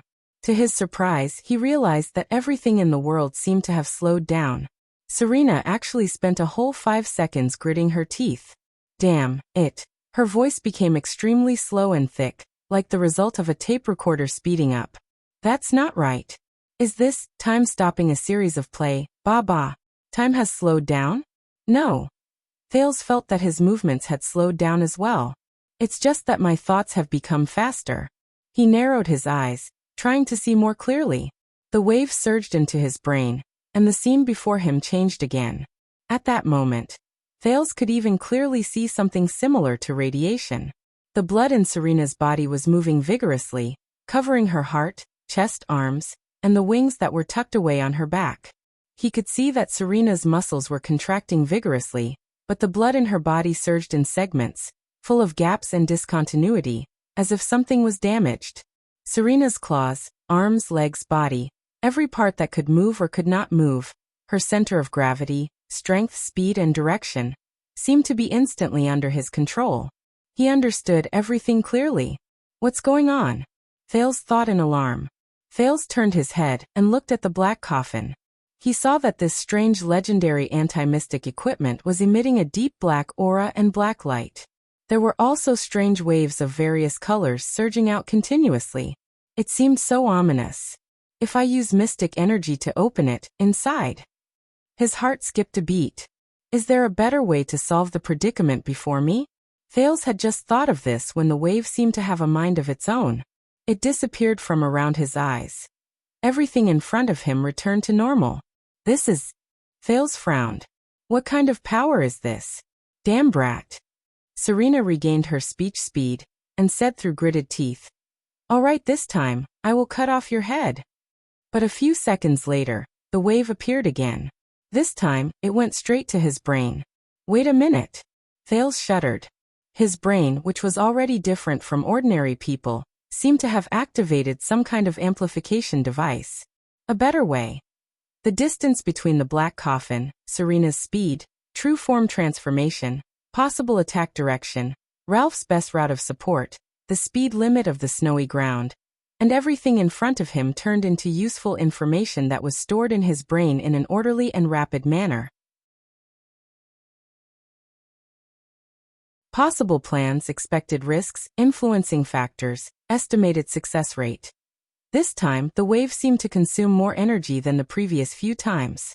It only lasted for a while before it disappeared from his brain. In an instant, Thales felt as if he had run 1,000 meters. He trembled and broke out in cold sweat. Is this black technology or the Terminator? But suddenly he knew how to solve the situation before him. and the after effects are smaller and more comprehensive. Maybe I don't have to use that kind of power. A better way. Thales carefully avoided eye contact with Serena. He calmed his breathing and walked between Ralph and Serena. He smiled. "You know, I really want to call you a whore," he said flatly with his hands behind his back. "Stupid mortal." Serena frowned and thought to herself, "He's so confident when he's so close to me? I'll kill this brat first. It's best if I decapitate him. There's nothing to be afraid of." The key was that super-class cripple.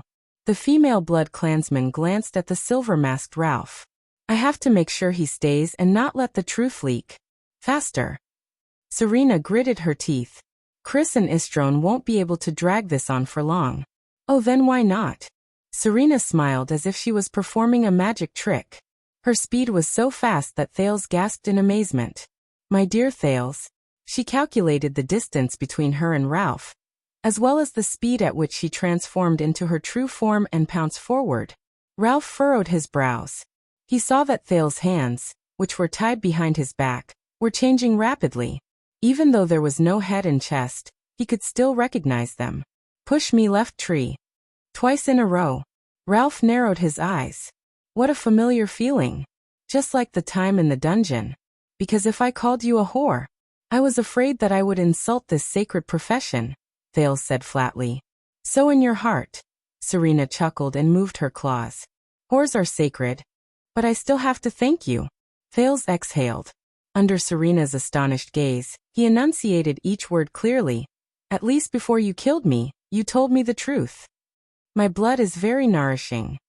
In the next second, Thales swung his hands behind his back. "Begin." Before Serena could react, Ralph's pupils trembled. His psionic ability was instantly activated. A gust of wind rose out of nowhere and charged towards him. Asterisk whoosh. Asterisk, but it did not attack Serena, who was fully on guard. Instead, it swept Thales up and blew him towards the sky. Thales clenched his teeth and tried his best to support his body. He narrowed his eyes to withstand the impact of the wind. After all, he was not Ralph, who had been immersed in the art of human kiting for many years. In the air, time seemed to have slowed down again. But he knew that was not the case. The fluctuation gradually filled his limbs. Thales instantly felt that he had grasped the balance of the wind by turning his limbs lightly. From the corner of his eyes, Serena screeched and transformed into her terrifying true form. "Where do you think you're going?" Serena widened her black hole-like eyes. She spread her red bone wings, tore her cloak, and flapped her wings to soar into the air. She roared hoarsely and rudely, "Mortal brat!" But Ralph's gaze was firm. He stepped on the gust of wind and charged towards the blood clansman. He wanted to hold this monster back. This was the boy's plan. Thales flew towards a big tree on the left.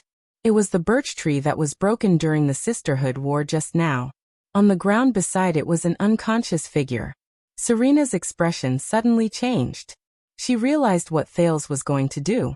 But in the next moment, the sound of wind whistled behind the patricide. Serena instinctively turned around and clawed. Asterisk clang. Asterisk, there was a violent sound of metal clashing. It was not Ralph who attacked. Instead, it was a steel rope in Ralph's hand. Serena, who was caught off guard, frowned. Her arm was tightly entangled by the steel rope that came charging at her. "Ah!" Serena screamed frantically. She was dragged backwards by the steel rope that was carried by the gust of wind.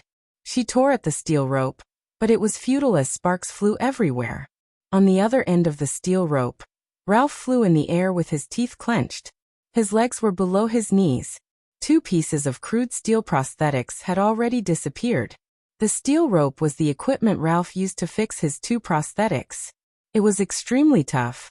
"I will never let you pass." The Phantom Wind follower's gaze was firm. Thales landed on the snow-covered ground with his hands tied behind his back. He rolled forward twice in a disheveled manner. That fluctuation dissipated. A wave of exhaustion swept over him. His entire body was sore. Some of his joints even felt as if they were being torn apart. Thales vaguely understood that this was because his current physical fitness could not keep up with the balance he made with the help of the wind just now, but he still struggled. With his hands behind his back, he squirmed and crawled in front of that person. That was the key point of his plan. Katerina Corleone. The Night Queen who was on her last breath. Thud. The prince bumped his head into Katerina's pretty face. He knocked the latter slightly awake from her unconsciousness. He stared at Katerina's unfocused gaze and spat out 2 words. Bite me. Katerina, whose limbs were all broken and only her torso left, was heavily injured and unable to continue, raised her head with difficulty to glance at him. The transmigrator said coldly, "That's right. Suck blood."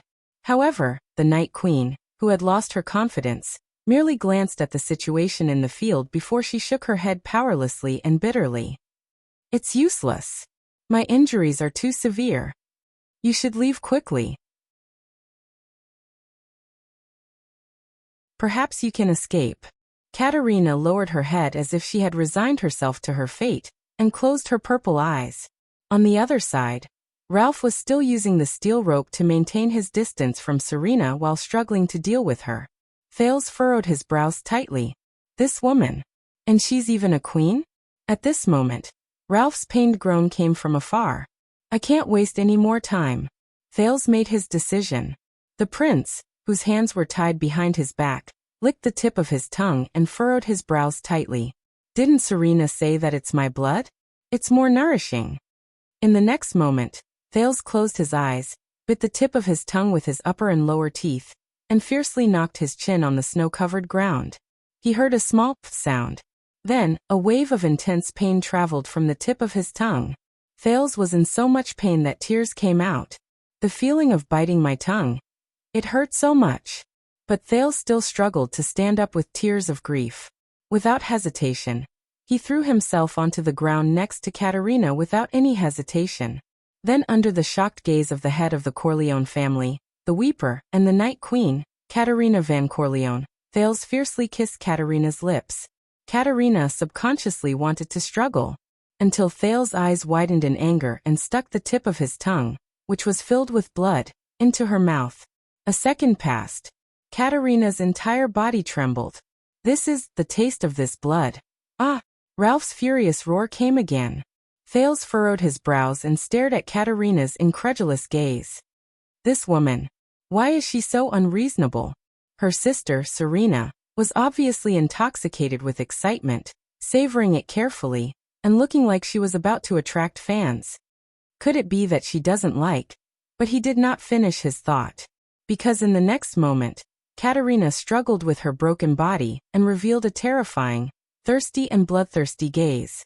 The purple-eyed blood clansman, who only had her torso left, suddenly turned around and pressed the 7-year-old child under her body. Thud. The Night Queen lunged forward wildly. She bit Thales' mouth tightly, madly sucking his blood. Pain. Thales felt a sharp pain from his tongue. Once again, Thales cried in pain. Ugh! He desperately shook his head violently, forcing Katerina to let go of his mouth. Thales' tears flowed as he panted intensely.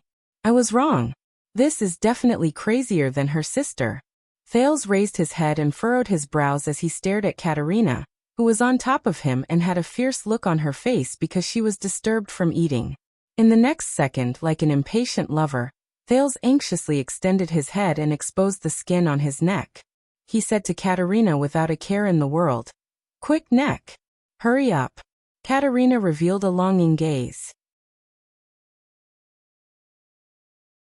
She lowered her head fiercely and used her teeth to tear open the collar on Thales' shoulders. Hey, you. Before Thales could finish speaking, Katerina angrily bared her fangs and fiercely bit his neck.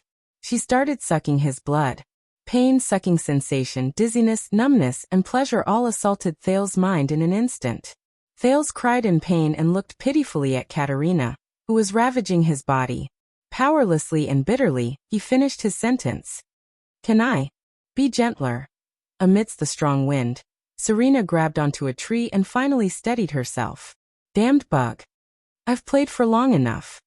In the next second, she raised her head ferociously, grabbed the steel cable fiercely and pulled it. The great strength strengthened by the true form was activated. Ralph, who was at the end of his tether, was dragged along by the great force on the steel cable. He crashed into a birch tree beside him and fell powerlessly onto the snowy ground. Ralph climbed up with great difficulty, but he could only lean against the birch tree weakly after losing his prosthetic leg. Ralph used his psionic ability to breathe in a mouthful of cold air again. He stretched out his arms and flung out 2 hidden blades. He rose into the air again and faced Serena head-on. They fought at close quarters. But Ralph was caught by Serena's nimble claw in the blink of an eye and struck his first hidden blade at a tricky angle. The strength in Ralph's sword disappeared. Clang. The blade, which was not as hard as the steel cable, shattered inch by inch. Serena's strength was ingenious. Ralph, who was in the air, suddenly froze. He had no choice but to first adjust the wind to reduce her strength. However, in an instant, Serena expressionlessly extended her long leg and stomped heavily on his other arm. Ralph grunted and flew backwards. His arm seemed to have been fractured. In the next moment, Serena's face was ferocious. She flapped her bony wings and instantly accelerated towards Ralph. Her sharp claws attacked. Clang. She crushed Ralph's last hidden blade with her claws. I miscalculated. Ralph thought disappointedly. I can't stop her at all. He remembered what the air mystic had told him a long time ago. I have seen quite a number of supreme class people. Their fighting styles are basically, Asda said slowly at that time. They can control their attacks freely, meticulously, perfectly, and without any hesitation. The battles between supreme class people seem boring and simple, fast and monotonous, but this kind of terrifying control between the millimeters is far from what those brats in superclass who waste their energy or strength recklessly can imagine. As for your problem, if you encounter a supreme class, Asda's blue robe was so distinct that Ralph could still remember his indifferent and colorless face. If you don't get close to them, you can use your psionic abilities to fight for a while. But Asda immediately raised his head and revealed a thoughtful expression. There is only one exception. If you encounter Black Sword. Ralph recalled that Asda smiled lightly at that time. Remember to write your will beforehand. Recalling the past, Ralph sighed in his heart. Damn it. As expected, Supreme Class and Superclass are not on the same level at all. I can't even stop him for a few minutes. The Phantom Wind follower gently closed his eyes. It ends here. At least the debt has been paid. But in the next moment, the sound of violent wind and the sound of hands clashing could be heard. Until the last sound. Splat. Ralph opened his eyes in surprise. Damn it. Serena covered her left shoulder and flapped her bone wings. She screamed and retreated madly, until she was a few meters away. A few seconds later, the patricide raised his head and looked at the person opposite him with a hateful gaze. That pure white true-form blood clansman. My dear sister. The cold and elegant Caterina Corleone stood coldly in front of her. Her limbs were complete and powerful. Her bone wings could expand and contract at will. Her purple eyes were cold and fierce. It was as if she had never been injured. In the queen's left hand was Thales, who was groaning and gasping for breath. Serena looked at her younger sister ferociously and resentfully, and let out an indignant roar. The Night Queen took a step forward and casually threw Serena's bloody left arm, which she had just torn off, onto the snowy ground.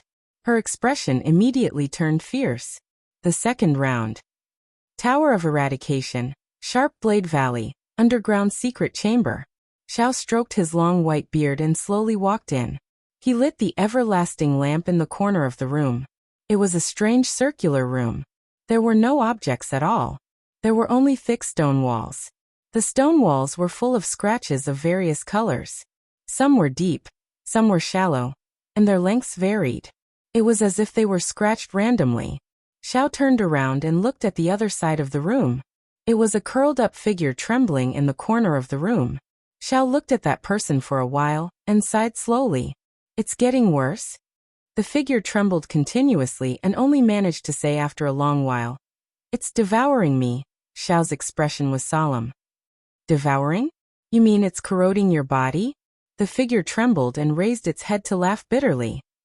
It's more than that. This kind of power, It's like it's going to happen to me. It's alive. Xiaoyi frowned. What's going on? The figure continued to tremble as if it had seen the deepest fear.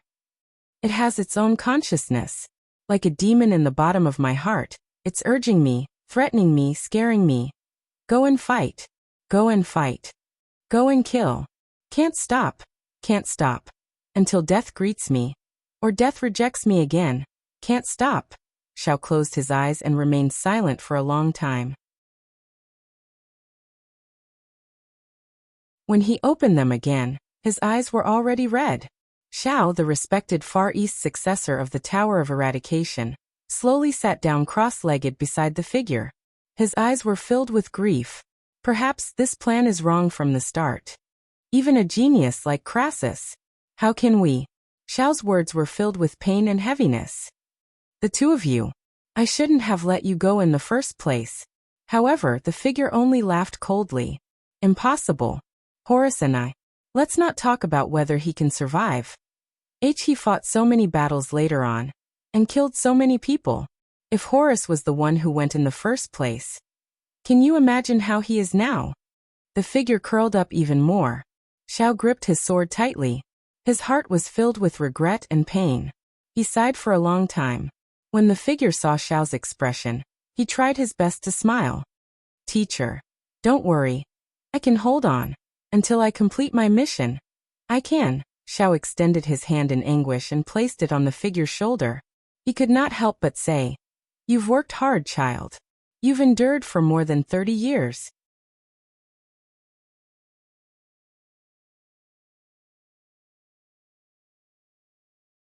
Chapter 94. When Thales woke up from his weak and unconscious state due to excessive blood loss, he realized that he was leaning against a huge birch tree. Ralph guarded him closely by his side. Seeing that he had woken up, the phantom wind follower heaved a sigh of relief. How is the situation? Thales asked weakly as he touched the two fang wounds on his neck that had magically closed and stopped bleeding. Very good. Ralph gestured strenuously. With Ralph's help, he tried his best to sit up and looked at the two huge, terrifying monsters, one red and one white, under the moonlight not far away. Serena retracted her skeletal wings in a dispirited manner. Covered in wounds, she supported herself against a birch tree and spat out a mouthful of blood in a disheveled manner. She panted violently. She, who once held the absolute advantage, forced herself to raise her head and look at her cold and aloof younger sister in front of her. The true form Katerina only had a few scratches on her body. It seems that the victor has been decided, patricide sinner. The Night Queen said coldly and raised her pure white right claw. Are you going to surrender, or be executed on the spot? Serena tried her best to support her body. She gritted her teeth and shut her eyes tightly. In the second round of the death match, Serena, who was greatly weakened and had used up all her trump cards, faced Katerina, who had instantly recovered and was full of vitality, and was even stronger than before. Other than her left arm being cruelly torn off from her back, her right calf was also broken. One of the results of Katerina's tears of blood. She could not even maintain her balance while standing on the ground.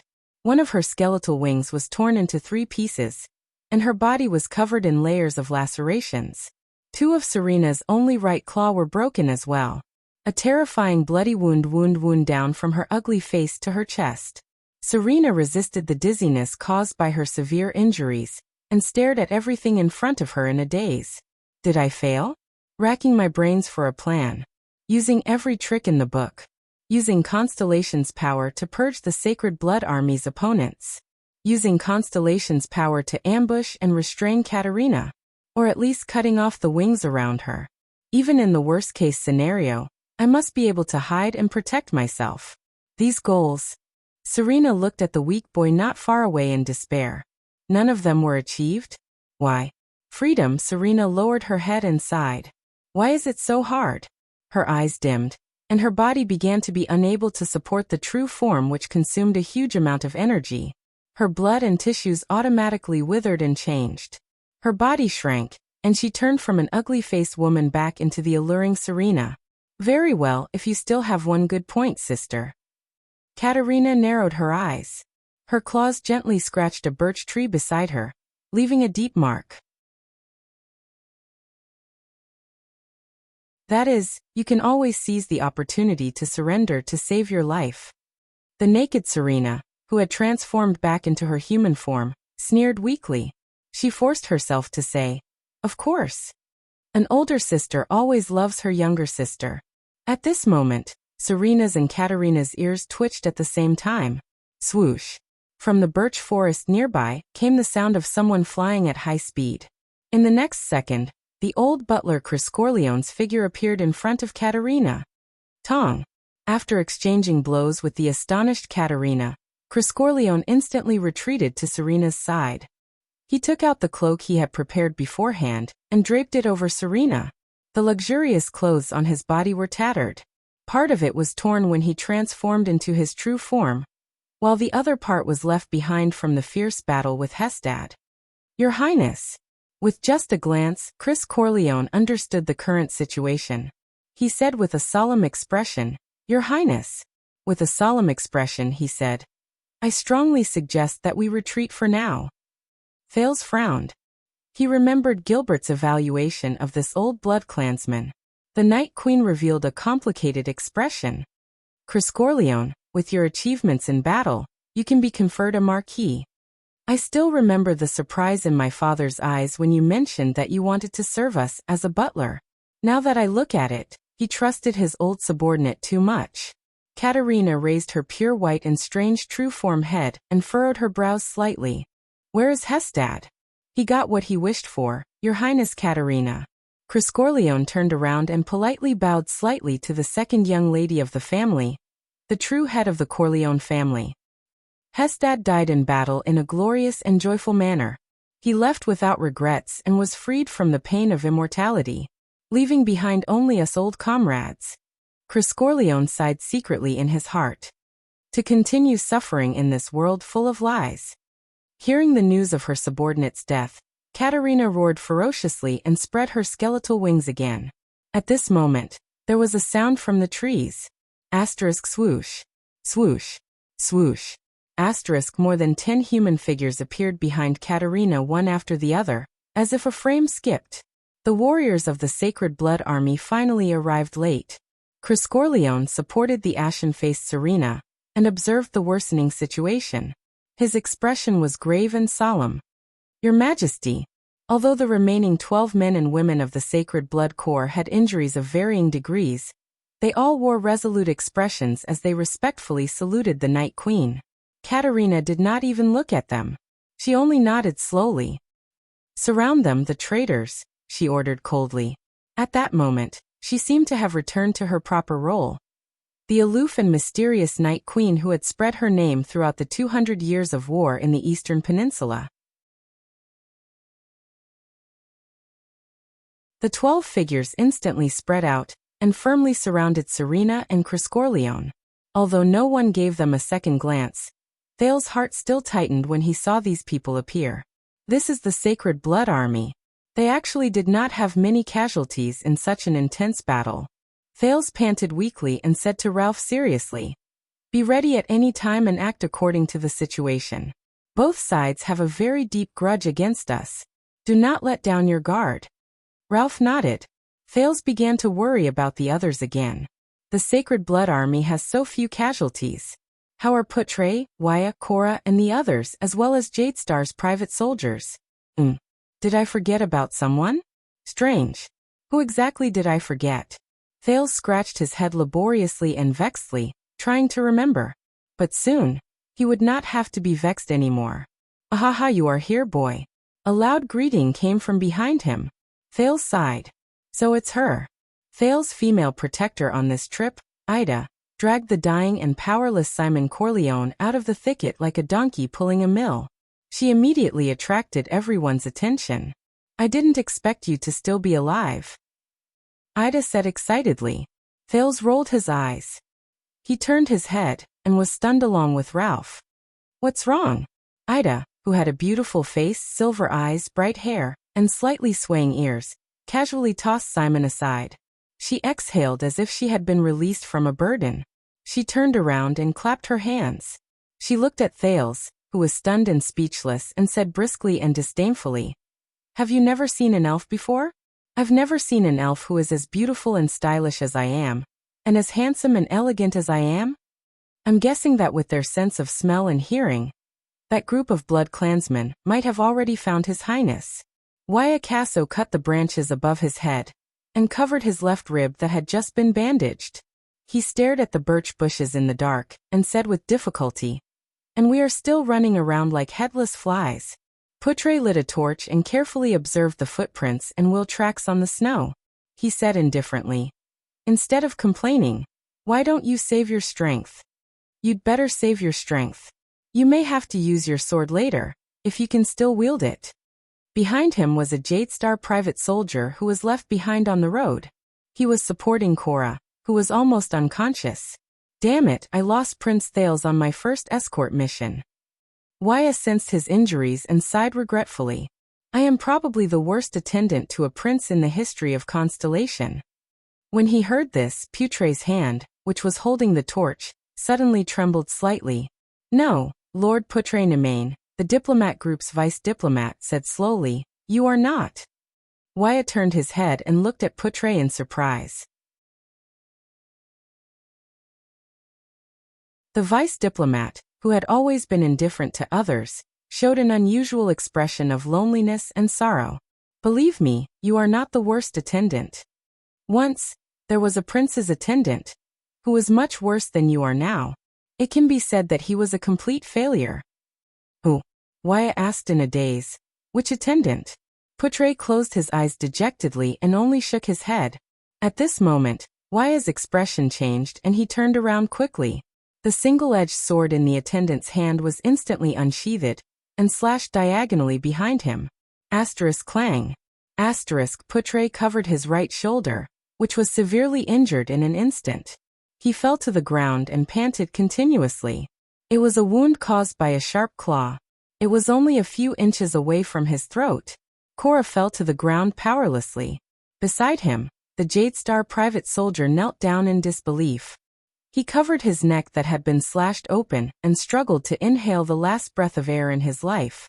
Damn it. Wyatt's action just now had affected the wound, which was not light to begin with. He gritted his teeth and endured the pain. He supported himself with one hand on the ground and raised his head to look at the enemy who had suddenly appeared. Very good intuition, boy. The supra-class blood clansman with extraordinary speed, blonde and handsome Istrom Corleone, stood in front of them and licked his sharp claws that were covered in blood. He flashed a confident smile. "At this age, with such skills and the power of eradication, you are one of the seeds of the Tower of Eradication, right?" Istrom took a step forward. His eyes shone with a cold glare. "Will it taste even more delicious?" "No." Thales shook his head in resignation, letting go of the surprise and doubt in his heart. "I have just never seen such a conscientious elf." The next moment, Thales' head was struck violently. Asterisk thud. Asterisk under Ralph's stunned gaze. Thales touched his head with tears in his eyes and looked at Ida pitifully. "What kind of protector is this? Hey. What kind of expression and answer is that?" Under Thales' tearful gaze and the hostile gazes of all the blood clansmen present, Ida snorted in dissatisfaction. She kicked the unconscious Simon Corleone by her feet without realizing it. "I went through a lot of hardships, exhausted all my strength, and used all sorts of methods to capture this terrifying supreme-class opponent alive. Then I cleverly captured him as a hostage so that you would have more bargaining chips in your negotiations. Capturing him alive is even harder than killing him. I spent a lot of time. Yes, that's right. It's not because I got lost in the bushes." Ida raised her head proudly. "Then I immediately rushed over to provide support, to save you." Thales rolled his eyes in resignation again. "Thank you for for rushing over now. There is only one question." Thales held his forehead and sighed. "Are you a police officer?" "A what?" Ida was stunned when she came to his side. Thales supported his weak body and sat upright. His expression changed and he said solemnly, "You came at the right time. Capturing the enemy alive. Well done." Ida then curled up the corners of her lips and chuckled. Katerina turned her head, and looked at the dispirited Simon on the ground. She then stared at Thales. You want to use him as a bargaining chip? Looks like you still don't believe us. Thales stared back at the Night Queen without showing any signs of weakness. Of course, you are Serena's younger sister after all. Enough. Katerina turned her head with a cold expression. She decided to settle the matters within her family first. She shouted, Serena Corleone, Chris Corleone, surrender yourselves. I promise that I will give you a fair trial according to our tradition. Chris looked at the Blood Clan warriors surrounding them and Ida in the distance. He sighed. He was prepared to change into his true form and fight for the last time. At this moment, Serena suddenly extended her hand and stopped her subordinates' movements. Do you think this is the end? Serena smiled wanly and looked at her younger sister, who was certain that victory was within her grasp. Katerina furrowed her brows. It has come to this. What other trump cards does she have? Thales suddenly remembered what Serena had said. War will purge the Sacred Blood Army's opponents and give me a more obedient Night Kingdom. And the true Corleone heir will turn the tide at the last moment. Wait a minute. Turn the tide at the last moment? He was shocked. Serena only had 3 people. How could she turn the tide against the attack of the suzerains of Constellation? So the meaning of this sentence is, Thales furrowed his brows. She has reinforcements? In the next moment, Serena revealed a desolate expression. She opened her mouth abruptly and spat out a crimson ball from her throat. She caught it in her hand. It was a strange, wriggling ball. Chris' expression changed abruptly.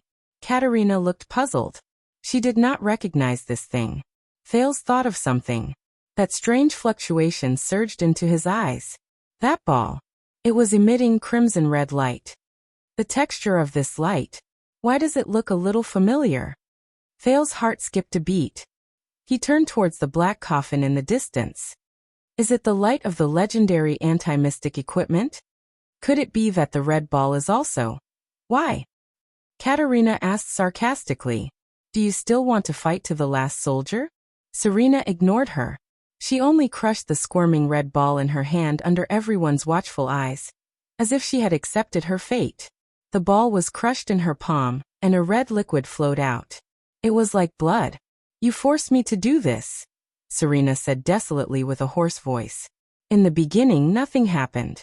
But a few seconds later, a loud noise came from afar. Asterisk boom. Asterisk it was like the eruption of a flood. Asterisk swoosh. Asterisk the sound was getting closer. It came from the east. Everyone's expression changed. What did you do? Katerina's expression was gloomy as she looked at the desolate Serena. Serena smiled bitterly and miserably. I made my last and most desperate choice. The loud noise grew louder and closer. Everyone turned their heads vigilantly and observed their surroundings. However, there was nothing around the birch tree forest under the moonlight. Hey boy, you have a good brain. What exactly is this? Ida asked curiously. Thales shook his head solemnly. He had a bad feeling about this. Asterisk boom. Asterisk the sound that was like a torrential flood was getting closer and closer, almost within reach. It came from the east. However, even the Blood Clansmen, who were known for their sharp hearing, looked at each other in surprise. Obviously, they did not hear anything.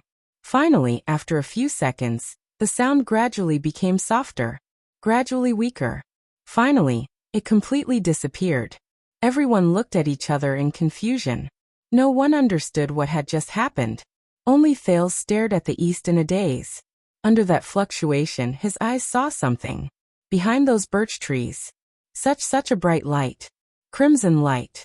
Suddenly, under everyone's bewildered and uncertain gazes, rustling sounds came from the direction where the strange noise disappeared. It came from the birch trees in the east. Rustle. It was as if someone was walking in the snow. Their footsteps were unsteady, as if they were not used to the snow. A normal person? A commoner? Katerina furrowed her brows, while Serena flashed a wan smile. Finally, a thin and frail figure appeared in everyone's field of vision. That was the owner of the footsteps. A young girl. A young girl with a face full of smiles. She slowly walked out from behind a birch tree. Seeing her, The heavily injured Serena Corleone trembled uncontrollably. Everyone else revealed surprised and puzzled expressions as they looked at each other. Only one person? Who is she? The young girl quickly swept her gaze across the entire place and said gently, "Oh, so it's here." Katerina furrowed her brows deeply. Who is she? Is she Serena's reinforcement? A delicate girl? No, it's better to be careful. After all, she's Serena's backup plan. Katerina quickly considered the situation. The young girl flashed a smile. It was bright and dazzling, pleasant and gentle. However, Thales instinctively felt an unprecedented sense of danger. Can you give me that box? This was promised a long time ago. The young girl smiled and pointed into the distance. Thales turned his head. His face was pale. The young girl was pointing at the dark night black coffin. Katerina's expression was solemn as she cautiously took a step forward. No matter who you are, the queen said steadily, I advise you not to interfere in matters here. The warriors of the Sacred Blood Army had cold and stern expressions as they looked at the reckless young girl. Under Katerina's telepathic instructions, one of them nodded. 5 Blood Clan warriors instantly disappeared and blocked the path in front of the young girl. They stared coldly at the young girl. What? You want to say no? The young girl seemed a little surprised. Why are there people like this every time? I will be very distressed. Don't say no. Under everyone's bewildered gazes and expressions, she immediately smiled and shook her head. Don't.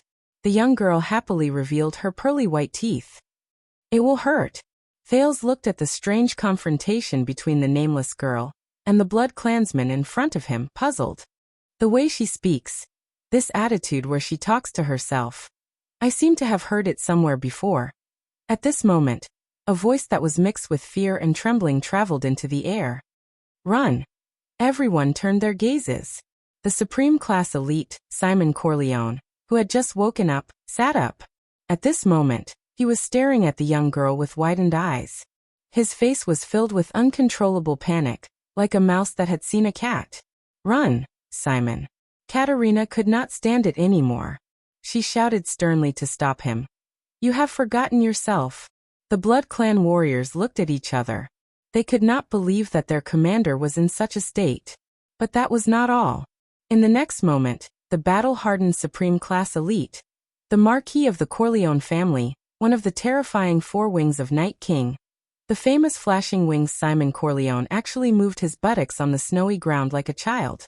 He curled up and trembled. No. All of you do not know. All of you do not understand. It. The young girl looked at Simon tenderly and grinned. Simon immediately shuddered. He trembled, and under everyone's incredulous gazes, his handsome face twitched. He shook his head desperately, sat on the ground, and stomped on the ground as he retreated. It was as if he had seen the deepest nightmare. With a sobbing tone and a distorted face, Simon screamed shrilly in a shrill and fearful voice. Run! In the secret chamber. Take a breath and repeat what you said in detail. In the darkness, Black Prophet, Morat Hansen held his staff tightly. His expression was unprecedentedly grave. His right-hand man, Raphael Lindbergh, was leaning against the wall, panting as if he had just run all the way here. He said anxiously, gasping for breath, Don't worry. Panting, he said anxiously, because the prince's diplomat group is heading north. We placed them at the border between Constellation and Ekstedt. The people who are searching for Ramon are also preparing to withdraw, but both of them have not returned. 1 day ago, someone found one of their corpses. Raphael lowered his body and held onto his knees. He clenched his teeth and panted, trying to calm down this breath of air. And then, Morat asked calmly, how did they die? In the next moment, it's. Raphael raised his head, panted, and said through gritted teeth, It's that. Morat's pupils shrank. He tightened his grip on the staff in his hand and listened to Raphael finish the word. You're tuning in to the Lee May's Sword of Destiny YouTube channel. We're so grateful for your support, and don't forget to subscribe to join us on this incredible journey through captivating stories. Your generosity through donations truly makes a world of difference. as it's the primary source of revenue that allows me to expand and enhance this channel for you. Thank you from the bottom of my heart for being a part of this adventure.